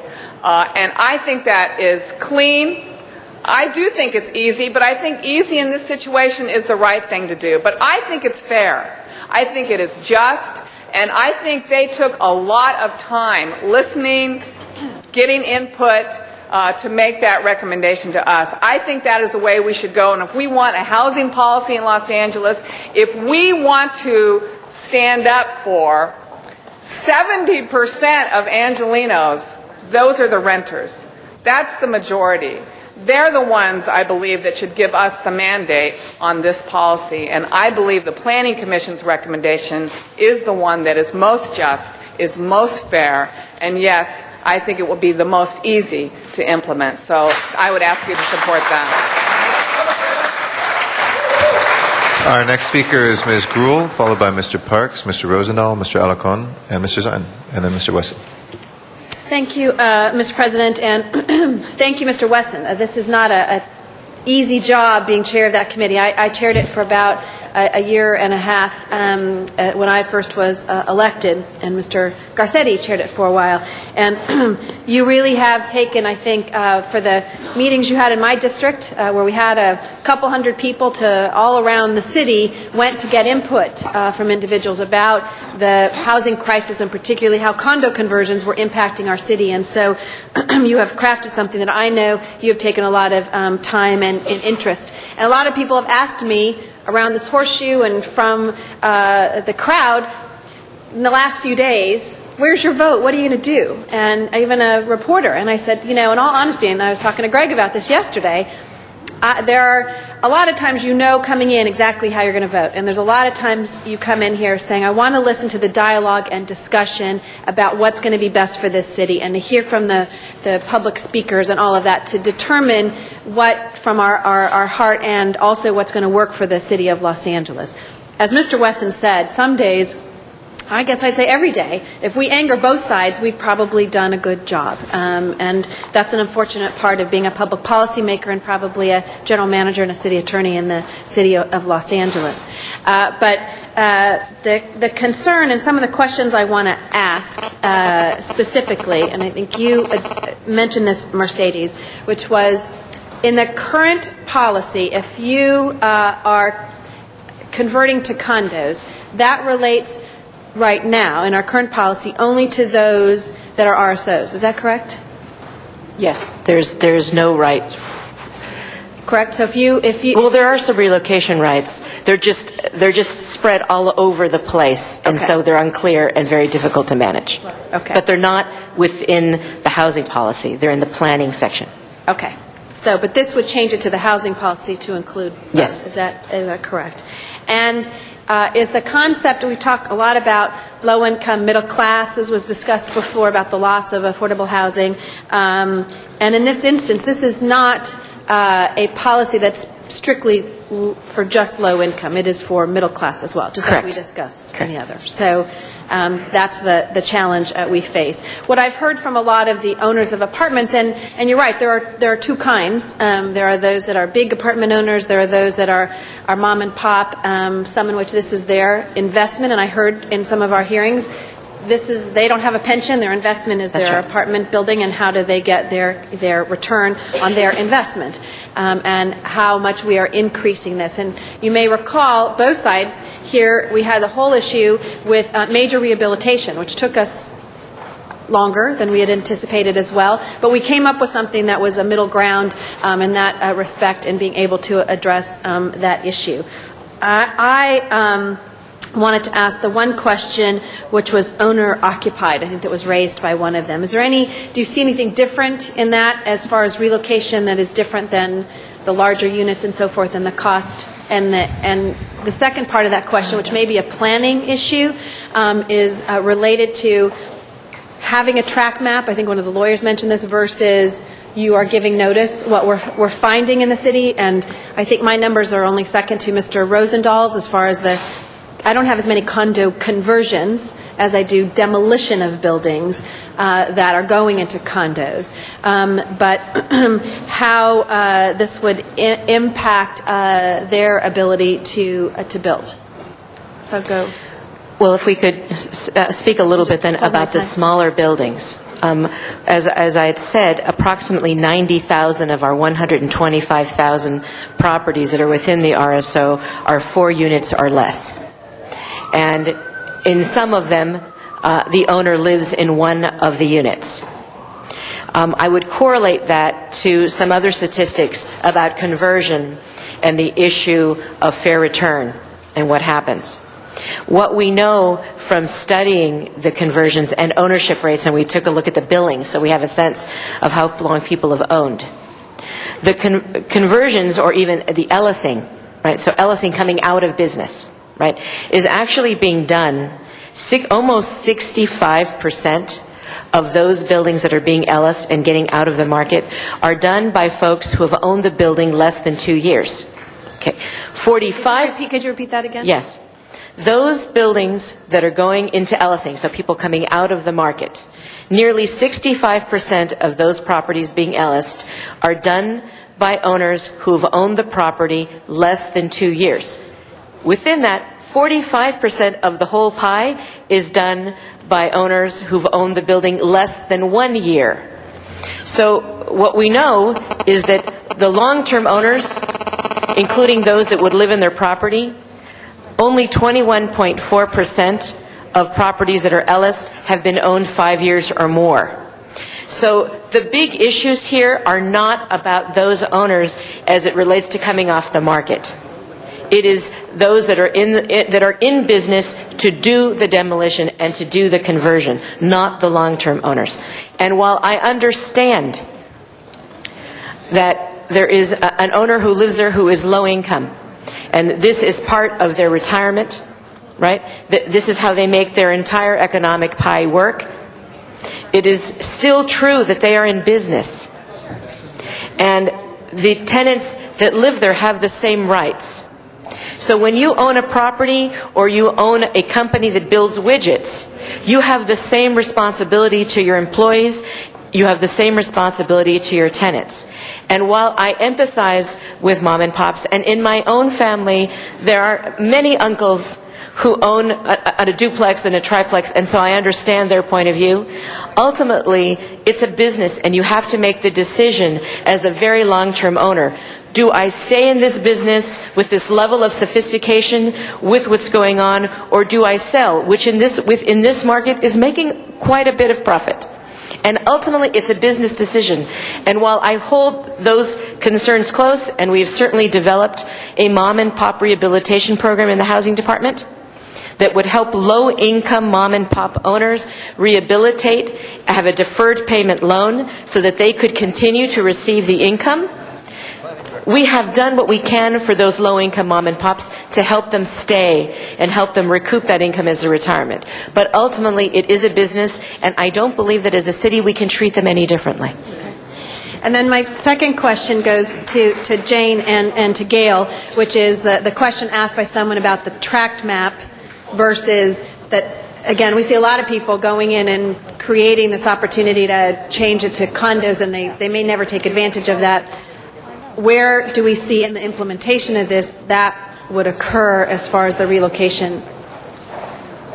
The relocation benefits kick in when tenants get a notice to evict. So what happens, one of the complications of this whole issue is that with regard to condo conversions, and new condos as well, actually, when somebody comes to the city and gets a tract map or a parcel map to create the value, the ability to sell those units, whether it be by conversion or new, there is no requirement by the state or the city that they actually do that. You get the entitlement, you go through the process, you go to the state, and you have a lifetime entitlement.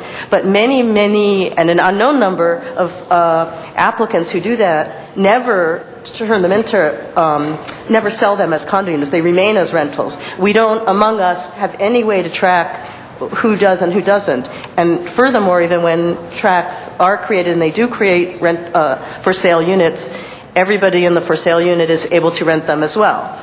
So it's very difficult to know who's actually selling them and who's not. And when in the lifetime of a building, the trigger will occur to evict, because it may never occur. We had one recently. Let me give you that was a real life, because I kind of get where you're going, but just a real life question that someone asked me. So let's just say I own 4 units. I've decided to go ahead and get a tract map to convert. I never choose to convert. I just leave it on the books. I am still renting. And I evict someone at some point in time or leave, and then but I'm still renting. At what point do you pay the condo conversion relocation cost? Every time you evict someone, or just when you sell? Well, people start to run a risk. One of the reasons why I believe that it was chosen to put this provision in to protect is that folks were filing tract maps and keeping it wide open for themselves. And there was much testimony at the hearings about abuses that came and the kind of harassment that came having filed it to push people out without paying relocation.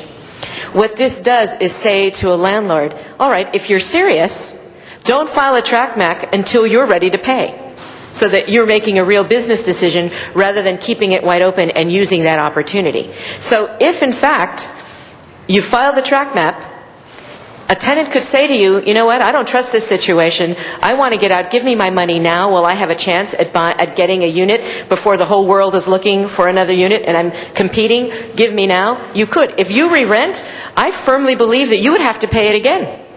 Unless you keep it off the market. Yeah, the only caveat to that would be after the tract map is approved and you've paid relocation assistance to that tenant Mercedes described, the next tenant that moves in under the subdivision law signs an agreement that says, I'm aware that this unit has the condo approval and waives the right to future relocation payments. But you start to understand the problem.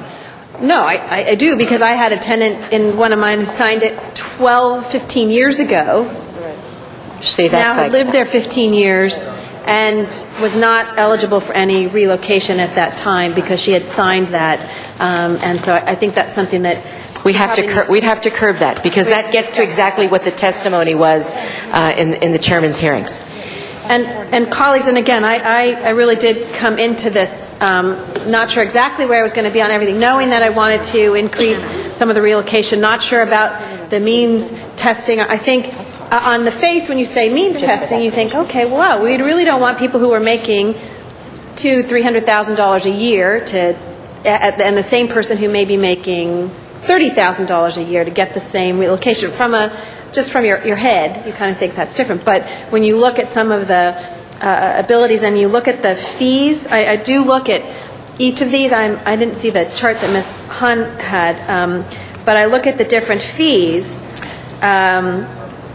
There's going to be fees associated with each step that go with that, which I don't know the total and whether or not it equals up to the 1,000 or 2,000 in the difference there. But I think, in my district, and you've heard Chuck Tenon, who's here and has been at many of that, he's lived 30 years, I think you wrote, 30 years in that location. And Wendy Morrison, who was here earlier, who similarly has lived, and I can name a lot of people who, in all honesty, will not be able, even with relocation, be able to move and live in the same community in which they've lived 30 years.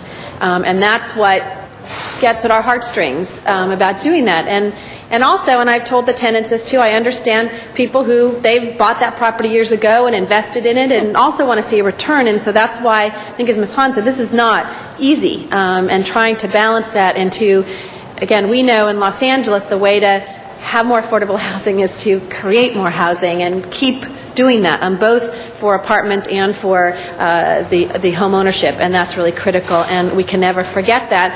And as Mr. Wiesar was asking, we were talking about housing policy. I will remind you, I think it was 2002. Yes, you did. Introduced a motion that said we needed to come back, and I know that you all are working on that, but I think it is really critical. I quote you regularly. What? If I can ask you to conclude, I've been holding your time, but you're a couple minutes over. Oh my gosh. Okay, yes, I'm over. Can I just do my last statement? Yeah, last statement. Okay.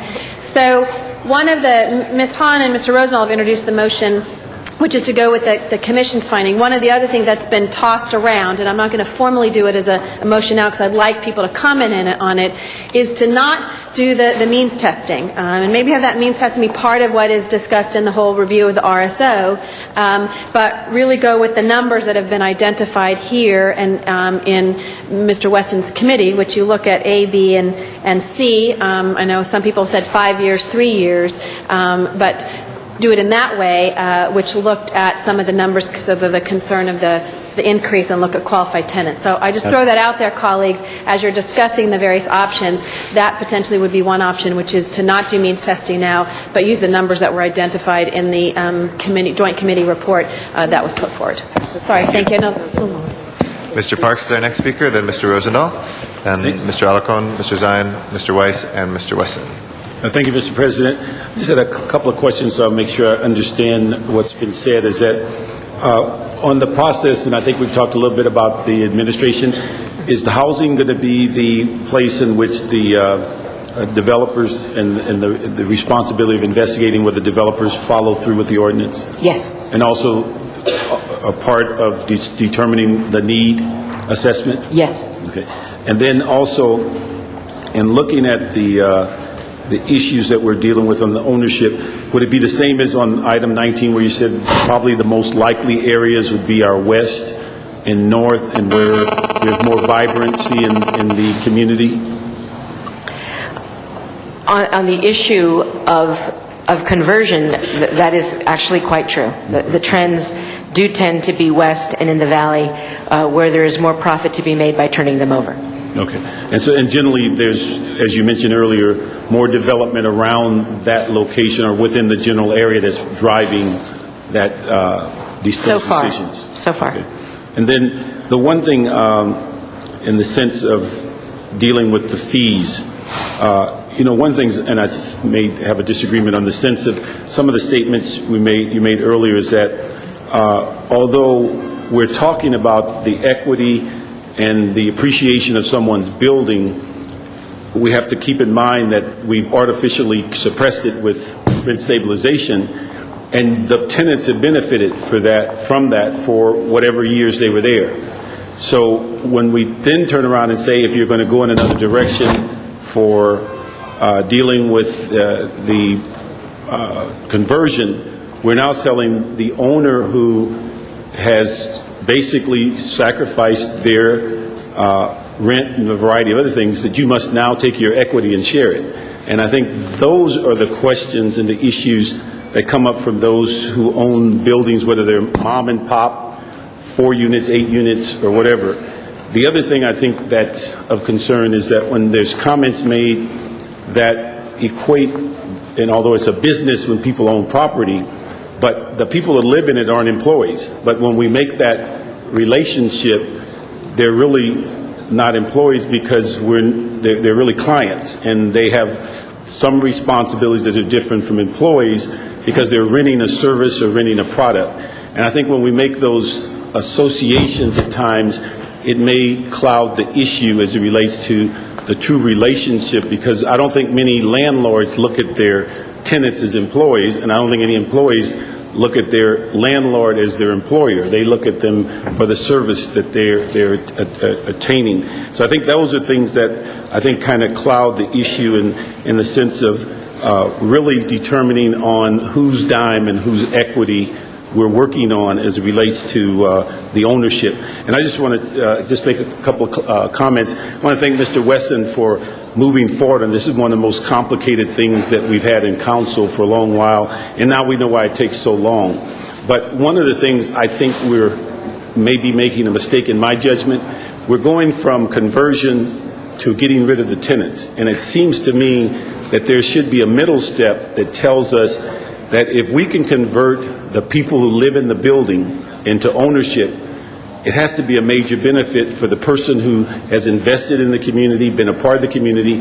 And if we have tools within housing that says you can make the rent, we'll help you on the down payment and the closing costs, and we have the ability to give you a soft second or whatever those terms are, we've served a lot of benefits by helping someone as the first refuser. And I think if we give a person the option of being the first refuser, if we don't give them the tools to become the homeowner, I think it's just a shallow offer. And so it would appear that we need that middle step in there that deals with home ownership. Although Mr. Rosenthal was talking about, I think, 400 units of lost units. On the one hand, they're not lost if you created 400 homeowners. I would have a parade in the 8th District if we could create 400 homeowners in less than a year. And to be very selfish about it as a city, we do get some benefits from home ownership, like property taxes, transfer taxes, and if we can keep those people in the building with safeguards as tenants becoming owners, I don't think they would be offended by that. And I think that's where I think the missing loop is, that we go from conversion, and then you hear people say, well, punish them for taking it out of the housing market, make it more difficult, you're doing that, and then on the other hand, we're saying you're out. And I think there's got to be a middle ground, and not just a hollow offer and knowing they can't comply with the offer. Because as we hear from people, they can generally pay the note. They can't accumulate the down and the closing. How do we help them get to be from renters to owners? The city benefits, they benefit. The owner benefits, that they're not feeling as though they're giving their equity away, that they have had this hard-earned 20 years, 30 years, and things like that. That's where I think we may be missing the point. I agree with you. You do? Yes, I would say, I mean, sit down then. I agree with all of the issues on homeownership. Our problem isn't that we don't have a commitment to homeownership. Our problem is we don't have the money to fund the homeownership programs. You know, the City Council has never been asked to fund the moderate income home buyer program that we created. We're the only city in the state that defines moderate income home ownership up to 150% of AMI. The only one, and no one has followed our lead, and it has led to a lot of good development. So far, the Housing Department has managed to find the dollars to fund it, but those are general fund dollars, and they're running out. The problem that we face on these conversions is that the units run up to a market rate that people in them cannot afford. The subsidy would be tremendous, and we don't have the money to do it, although I wish we did. Okay, but you know, on the other hand, and this may be a bad example, but on the other hand, when we look at some of the apartments that we subsidize, and those apartments are running $300,000 to $350,000 a unit, that is a lot of money. It is. To make someone into a lifelong renter and a lifelong low-cost renter, it's got to be some equity to say, can we balance those funds? Because private industry tells us they can build those units for 2/3 at the most. We're paying $300,000 to $350,000 per unit on an affordable housing development, saying to a person, you're a lifelong renter and you are destined to be in this building the rest of your life. They have no expectation of home ownership. There's got to be a balance to where we can, on the other hand, shift funds to say, if we can turn around and make 20 people a year or 30 people a year homeowners, is there a great benefit to the communities that they live in, as opposed to saying conversion equals leaving? And so that's what we'd ask, and we're going to work with Herb to see how we can put all that into some form of an ordinance or some way to deal with it, because I think we're missing the point on what the true value of home ownership is. And we would be happy to work with you on it. Thank you. Thank you very much, Mr. Parks. Our next speaker is Mr. Rosendahl. Thank you, Madam President. First, could I have the three folks from Lincoln Place stand up who are trying to figure out where they're going with their lives? Okay. Well, two are standing up, and the senior lady's having a hard time even getting up. So I just want you to know they've been in the room, and many of them since December 6th, 2005, have been literally thrown out of their units. Just back to the original questions about the means test. Gail, would you tell us the problem you had in San Diego and why it doesn't make sense? Hold my time. Well, as I explained before, when we came back a year after implementing that program, both the tenants brought forward complaints. Many of them were the complaints that Mercedes mentioned before, that for them to prove that they had the income or to prove that they were below the income was difficult for many of them. Folks who were just above the income felt that they had been left out of the process. Folks were worried that they wouldn't be able to get a new apartment because they would be that people would not want to bring in low-income folks for fear that they would be in the same situation again. So the tenants complained. The applicants and the developers, many of them came forward and said, we just paid everybody. It was easier and made the tenants happier. And of course, our housing commission felt overwhelmed by the work that was being done. Unlike Mercedes, they were less willing to take on that obligation. And Mercedes, on the issue of 5 years or 3 years and how long threshold, explain your position on that and the Commission's position on that. Well, all I know about the Commission's position is that they didn't feel that that made sense. And so they chose to give two different amounts, and that's it, and make it a clean cut. That's what they chose to do. Mm-hmm. As I've said, whatever it is that you choose to do... Hold my time, please. If it includes a time, we will do our very best to make that work. So either way, whatever you choose, our commitment from the Housing Department is that we will implement in the best possible way we can. So you have our word on that. Mm-hmm. So it's not, for me, it's not about bureaucracy, right? It's my responsibility to make it work. The issue is with so many tenants in our city who don't have leases, who are on a month-to-month lease, it will be difficult, and there will be many, many arguments about whether people make a threshold, no matter what the time is, 3 years, 5 years, a month, it doesn't matter. But with so many people who do not have signed leases and the lack of documentation on both sides of that relationship, that is where you will have many arguments about who does what. Perhaps here you can make some accommodation for that. That probably would lean toward the tenant so that you take the argument out of it. But you would have to make that kind of a ruling. Is there anybody from the commission here, by chance? I think they're not here, but with the Planning Commission on this issue, the Planning Commission really didn't look at the tenancy because for maybe 30 years or however long we've had these qualified and non-qualified, or qualified and everybody else. Breakdown. According to our subdivision staff who process these, there's never been an issue disputing those particular categories, how old you are, you're 62 or not, do you have a disability or not, and do you have dependent children or not. So apparently that's working, hasn't been broken, so there was no effort to try to fix that and deal with the issue that came later about length of tenancy. Can somebody talk about rent control, how it works in our city? Okay. Hold my time, please. Well, we speak colloquially about rent control. We, of course, don't have rent control. We have rent stabilization. And we have always had rent stabilization.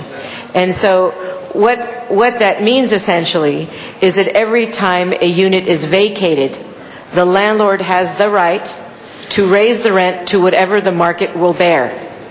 And once they re-rent it at the new market rate level, then the rent stabilization ordinance kicks in from there on out while that tenant lives there.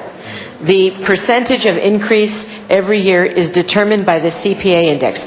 We don't make a separate indication. We follow that formula by law, and it's usually in the area of, lately it's been 4%. And now this year it's 5%? 5% this year. The rent study that has been talked about will actually study whether or not landlords are substantially or in any way losing money based on those restrictions. So the whole study that is now going forward will give us a strong indication of the market and how it plays out between landlords and tenants. But basically it's that. In that sense, given that most tenants stay in a property on average just less than 5 years, the rents go up to market just on average every 5 years. They come right back to market. So the strength of our rent stabilization ordinance is not so much about the rent levels themselves. It's about the other protections on unjust evictions. It's the other protections in the law that non-RSO tenants do not have. That protects them much more than the issue of what the rent levels are. What percentage would you say are mom and pop owners of apartment complexes? Well, I don't know in the sense of ma and pa in terms of that they only own one building and it's their retirement. But again, I can tell you that 75% of the property owners within rent stabilization own buildings that are 4 units or less. So a very large percentage. Okay, saying that their concern, I agree with them, is they can't make the repairs, they can't pay the taxes, they can't do all that if they have people living in a certain level there who might be making a lot more money than they should. How do you deal with a means test for people who are living in these buildings now? We don't do means testing, and at this point that would be completely illegal. So what about their argument? How do you help them with that argument? Where they constantly say to me over and over and over again is we're trying to repair the building, we're trying to fix the building, we don't have enough cash flow to do it, we'd rather put it on the market and sell it and get out of it. I would say that the whole purpose of the rent study is to determine whether that is true or it isn't true, and we will know.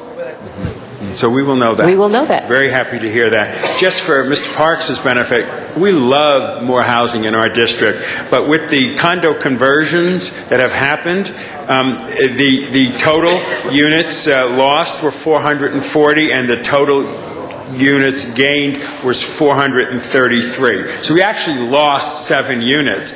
I love first-time home buyers, but I also think renters have a right to live near the beach. It's my district that's location, location, location.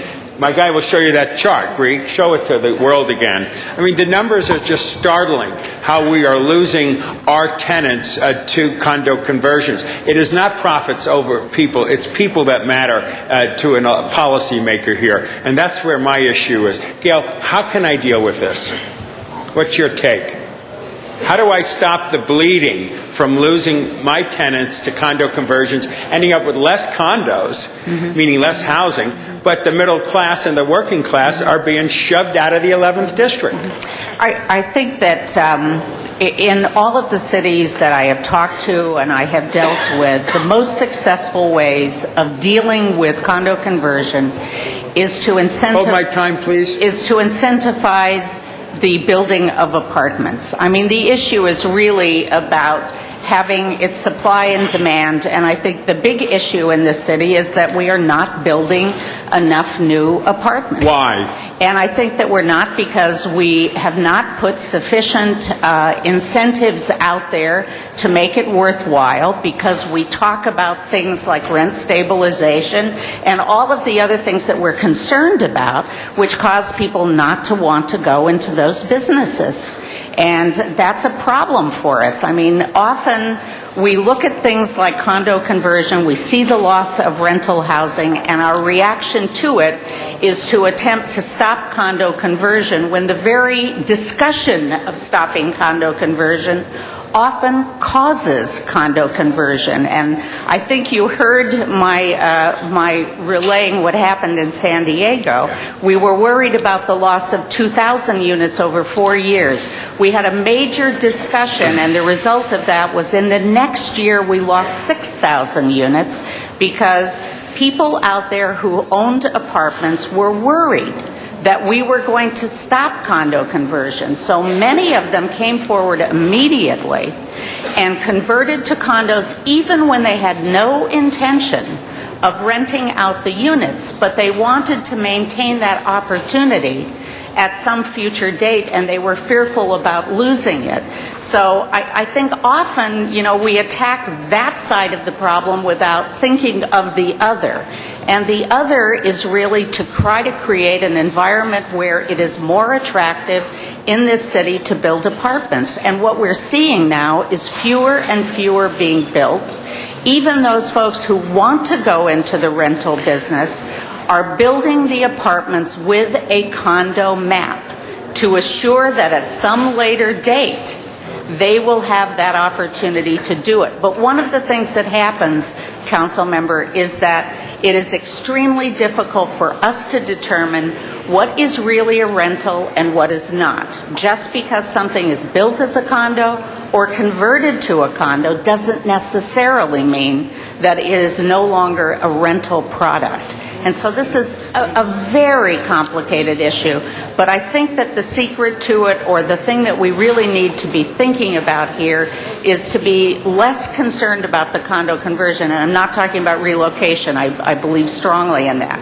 But we have to be thinking about how is it that we can add apartments and additional rental to the city. And I will tell you that it is a major focus of the planning department to work with communities, to create new community plans, to create plans around transit in order to accumulate and to get more housing and a wider range of housing for all income levels. That is something that we are absolutely dedicated to do.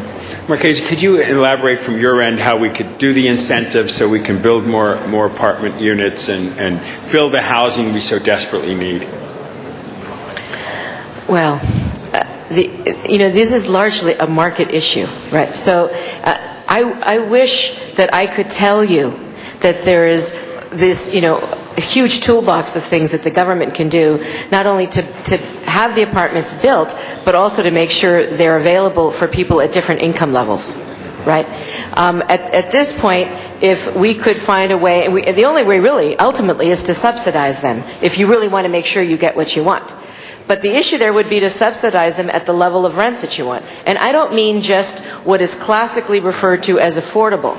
I mean that we would have to build apartments for people up to 100, maybe even 125% of area median. Our area medians are so low that our affordability gap which is the gap between income and the true cost of housing, is second only to the city of New York. And if you were to bunch it up and they didn't have to include Manhattan with all their boroughs, we would be the #1 affordability gap city in the nation. So in that sense, that's where it is. They're able to go up because they've got only Manhattan. We have our whole city, and that's how bad it is. So you'd have to subsidize, and you'd be talking about a middle class subsidy, project based, so that the subsidy does not go to the individual, but it goes to the unit for the long term. Very expensive venture.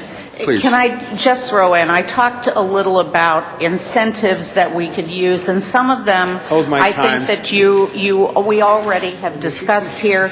Things like the transfer of floor area, those kinds of things create opportunities for additional development that we could incentivize.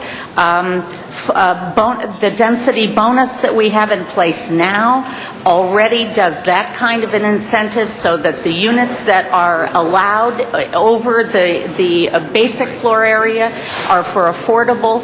There are tools in the toolbox that we could and should be really actively pursuing and using more in this city. We are never going to be able to meet the need through subsidies. We have to find ways for the market to produce the kind of units and the range of units that we're looking for. And that's a great discussion here. I appreciate it because it gives us insight. I hope the LA Area Chamber of Commerce listens to this and everybody else, so we come together with a strategy that makes sense to deal with the crisis. But the reason I second this motion with Ms. Hahn is that the Commission went through a major effort to come up with the strategy they did, and I think it makes sense. And when relocation happens, I can tell you of two constituents of mine who are now dead that probably wouldn't be dead if the pressure that didn't hit their brain when they got those notices under the door hadn't happened. I was close to them, and it is a very real thing. And people are really being destroyed when they're not given enough of a package to move on, enough of a hotline to call to find out what their rights are, to be living in an apartment for many years, and all of a sudden you get something under your door, you don't know where to turn to, what to do. And it's our responsibility, colleagues, to think of the people first, not the profits first. So I look forward to the Council going with Ms. Hahn and I on that motion. Thank you. Mr. Alarcon. This issue reminds me of Gil Lindsay's famous quote, I've got friends on this side, I've got friends on that side. I don't know how I'm going to vote, but I'm going to vote with my friends. I'm troubled by this issue because I don't think either proposal addresses the issues of the poor, and nor does it give priority to that consideration. The Planning Department simply, essentially ignores the discussion. And in fact, the qualified tenants for the higher bump don't even include low-income folks. I'm offended by that. I'm not going to vote for the Planning Commission's report simply because of that. This city has to deal with the issues of poverty. And I can't think of a greater concern about poverty than the fact that we are shrinking the number of landowners in our society and expanding the number of people who are dependent on landowners for housing. Interestingly, the whole notion of condo conversion is a landowner sharing their property so that others can be asset builders, which is a notion we should applaud. Wealthy people divvying up their resources, they're going to make a profit, but they are creating asset building, which is exactly what we need, and we have declared that in many, many resolutions. So I think we've ignored the critical point here. How do we take this opportunity where landowners are willing to give up their land in sale with a profit, granted, but what are we doing to inspire purchase of those condos by the people who are the tenants, or by any other tenants for that matter? And so I'm going to lean, in this case, to Herb Wesson's proposal, not because I agree with every element. And in fact, low-income tenants under his proposal get exactly the same as low-income tenants on the Planning Commission's proposal. The difference is, I know Herb Wesson. And when he says that he will reconsider this and in 6 months review it and see if it's working, when he commits to me that he will work with me to enhance the opportunities for the poor, I trust him. I don't distrust you. I know Jane. I don't know you. I've heard a lot about you. I hear you're great. But I know Herb, and I know his passion for the poor. So I would like to see, for example, if we're going to charge the owners a fee that goes into the housing trust, are we also dedicating that housing trust fund money for the tenants to be able to purchase the condos? Can't we do that? The difference between the $9,000 and the fee that would be generated from the conversion, I'm understanding they get $650 a unit, is that correct? That goes into the housing trust fund? No. No? Correct me, please. Hold my time. Yeah. It would be just shy of $1,500 per unit.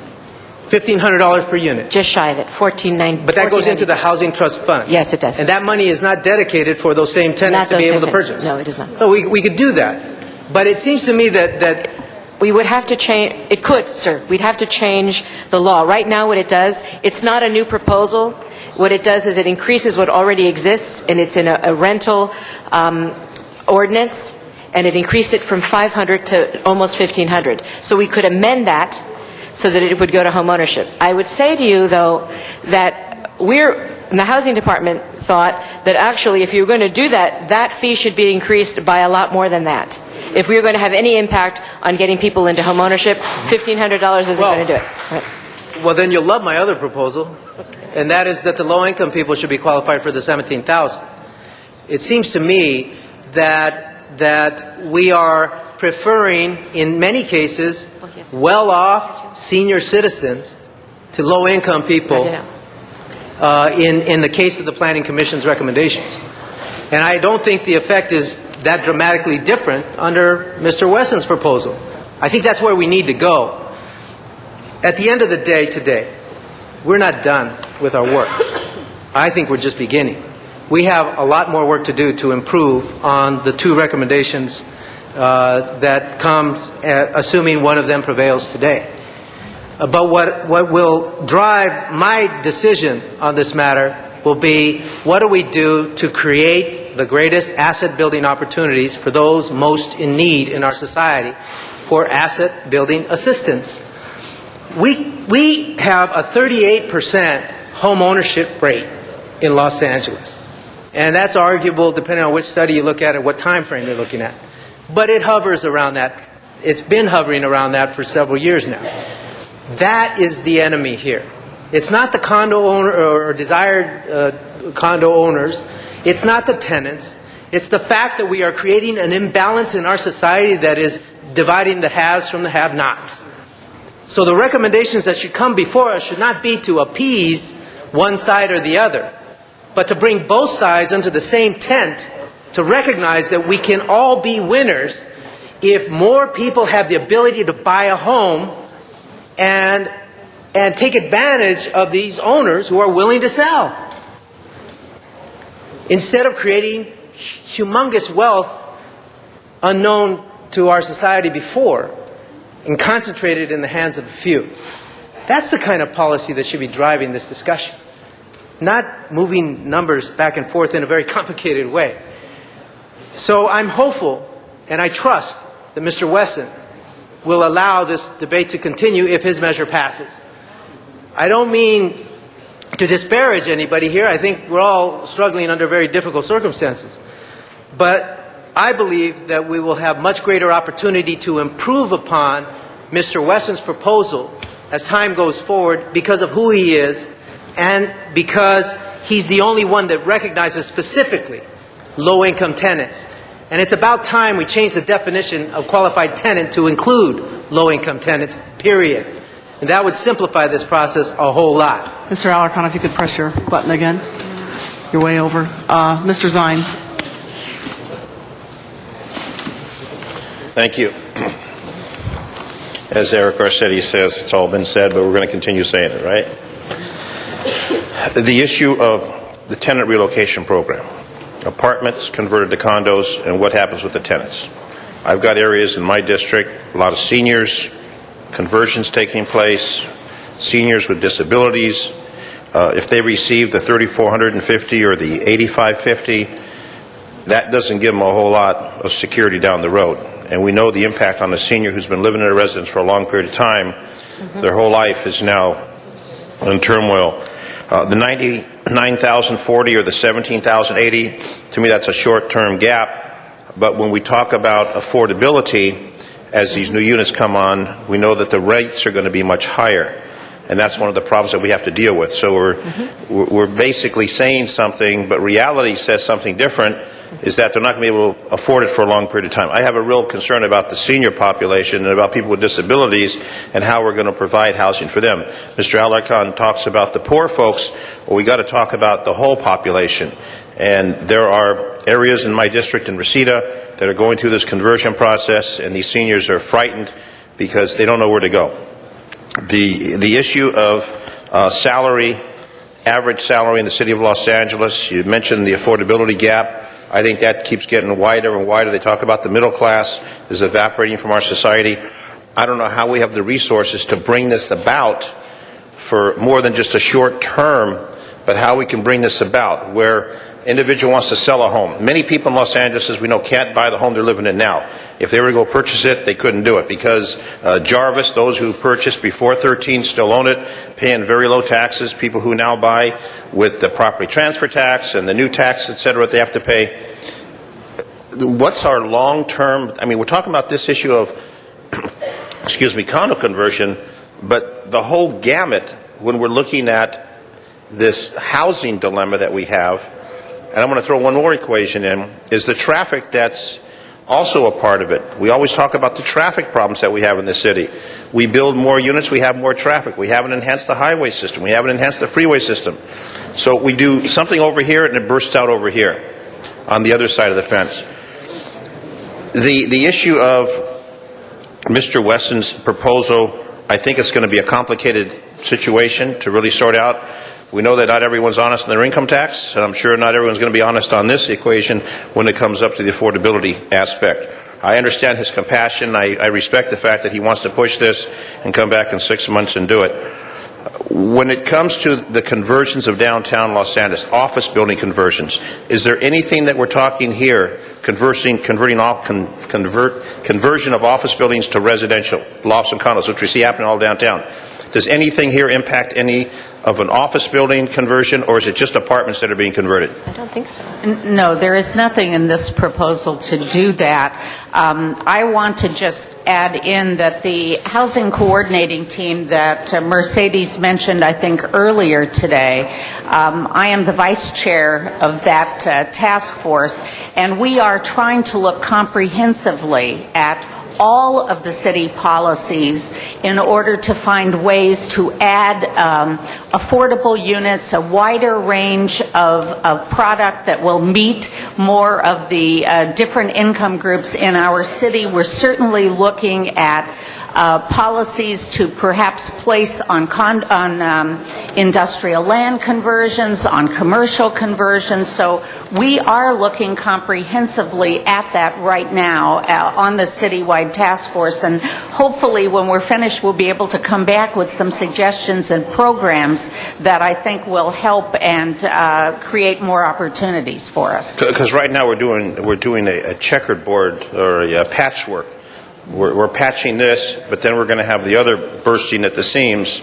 The issue of the right of refusal. Has there been any discussion on the right of refusal when an apartment is going to be going through this conversion where the tenant has some right with some kind of discount or some type of insurance other than you're going to have to pay this? Is there some type of incentive for a person who's lived there, likes the area, when it goes to the conversion, right of refusal? There, in the ordinance before you, there is the right of first refusal to the existing tenants, and there's a provision that right has some discounted value because it's offered at a very early stage in the process of conversion. So there's not a dollar amount, there's not some kind of deep discount, and nothing approaching what Councilman Parks was alluding to and others, but there is the right of first refusal and there is a better price offered to the existing tenants. And that's in the ordinance for all the conversions? It's in the current one and it's in the one before you. Okay, I don't know how many people can afford that. That's the other problem, is if they can afford to do that. That is the other problem. That's the other problem with it. The issue of a grandfather clause. Has there been any discussion about a grandfather clause when the conversion takes place? I know that one of the buildings, one of the 900 units in my district, apartments, they converted to condos. And they did it in a grandfather where people decided to move out and then they'd make the conversion. Is there anything about a grandfather if someone stays there and decides to stay and then before the conversion takes place? Any protection of those tenants? Or is it just everyone has to relocate or take this first right of refusal? I think this gets to the other issue about when people actually convert, because the approval of the conversion is an act that occurs at some point in time, but when the units are sold, right, if and when, is up to the owner, the developer, the owner, to do or not to do, or to do over time, as has occurred on bigger buildings, right, some units, but it's not regulated by either the state or the city, and I don't think can be regulated by either the state or the city. And I think someone mentioned $100,000 for a family of four. Was that yes, you? It was. When we look at the average salary in the city of Los Angeles, have we ever done an analysis to say we know what the median price is? For example, today's Daily News says that Valley rents jumped 5.9% last year and now average $1,385 a month. The vacancy rate averaged 2.3% in the San Fernando Valley. So we know that a one-bedroom is going to cost you about $1,385. Do we have the average salary within this region of Los Angeles? When we talk about 100,000 family of four, which to me, we look at our teachers, our firefighters, our nurses, they're not anywhere near that arena. The data that I gave on $100,000 a family of four, that is the average income for a family at 150% of area median. Our median income is about $74,000 for a family of four. I don't have it with me, Councilman, but we would certainly be able to give that breakdown for your district and in the Valley in general. We do have the information based on rentals and what the incomes are and what they can afford and in other words, what their housing wage, how much would they have to make in order to pay that $1,300 a month rent. So we could get that for you. We keep that data. Okay, and that is just the basic rent. That doesn't include utilities or any incidentals. Mr. Zine, if you could push your button again, if you... Okay, I'll come back. I'll come back again. Over. Thank you. Thank you. Sure. Mr. Weiss. Thank you, Madam President. I know, is Mr. Gutierrez still here? There he is. I have questions for the Housing Department and the City Attorney about the process by which a relocated tenant gets his or her relocation fee. Let's first talk about the Planning Commission alternative, where there is no means testing. How does that tenant get the check? Hold my time. Okay, hold on. Do we have our chart? What we're proposing, some of the process would be the same regardless of which of the schemes you adopt. So we'll start in general. What this proposal and the Planning Commission's proposal does not alter, in some sense, what I would call the values of the way we're coming forward to try to protect tenants. What we have now currently is that it is the obligation of the landlord to make sure that the tenant receives what's due them, and in some instances there's language in the planning code, I believe, that talks about an obligation to help. As these proposals were going through and the hearings were being held, it was clear to everyone that we needed to have a much more uniform way of making sure that tenants received their rights, the information, and their money in due course, and that they received equal information. So what we have worked through, and with the chairman's approval, what the Housing Department came forward and created a scheme that would have actually now, for the first time, the city create a relocation contractor. We don't have that now, and we would take this whole conflict between landlords and tenants out of the landlord-tenant relationship, where it is uneven depending on who the landlord is and who the tenant is. We would create a fee that the landlord entering into condo conversions would pay. This housing department would have an RFQ and work with all of you on what their qualifications would be. There are these people in the region, so it's not a brand new made-up job. We studied what other cities have done and what works, particularly in West Hollywood, where they do a very good job. So we would contract with a relocation contractor. They would have the same obligations wherever they are throughout the city. We would make the offices of LAHD, where we have regional offices in 8 different parts of the city, including in yours. They would be able to come there to make it easier for both landlords and tenants. You don't have to go someplace downtown. We would do it regionally so people can stay in their part of town. All right. The landlord would file. They would pay their fee. We would contact the relocation contractor. They would pay their fee for the contractor. For the contractor, to LAHD. Okay. Right, so all these things now come in a form of an escrow to us so that it's not between landlords and tenants. We then would have already done the process of contracting the relocation experts, right? We'll go through the RFQ and all those things.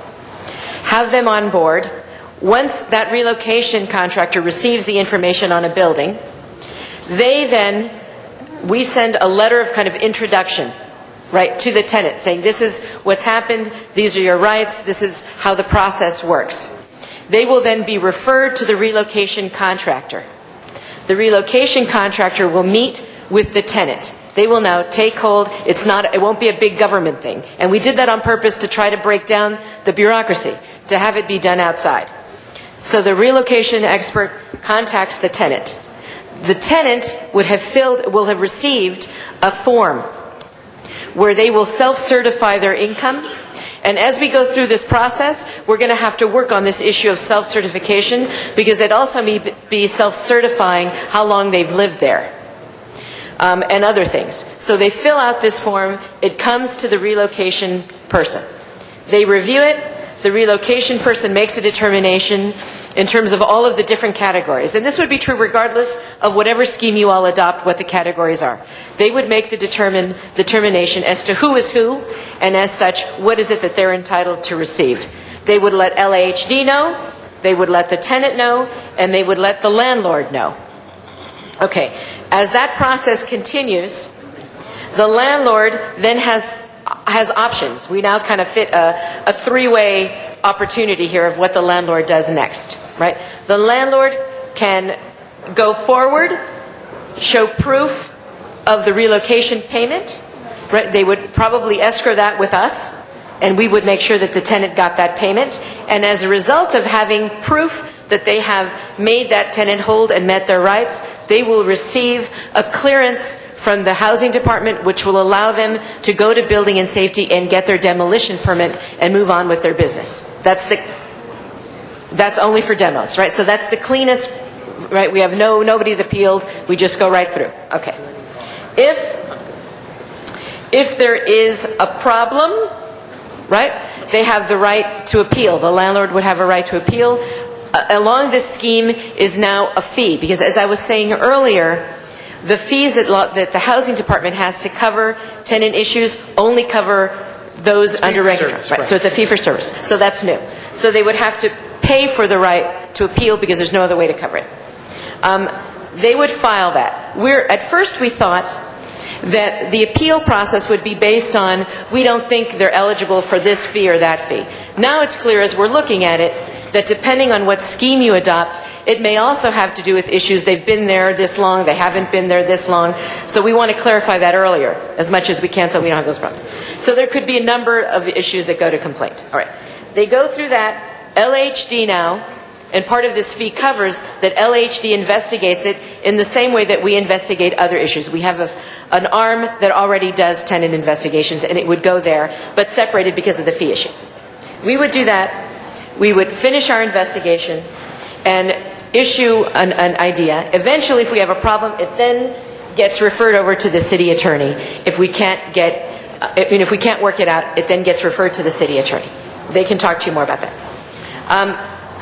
As we go forward, Yolanda, if you want to talk about this, it is it's not that complicated, it's just hard to tell you stuff. we have one more route they can take. Yeah, actually, just to clarify, on the appeal, it would be, because part of what we're doing is not only having this new service where we have a relocation service provider, but we're also going to be monitoring demolitions.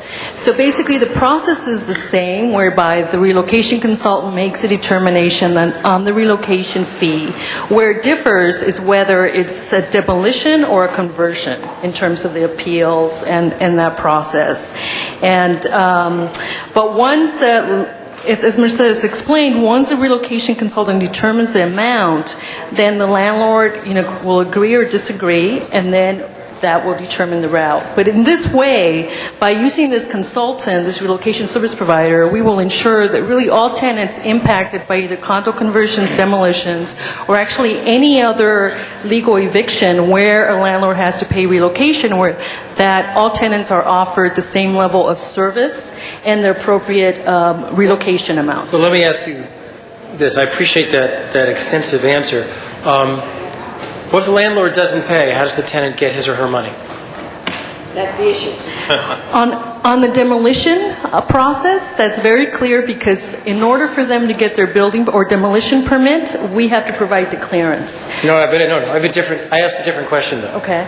My question is, if the landlord doesn't pay, how does the tenant get his or her money? Okay. I didn't ask I understand the leverage. I asked, how does the tenant get his or her money? Well, I guess what I was trying to say is that with demolitions, we have the leverage because they won't get the clearance for the demolition. With the condo conversion, that's where the rubber hits the road, because we don't have the leverage, because they're not converting right now. So if the landlord doesn't pay, how does the tenant get his or her money? We will have to refer that to the city attorney. Well, I don't think the city attorney is going to... Are you going to prosecute in those cases, or are you going to refer people to small claims court, realistically? Realistically.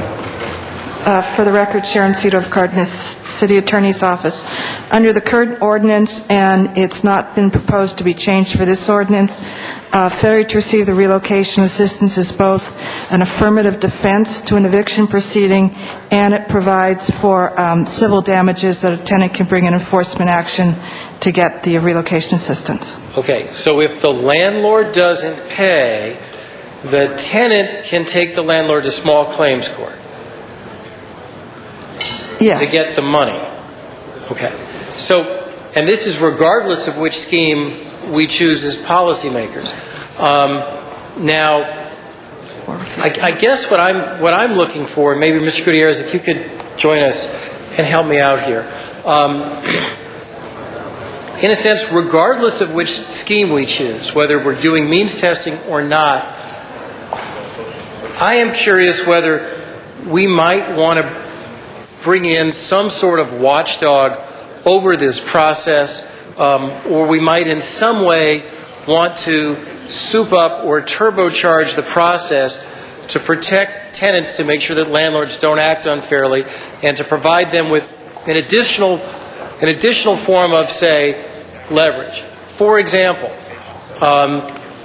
the landlord has to pay a fee for dispute resolution, at least under the means testing alternative, and probably under the other one as well, correct? Right? Correct. Okay. And this is just hypothetically, and I'm asking Mr. Gutierrez to respond hypothetically.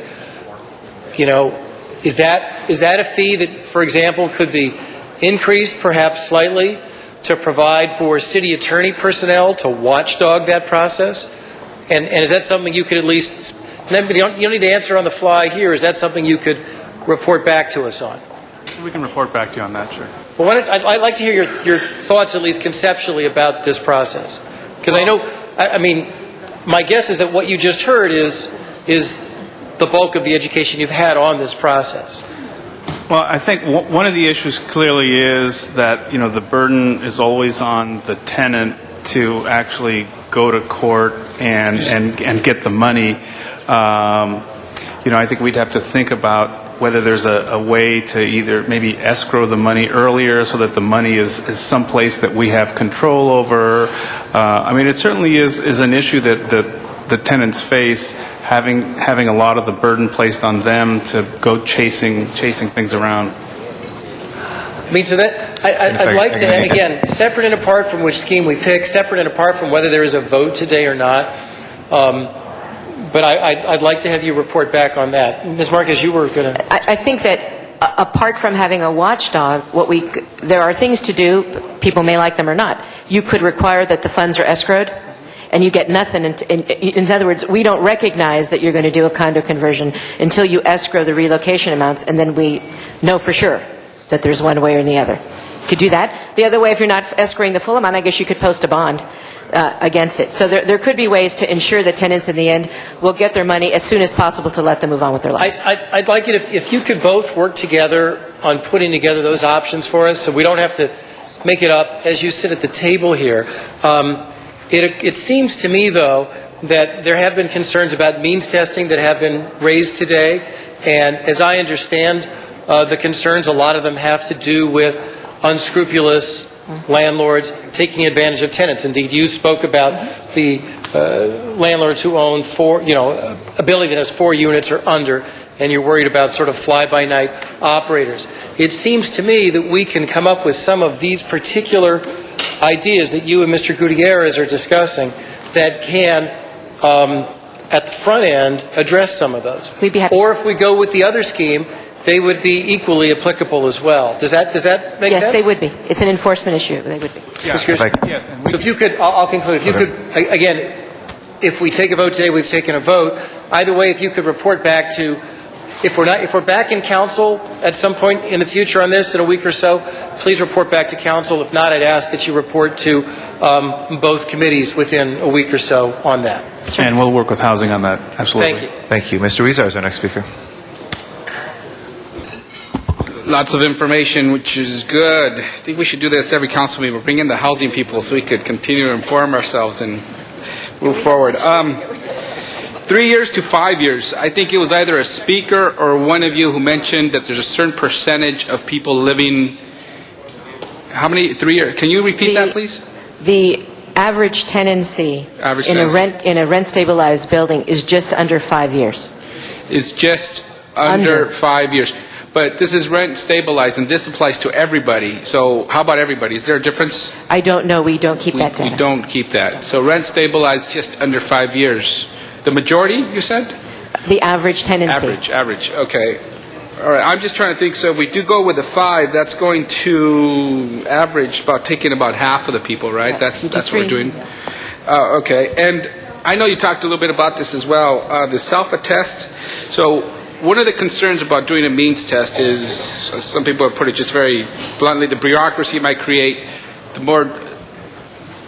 making it more difficult for people to comply for the means test. If we do a self-attest to say that they qualify for means, does that take away a lot of the complications? Yeah, that is why the housing department isn't concerned about the process part. It is a self-certification. So, yes. So even if we do this, it's going to be self-certified? Yes, that's what we've already determined and worked through with the chairman. We'll do self-certification. The issue is not so much what happens when it hits the housing department. We're confident we can handle our business. The issue is out in the real world when people are applying for the housing up front, that starts to put a little marker on you about, that's somebody who gets $17,000. Okay, this is somebody who gets $9,000. It's those issues in the real world where people are making decisions about who they rent to. And was that true in San Diego? Yeah, thank you. And was that true in San Diego that people, we saw a rise in discrimination against income? That was one of the issues that was raised by the tenants when we reevaluated the process a year later. It was one of the issues. Was it a huge issue? I would not say it was a huge issue. But it was In fairness, we reevaluated after 1 year. And so the issues we heard were the issues that people, raised in that first year. It wasn't a long time, but people did raise that issue. Okay, thank you. And as was mentioned when we got started this conversation, this could have been sliced up in a number of different ways. And in fact, by the time today, my staff has outlined for me about 5 different columns of proposals, each cutting vertically and horizontally about possibilities. And nothing is perfect, but I appreciate what I'm hearing from our staff, that you'll at least be flexible in whatever we do decide. And I think we're all going to have to be concerned that whatever make sure we address whatever concerns were addressed today.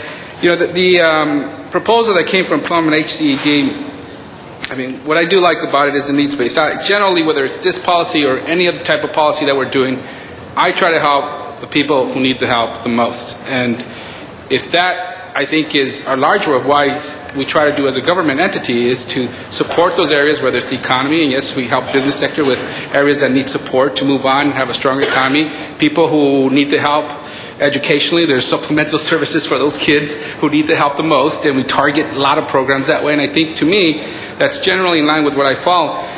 And here, I just want to understand what we're doing. So, a person, the proposal that came out of the initial proposal, the current code is $3,450. Qualified tenants, $8,000, $550. Proposal that the Housing Department came up with, $4,575. Qualified tenants, $12,615.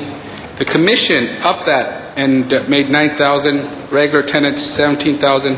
Qualified tenants. Now, the proposal we're seeing today, you still keep the same program as a Commission if you live there 6 years or more. If you live there less than 6 years, if you're a qualified tenant, $14,000, so you lose $3,000. If you're a regular tenant, $6,000.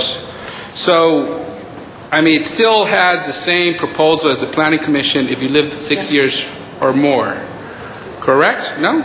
Okay. How would you explain that then?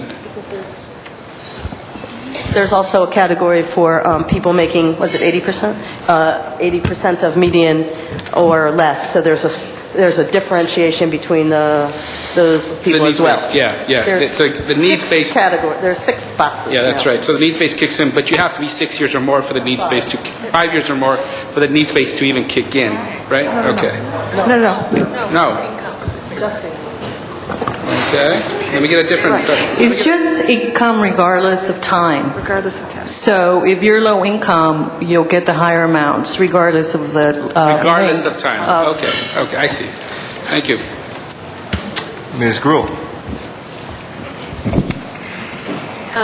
And appreciate the discussion about some of the specifics and Mr. Weiss's questions about how we actually would implement this. And I think that's the challenge we're all facing in some of the questions Mr. Weissar asked, which is if you're a tenant, how do you know which category you fit in and what the 80% AMI is depending upon the time of year and so forth, and how that information. I'm going to ask I know you probably hate getting asked these questions, but I'm going to ask the Housing Department and the Planning Department 2 questions. One is the goal, maybe this is a Wesson question too, which is the goal for the means testing, because I think that's most of the questions being asked today. What does the means testing get us and the owners, and is that offset by anything else that we're doing?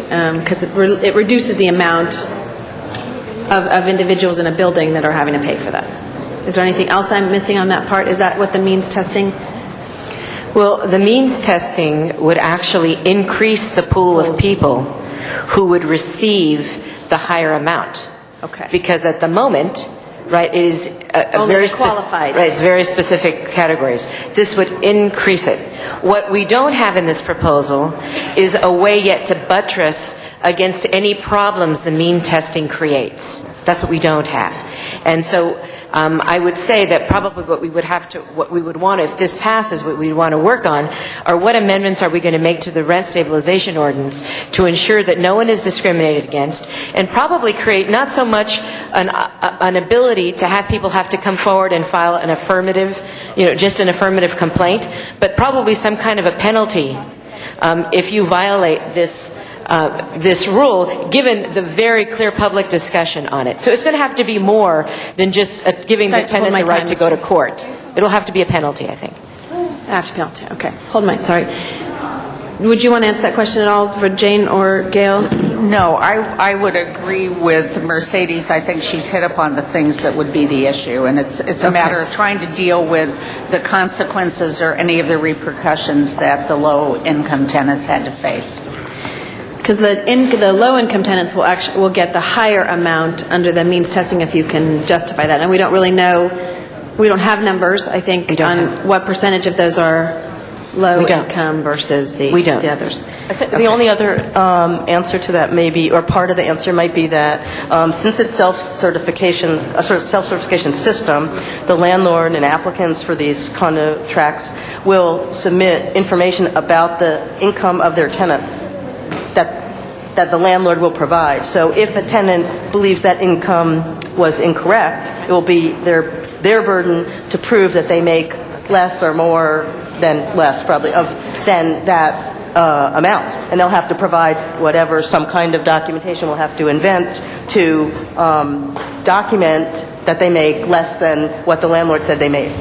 See, that's where it begins to be difficult. Right. Yeah. Because what someone's income is and their family circumstance when you rent may have no correlation to what your circumstance is when you get the notice or the tract map is filed. So I don't want to, while we're committed to making it work, I don't want to make it sound like it's an easy thing.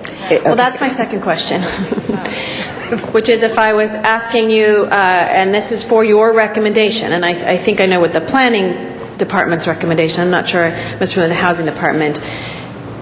The planning department supported the planning commission's position, is that correct? And the housing department?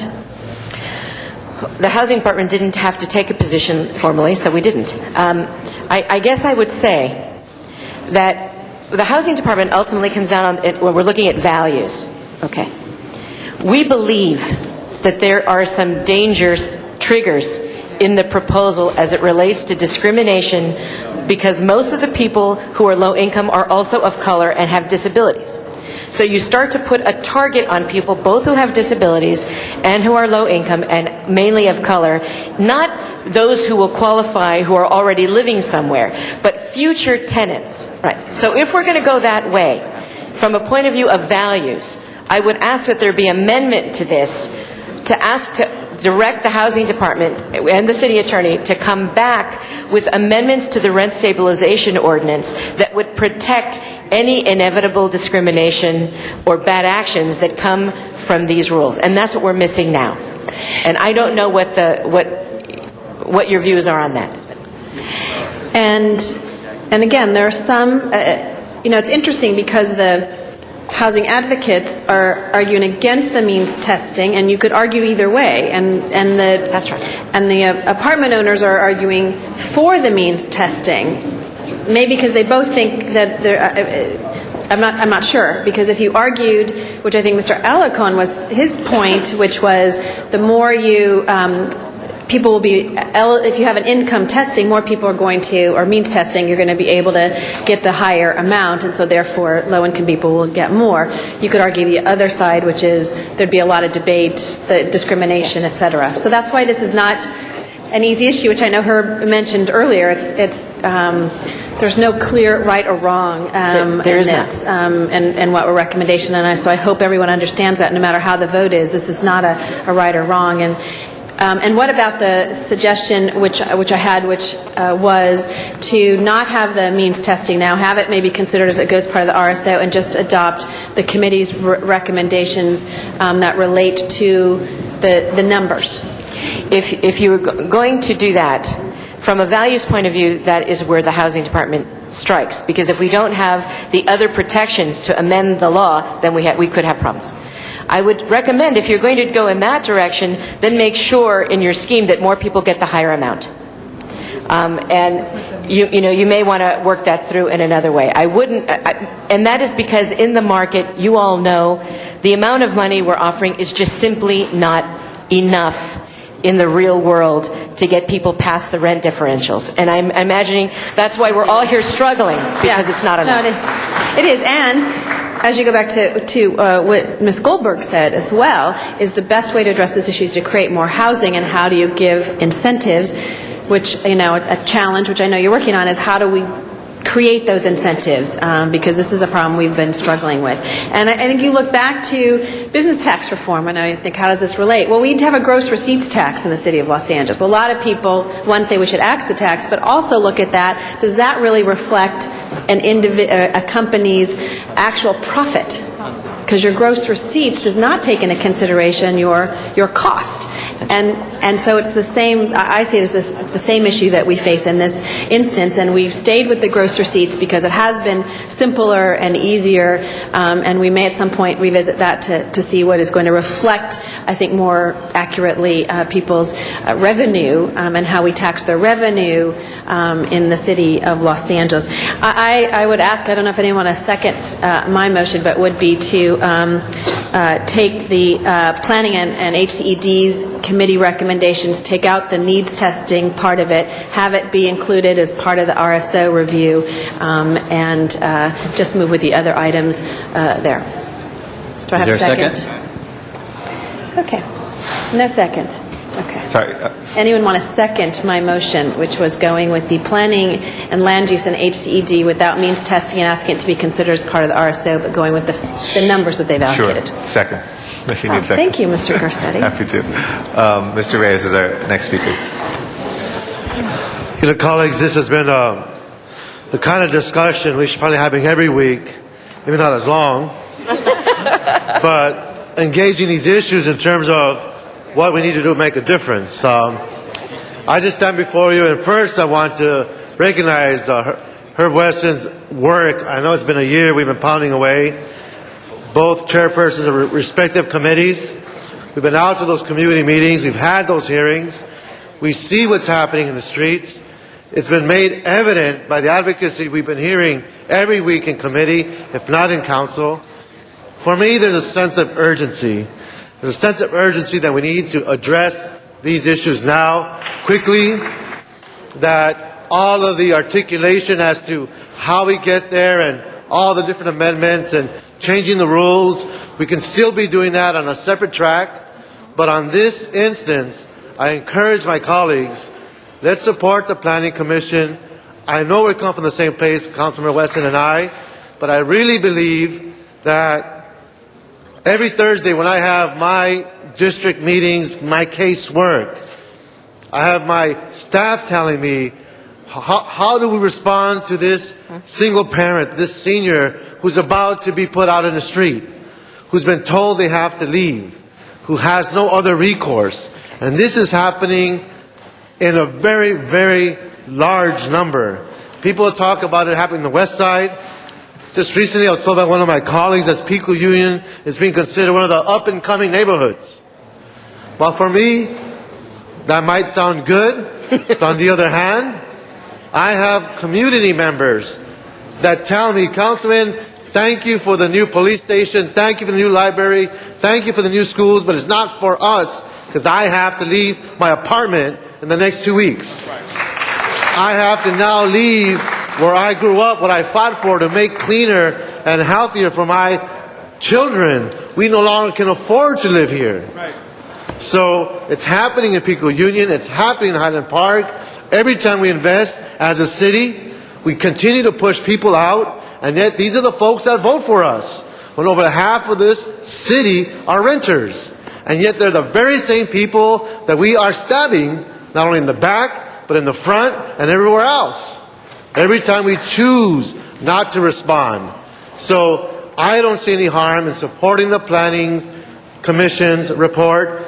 I see no problem moving forward with these other potential policy statements on a different track so it can be a better and more effective way of doing it if that is truly where we're going to be. And I believe that is where Councilman Wesson wants to be. But I quite frankly cannot see any more of my constituents look them in the eye and say things will get better. Because quite frankly, they're not. And if we don't vote for the Planning Commission report, we're going to prolong their misery. We have more kids living in cars, more parents working 2 or 3 jobs, more kids without supervision, more kids getting sucked up by the gang culture, more truancy, greater dropout rates. And it's all connected because there is no home. Thank you. Thank you, Mr. Reyes. Mr. Zion is our next speaker. Thank you, Mr. President. A couple other questions came up.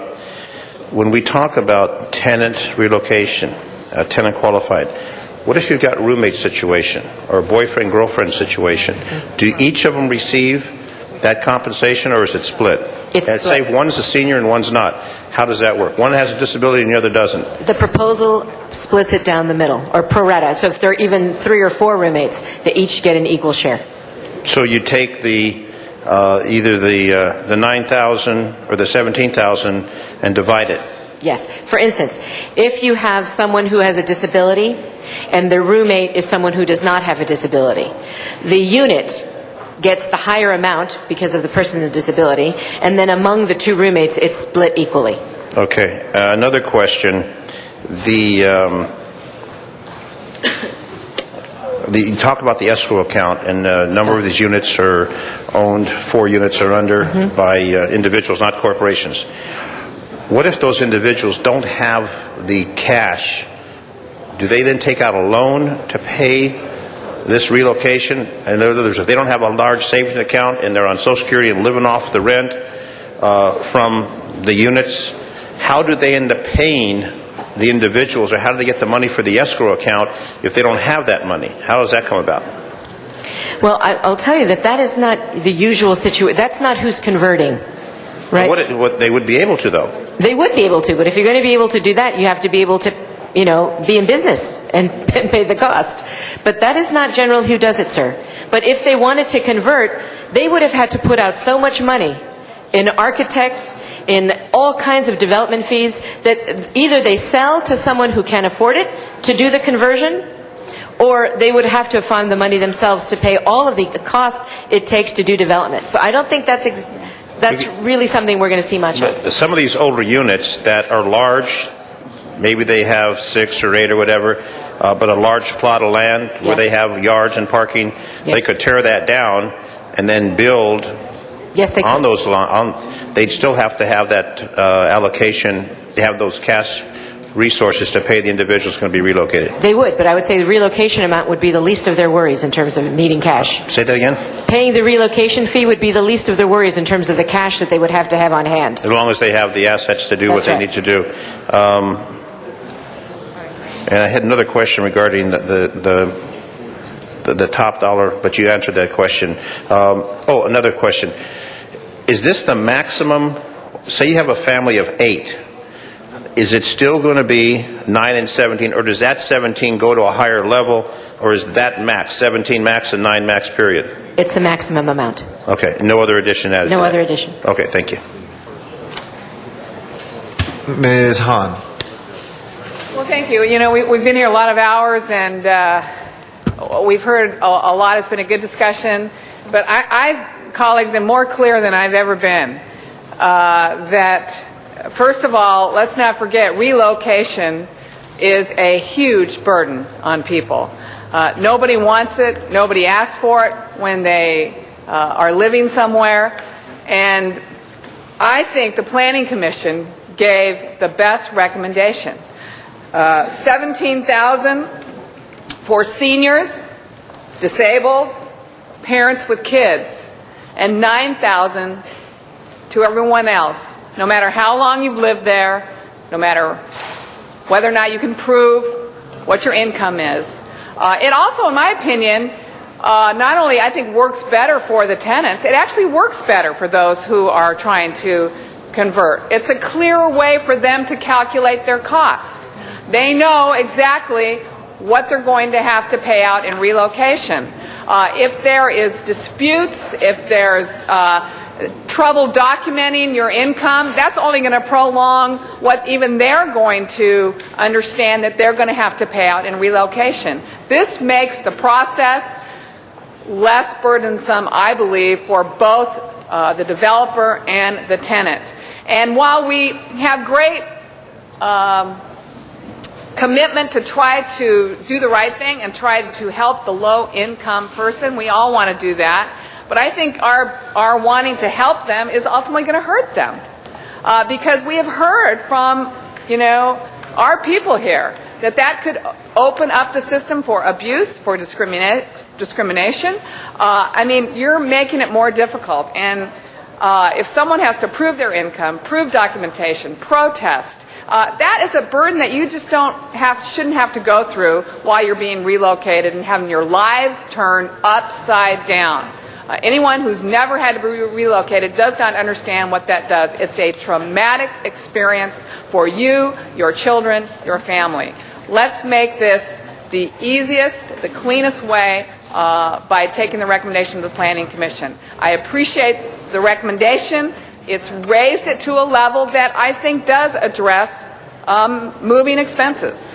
$9,000 and $17,000. I think those are good numbers. It doesn't ever pay someone back for the trauma of having to be relocated, but it sure gets us closer to doing what I think is the right thing as a city. I don't think my motion is going to have enough votes to carry, but I'll tell you, I'm going to stand by this as being what I believe is the right thing to do, both for the tenants and both for the developers.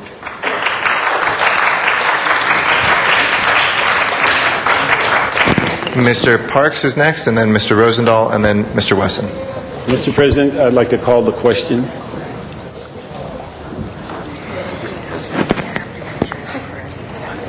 I'd like to call the question.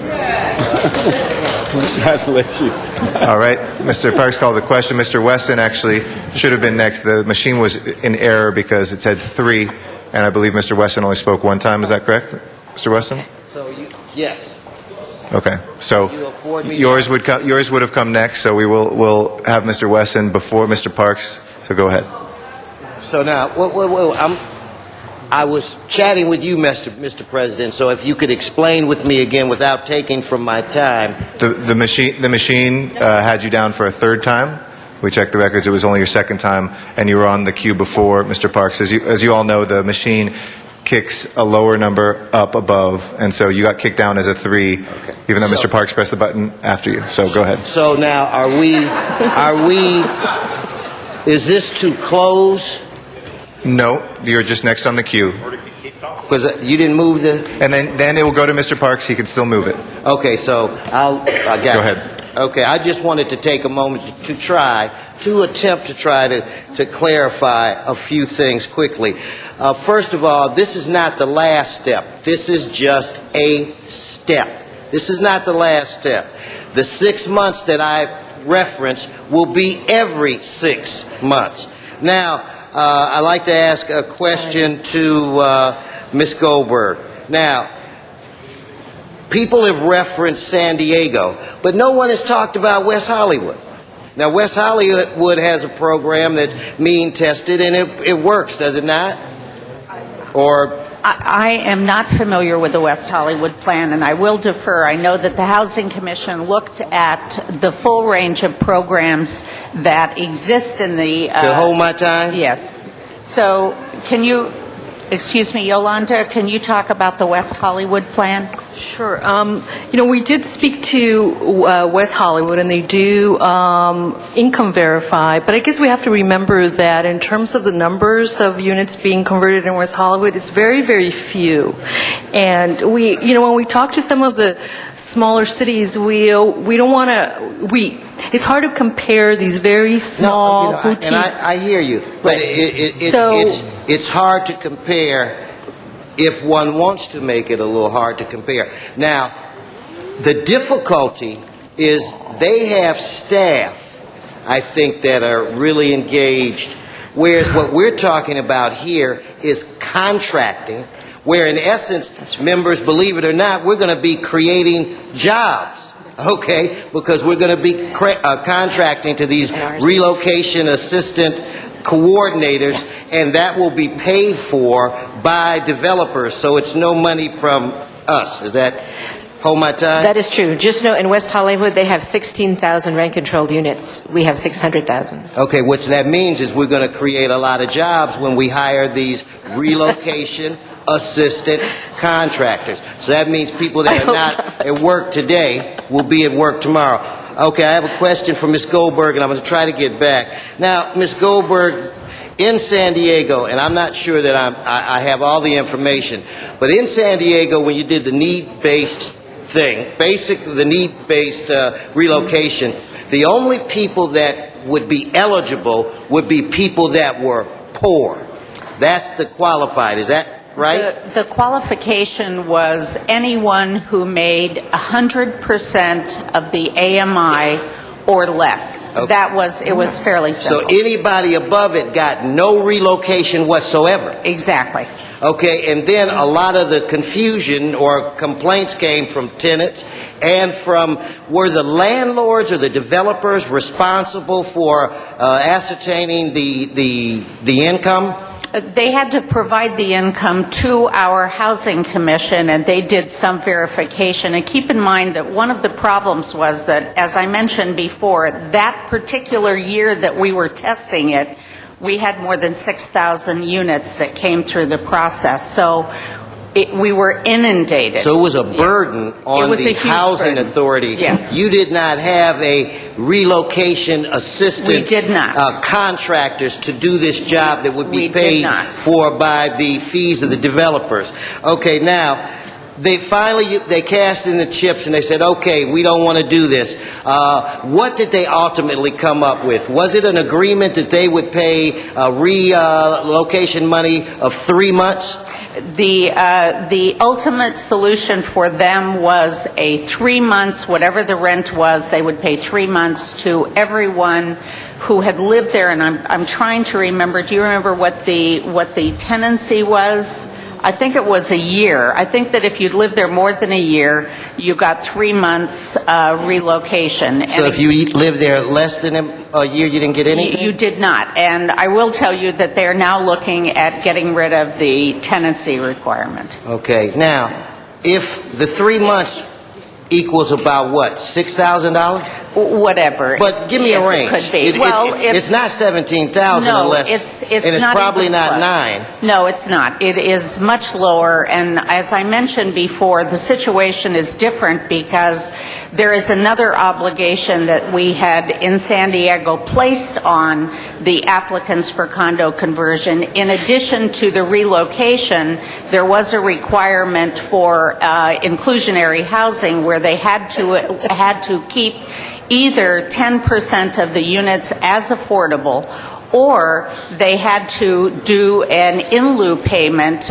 instead of providing that affordability. We also used that as a way of getting some of the tenants into an ownership opportunity. So in one sense, the applicants were paying a significant amount of money, but it was divided between tenant relocation and the provision of some affordable units. If the proposal that I'm suggesting today passes, what additional burdens will that place on the planning department? Hold my time. Absolutely none. Excuse me? Absolutely none. Okay, thank you. Mercedes, I do want to amend this so that we can do what we have to do, report back to my committee to ensure that there's no discrimination. So that I'd also like to do. But my question for you is, when you look at when you look at this, this is a chart, and somebody mentioned that this is a 8-step chart. The amendments or the motion that came out of committee only affects one of these, correct? If my proposal were not on the table, only one step would be eliminated. So, or is this step overburdening the system? Well, our position is that we will effectively implement whatever is passed. So nothing is going to overburden our system. Well, what I just want to say, these 8 points, technically only one of them is That's correct. mine. Okay, and technically the one point that I make, it says in the code that there needs to be a dispute resolution. Okay, but there was no mechanism in place to set that up. So basically, by law, we're supposed to have a dispute resolution program, and what this amendment does is it puts in place that dispute. Is that correct? Absolutely. LAHD completely supports this process. Okay, thank you very much. Mr. Parks. I'd like to call the question. All right, colleagues, under Chapter 5, Rule 32D, calling the previous question, if not everybody has had the opportunity to speak twice, that is a 10-vote requirement. We have 2 more people Hold on one second. We got Mr. Rosendahl is on the queue for a second time, so that means that not everybody has gotten a second. So it's a 10 vote matter, not an 8 vote matter. Mr. Weezer, point of information. The Speaker made a very important amendment, I think, to his proposal. I just want to make sure that was a proper way of making that amendment. It needed a second in order for it to be effectuated in his proposal. Was that the proper procedure? I did not catch that either. Mr. Clerk, nor I.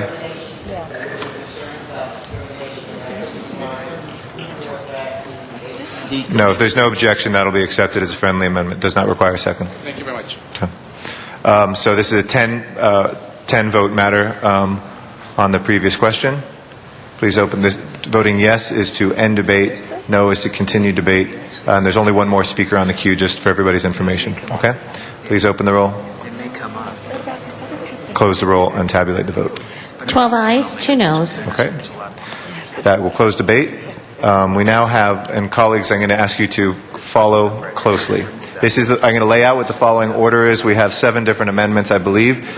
So if everybody wants to listen tight. First, I've been told by the clerk we have to take up the reinstatement of the CPC, Ms. Hahn's motion, first. That is an 8-vote item, 8 votes, and I'm going to run through everything, so please listen closely. I know people are talking. I'm going to start again. Everybody listen closely. I've gone carefully over this with the clerk, so I assure you this is the way that we'll go through this. First of all, we take up the reinstatement of the CPC proposal, which is Ms. Hahn's proposal. It's an 8-vote necessity to state that. Failing an 8 vote, we then go to the committee, which has the committee report, which has 2 elements. There's recommendations, which just require 8 votes, and there's an ordinance, which I'll get to in a second.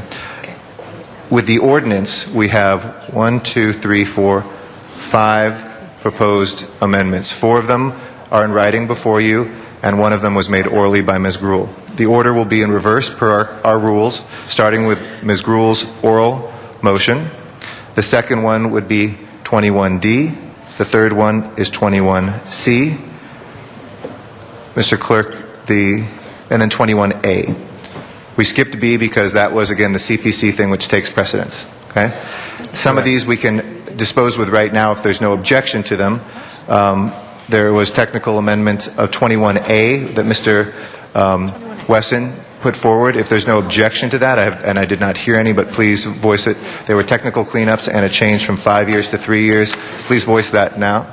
Sorry? Okay, then I was misinformed about that. So they're purely technical amendments then? Okay. If there's no objection to 21A, we will deal with that as a friendly amendment when we get to it. So our first vote is going to be on the CPC recommendations, the original recommendations as proposed by Ms. Hahn, seconded by Mr. Rosendahl. A yes vote is to uphold the CPC recommendations. A no vote is to reject that. Okay? Yes. Okay. Please open the roll. Please close the roll and tabulate the vote. 6 ayes, 8 noes. That does not pass. We now have the ordinance and the recommendations before us. We'll go through the changes to the ordinance first. Yeah, that received and filed. No need to. And it fails. We'll go through the proposed changes. Ms. Gruhl, did you want to restate, since we don't have before us in written form, do you want to restate what yours is, which will be the first vote? Sure. It adopts those items in Mr. Wesson's and Mr. Reyes' report, and item number 21, but takes out, I believe it would just be item number C, and any items that relate to the means testing, and asks that go as part of the RSO review that Mr. Parks has been pushing, and then we would just adopt the other remaining items. Okay. All right. I would ask for an aye vote, obviously. Yes. This is before us? No vote. Okay. Please open the roll, close the roll, and tabulate the vote. 5 ayes, 9 noes. Okay, that does not pass. Next, we will go on to 21D. And this is, let me get this. Mr. Clerk, will you please remind us what 21D is? This is the Reyes-Wesson amendment to the recommendations to instruct the Planning Department and the Housing Department with the assistance of the City Attorney to report to the Planning and Land Use Committee with alternatives and recommendations for imposing sunset provisions on each of the relocation categories of this ordinance within 12 months with a 6-month review and possible repeal, including corresponding contingency plans for the terminated categories. Okay. Is there any objection to this? If not, yeah. Mr. Reyes will accommodate me to ensure that this motion go to both committees or that we deal with it as a joint committee. Okay. I will ensure as president that that occurs, and if there's no objection, we will accept this as a friendly amendment. Is there any objection? Hearing none, that's accepted as a friendly amendment. Mr. Weiss, point of order? Earlier, during my discussion with the City Attorney and the Housing Department, I requested a report back on issues relating to enforcement, watchdogging, and ways to ensure that relocation fees are actually paid. And the departments and the City Attorney agreed to report back, but perhaps just for clarity, if we could formalize that as a motion so that it's an action of the council directing them to report back to both committees. I don't think it's contested amendment. If there's no objection to that, we will make that a formal amendment. And the previous one that too was given orally as for a report back, that has already been accepted as well. We now have 21C before us. Mr. Smith's motion. Chairman, Mr. President, as make a motion, I request that go to committee for further study. Okay. Is there any and that was both committees as well? We'll send those both committees. Okay. Both. I will make sure that that gets done with both if there's no objection to that. Now, colleagues, we have two items here before us that are, we can either split the vote or we can do them together. We have the recommendations of the committee, which are not the ordinance, and we have the ordinance. The ordinance requires, today, if it gets 8 votes or above, but is not unanimous, it carries over a week. Now, unlike many of our other ordinances, the threshold actually goes up to 10 next week. It doesn't become a simple majority next week. So if it is passed unanimously today, it's done, and it passes. But otherwise, if it's under 8 votes, it stays with us unless somebody receives and files it, but it doesn't move forward. But if it's 8 votes or above, but not unanimous, we'll be back here in a week, and it will require 10 votes to become something we send to the mayor. Okay, is everybody clear with that? Mr. Huizar? Amendment that was made for the changes that need to be made to the on the discrimination matters on the ordinance itself. What is the procedure for that? There was an amendment made, but I'm not sure how that would be tied into the ordinance or what direction on the specifics to make the changes to the stabilization ordinance. The Housing Department would assume that we're directed to come up with the scheme and to present it.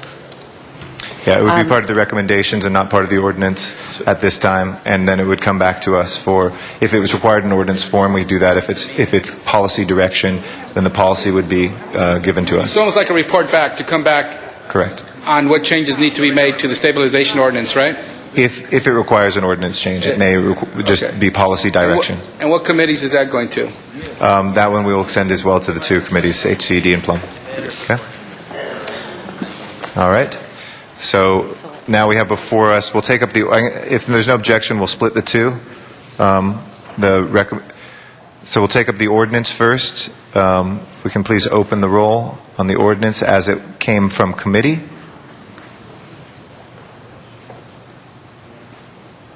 Close the roll. Tabulate the vote. 9 ayes, 5 noes. Okay. That will go over 1 week. The recommendations are now before us, so please open the roll on the committee recommendations. Please open the roll. Close the roll. Tabulate the vote. 13 ayes, 1 no. Okay. And the recommendation, it was the committee recommendations. The non-ordinance parts, we split the 2. So, okay, and that will be approved. So this will be back with us in 1 week. Thank you all. Next item, please. Item 27 was called special for Councilmember Weiss. By Mr. Reyes? Mr. Weiss. Oh, Mr. Weiss. Mr. Weiss. If I can ask, I know there's a lot of people in here, if I can ask people to take their conversations outside, we appreciate your patience, but in order to continue with the council agenda. Mr. Weiss? Thank you, Mr. President. Colleagues, Item 27 is a motion that will put the City of Los Angeles in support, on record in support of 4 bills in the state legislature that relate to the fight against gun violence. And of particular note, why are these 4 bills different from all others? Is they're all authored by Los Angeles area legislators. To wit, we have a bill by my predecessor, Michael Fuhrer, to mandate micro-stamping of handguns. We have a bill requiring the reporting of lost or stolen firearms, patterned on, not identical to, but patterned on our law here by Lloyd Levine. We have a bill requiring the licensing of ammunition sellers by Kevin De Leon, and we have the crime victims, the Gun Crime Victims Bill of Rights by State Senator Alex Padilla.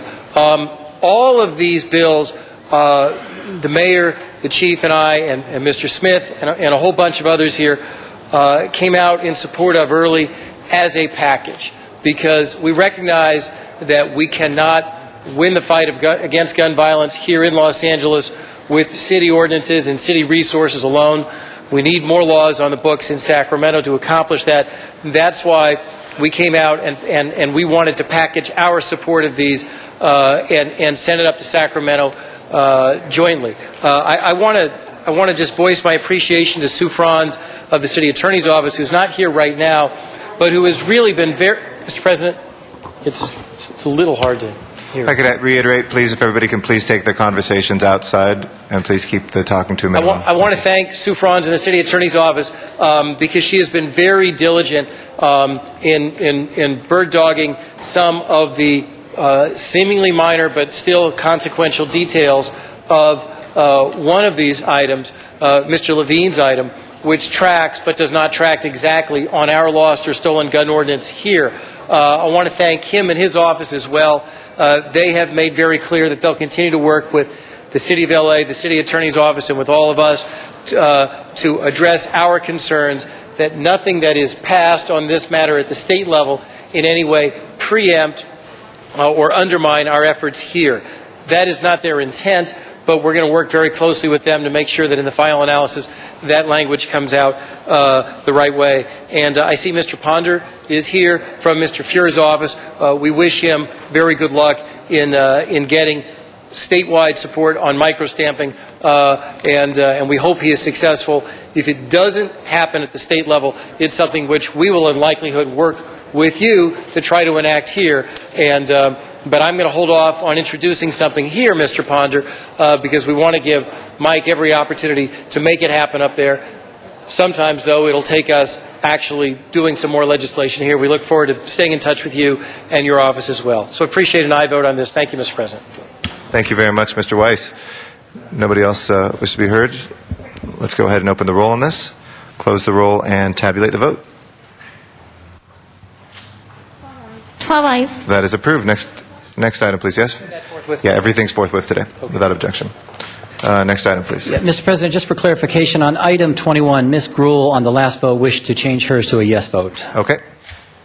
Next item is item 31, and that was called special by Councilmember Reyes. All right. Mr. Reyes, number 31 on the... Oh, this was a part of the 21 item as well. So... Wait, did we... Were these taken up together, or we did not take them up together? Okay. All right. Why don't we hold this in committee for a week? I mean, in council for a week? Mr. Reyes? No, with 31, is there... 31 has, it's regarding the informing folks on what their rights are and policy on housing. And so it is connected, but I don't think but they're separate enough, I think, where they can be handled. Okay. And quite frankly, it was just more of trying to get us in a position where the city could be more proactive in supporting Councilmember Weiss as well in terms of how do we get people informed about their rights? How is it that we avoid abuses? How do we get information out there? I believe we looked at 2 approaches. One was a website, and the other was to actually have real people at the other side, the other end of a phone line that you can call and speak to when you have questions and issues. And so I think the issues became related to costs and how we can get to this points of advocacy where people should be aware and informed of their rights. And that really is the bottom line of item 31. Thank you very much, Mr. Reyes. Anybody else wishing? Mr. Weiss, I'm sorry. Thank you, Mr. President. Mr. Reyes, Mr. Reyes has put in a very good amendment on this motion, which I very much appreciate, because my motion basically said the following. This is off of the City of San Diego's website. You can go to the City of San Diego's website. I imagine you can go to their housing department, and you can get one stop, one document, all your rights, all the regulations that apply to you as a tenant. We don't have that in a digestible, accessible format in Los Angeles. So, it brings to mind the question of, well, what if we pass all these laws and no one knows they have these rights? That's why I put my motion in. Mr. Reyes said, well, and I guess there was a response from the housing department that said, well, we really need, San Diego, they have a hotline. We don't have a hotline here. A hotline would cost us money. How do we do that? And Mr. Reyes said, well, let's use 311 for that purpose, because we use 311 for these sorts of things. That's what it's there for. And I think that's exactly right. So, Mr. Reyes, I defer to you as chair of the committee if you want to hold this for a week, because there are things to be worked on, or if you want to vote on it now. It wasn't clear. You can hold it for a week, keep it all in the same package. We do have some public speaker cards, just so you both know as well. Okay. On this item. So we'll hold it, and then we'll approve this when we do final approval of the ordinance that we just passed. Right, whatever, Okay. yeah. Thank you. Okay. And thank you for your amendment, Mr. Reyes. Thank you, sir. All right. And we had a public hearing on this, so it does not require a public hearing, but I just wanted to let people know there had been cards. Next item, please, then. We'll continue that. I'm sorry, Mr. Labange, my apologies. Thanks. I just had a question, Mr. Reyes. So this is information for people so they know what's happening. Right. Okay, just a question. We had a request of the planning department to have information for local zoning, because information is knowledge is power. I mean, these same things, all that. I just wanted to support it, because all those things are extremely important. The more information people have early on, the better they can make a decision. And I was just putting the plug in for making people understand land use as well as these things that affect the lives. So we'll talk later on that. Thank you. Thank you, Tom. Thank you. Without objection, we'll continue that then for 1 week. Next item, please. Item 44 was called special for cards from the public. Matt Dowd here? Nope. All right, let's go ahead and open the roll on 44, close the roll, and tabulate the vote. 11 ayes. That is approved. Next item. Item 46 called special for a card from the public. Mr. Dogg here? Seeing none, let's go ahead and open the roll on 46, close the roll, and tabulate the vote. 11 ayes. All right, that is approved. Next order of business. Council has motions for posting and referral. They're posted and referred. Desk is clear. All right, any announcements, colleagues? Seeing none, do we have any adjourning motions today? Okay. If I can please ask everybody in council chambers to please rise as we commemorate those who have fallen.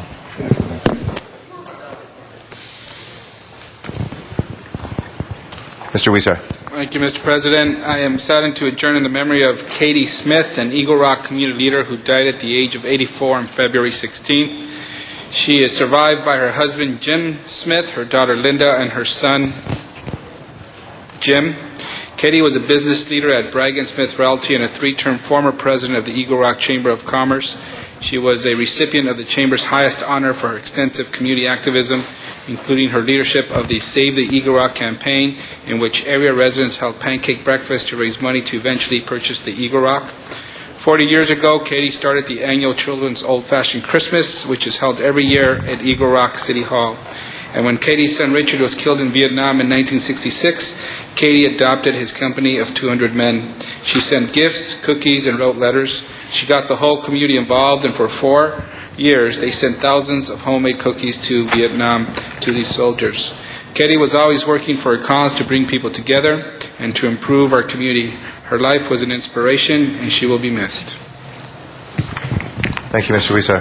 Mr. Labange. Members, I'd like to ask you to join with me in remembering in memory of James Howard Kremen, a great doctor, a former head of Queen of Angels, was a favorite son of Hollywood, who was born and raised, went to Blessed Sacrament School, Loyola High School, then on to Loyola University of Los Angeles, Creighton, where he received his medical training. He is, as I said, the Chief of Staff and Doctor of the Year at the Hollywood's combined Queen of Angels Medical Center. He was very involved with his neighborhood association too, the Los Feliz Oaks, where he wrote a wonderful book about the Los Feliz Oaks, a place of rare and effectual charm. His wife of 54 years survives him, Eleanor, and their 5 children.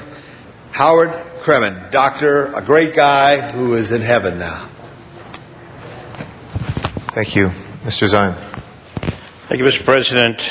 I request we return memory of Robbie Kinzel, passed away March 31st. Robbie Kinzel was born July 7th, 1962. He was born on the Ventura Freeway as his mother and father drove through the valley. His father helped deliver him when he was born. Robbie is the son of Ann Kinzel, a longtime community activist in the San Fernando Valley. Ann is the executive director of the Reseda Chamber and an active member of CPAB, PALS, the San Fernando Valley Coalition on Gangs, the Reseda Neighborhood Council, and many more organizations.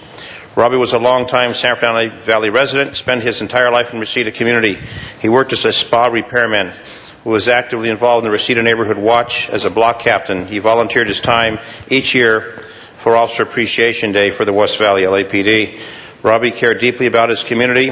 He loved those closest to him, especially his family. For his mother's birthday, he enlisted community support to help buy her a new car. His life tragically ended on March 31st at his home in Reseda. He was loved by many and will be greatly missed by his family and friends. Memorial service will be held at 12 noon on Sunday, April 15th at the Venetian Palace located at 6740 Corbin in Reseda. Survived by his mother Ann, brothers William and Mark, and sister Michelle.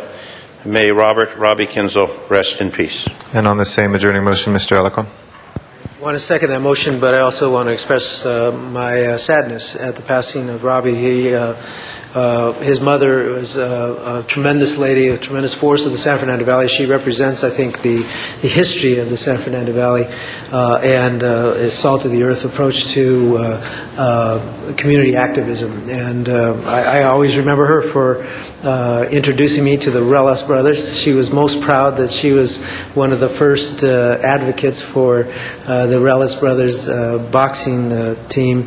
And she's a very special person. We all extend our sadness. But I also wanted to commend Councilmember Zion. He was actually there at the scene and assisted with the emergent needs, and he really went out of his way and went far beyond what anybody should expect of their Councilmember Dennis. That was really a very special thing that you did for Ann, and all of us who knew her, who know her, and knew her son greatly appreciate that. Thank you very much. Mr. Wesson. Thank you, Mr. President and members. It's with sadness but with delight that I rise today to make this adjourning motion on behalf of Councilman Parks for the legendary Grambling football coach, Eddie Robinson. Eddie Robinson graduated from McKinley Senior High School in Baton Rouge, Louisiana in 1937. He then went on to receive his bachelor's degree from Leland College, and then he also received a master's degree from the University of Iowa. However, in 1941, so he became the head coach of Grambling. So he went to school for about 13 years while he was a head coach. He coached for 57 years as a head coach. 57 years, and that's probably the only job that's better than the jobs that we have. In his tenure, 200 of his players went to the NFL, with him being the coach of the first African American to win a Super Bowl playing the position of quarterback. His record, he was one of the first coaches to reach 400 wins. His record was 408 wins, 165 losses, 15 ties. He won 9 national black championships, 17 Southwestern Athletic Conference championships, and in 57 years had only 8 losing seasons. Now here's a biggie right here. He is survived by his wife, Doris, of 64 years. 2 children, 5 grandchildren, and 9 great-grandchildren. The world of college football, the world that we live in, is a better place because we were graced with his presence. I ask that we adjourn in his memory on Mr. Parks' behalf, and that all members be included. Sure, we'll do all members without objection. Puts it all in perspective. I'd like to say all members, Yes. too, and this council chamber, Mr. Wesson and members did grace Coach Robinson when he came in several years ago, and it was a great honor to meet him and to take the photo room was right here. He spent time taking pictures with people, but a great believer in young men and work and the work ethic. What a great American. And I'd like to second it and third it. All right. We'll put you all over that, Mr. Labonge. Don't worry. Thank you for your words, and thank you all, colleagues, for what was a long meeting, but a very good and fruitful meeting, and for everyone's focus and concentration. Thanks again to our viewers. I'm sure this will be rebroadcast this evening till about 2 a.m., so get some sleep. Have a good afternoon, and we'll see everybody next Tuesday. We will be in recess this Friday. Wishing everybody a happy Passover, Good Friday, and a happy Easter. See you next week.